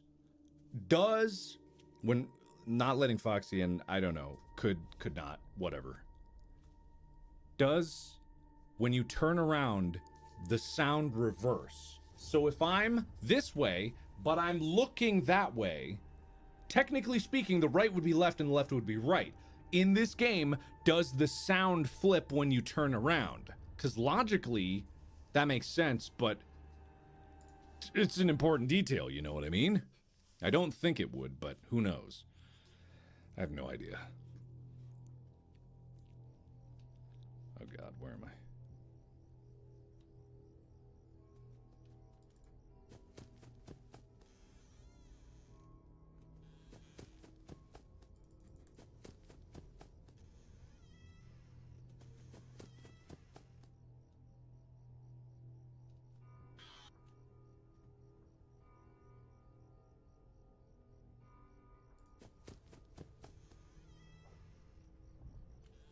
Ooh.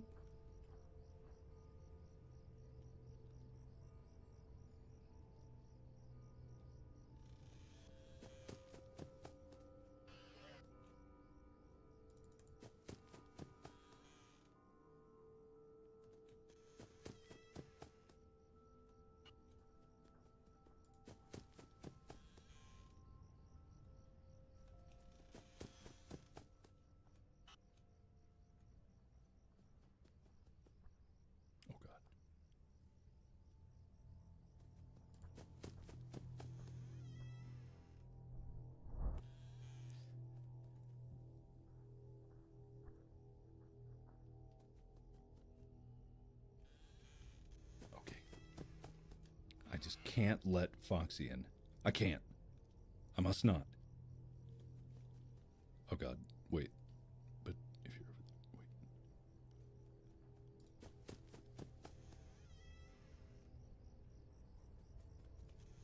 Come back here, come back here.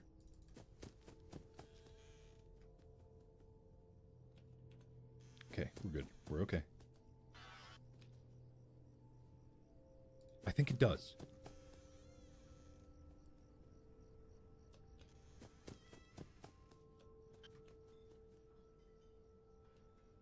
Wait. Maybe it doesn't? Okay. Foxy, where are you? I don't know where he is. I gotta check this. Ooh.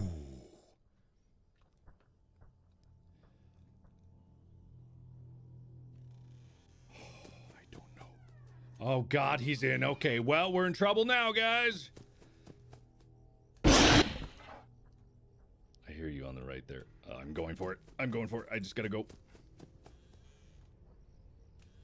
I heard it. I don't know what I'm doing, guys. I don't know. Well, I don't know what I'm doing. This game, man, it's tough. I'm trying to do, so what I'm doing is I'm not playing how I could potentially play, which is just follow every sound. even the ones that aren't Foxy. I'm trying to play in a way where you have this opportunity to not let Foxy in the room, which I think, if I remember, the hardest mode of this was trying to put off getting Foxy in the room as long as possible. Like, that was the key to it. That was the crux of it. And if you could do that, then you'd have a more betterer chance to survive down the road. This one's hard, though. It's hard. All right. Let me try this again. I know I can get this one.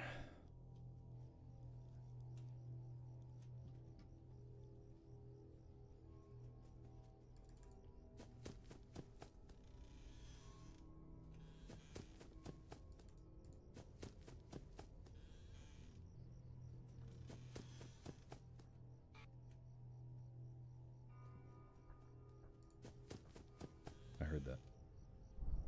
Yeah, I did hear that. I hear steps on the way. I'm trusting that...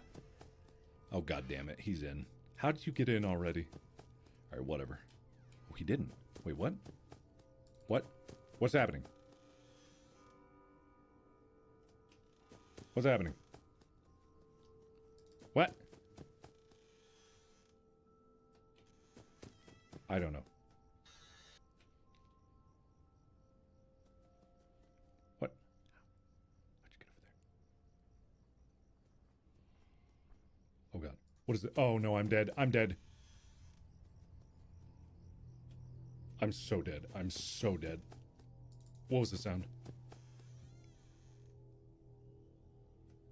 I don't... what was the sound?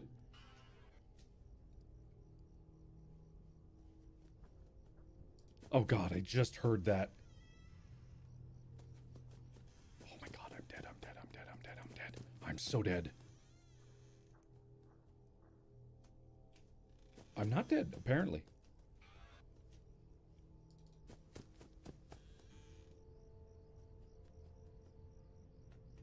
I don't know. Hey, stop that.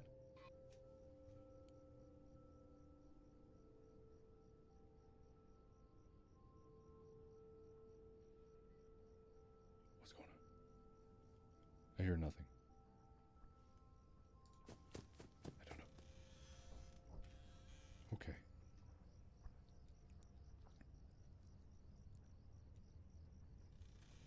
Okay. Foxy is still not in the closet somehow. I think someone's there. I think. Nope. Okay.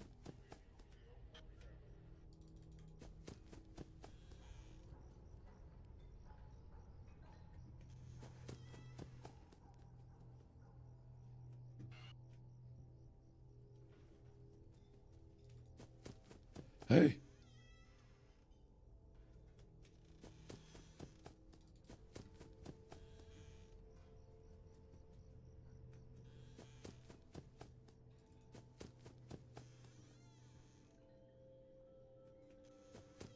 I don't know. I don't know. I don't know. It's weird.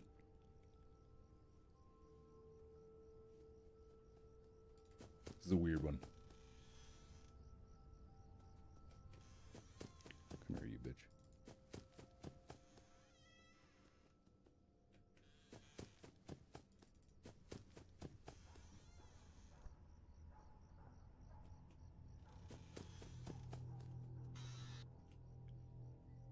Which way did it go? Oh, God.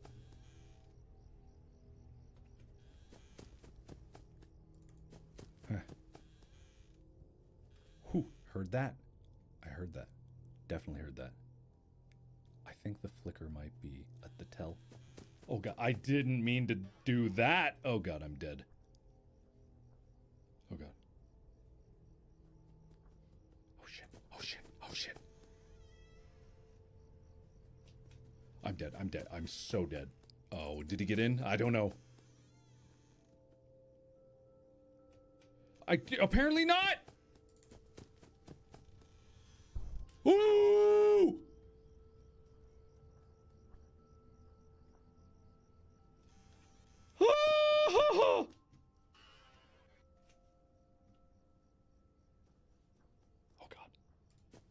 Okay. Oh shit.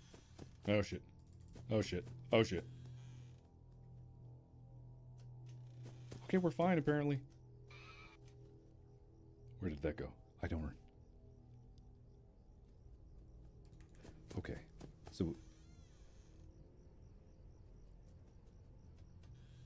could have sworn I heard breathing, but it wasn't. That was a lie. No.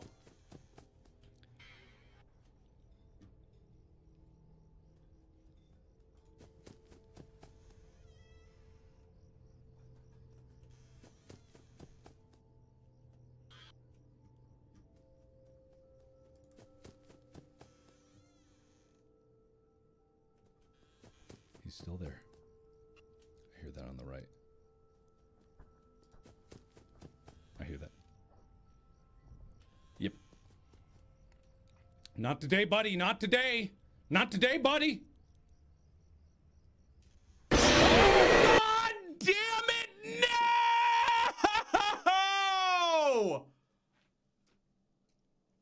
No!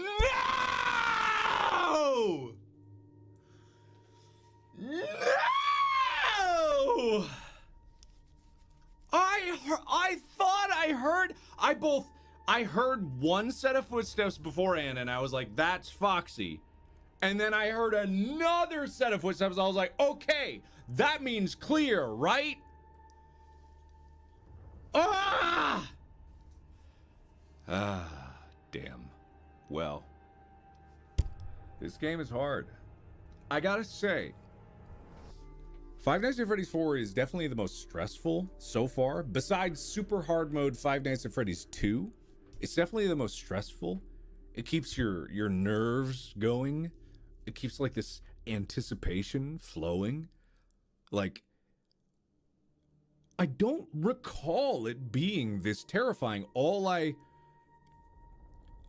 I gotta listen for the breathing again. I don't open it. Oh, that was it. Ah, okay. Right. That makes more sense. That makes more sense. Ah, that makes more sense. All right, let's do this one more try. Let's do this one more time. I kept Foxy out of that the whole time. I kept Foxy out of that the whole time. So it's totally possible. You just gotta like lean with him wherever he goes.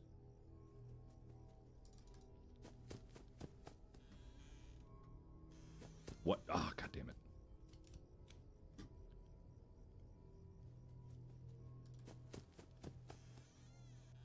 Go!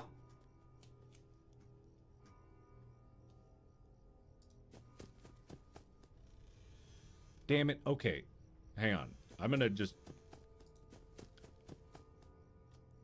Oh, he didn't get in. What? What? Wait, I'm so confused. I'm so confused. I thought he got in.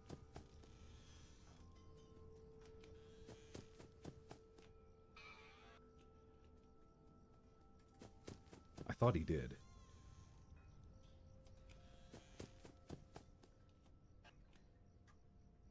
Apparently not. He's still out there.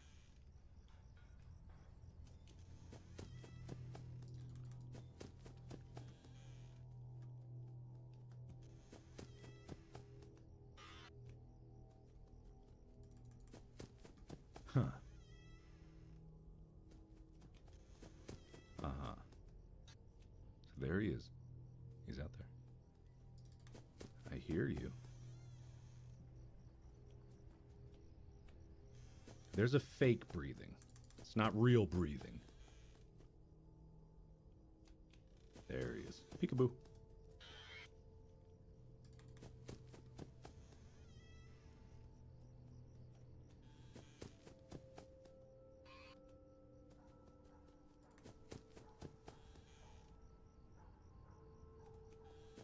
Uh-huh.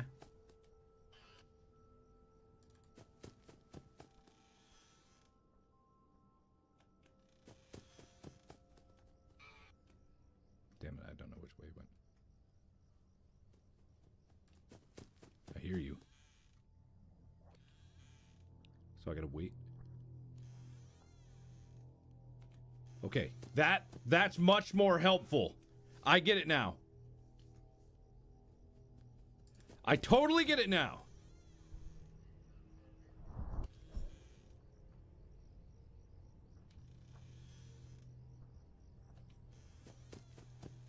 Damn it. Oh, he got in. God damn it.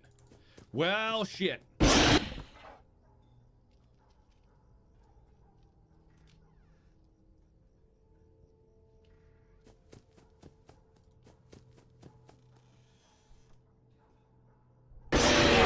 God,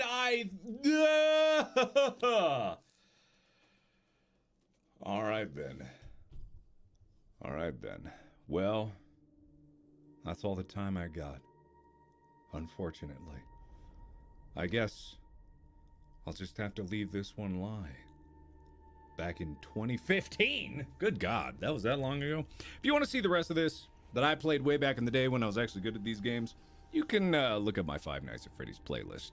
I gotta go. Unfortunately, I gotta go. I am out of time. I'm actually, like, real talk, I'm legitimately incredibly busy preparing for the launch of In Space with Markiplier.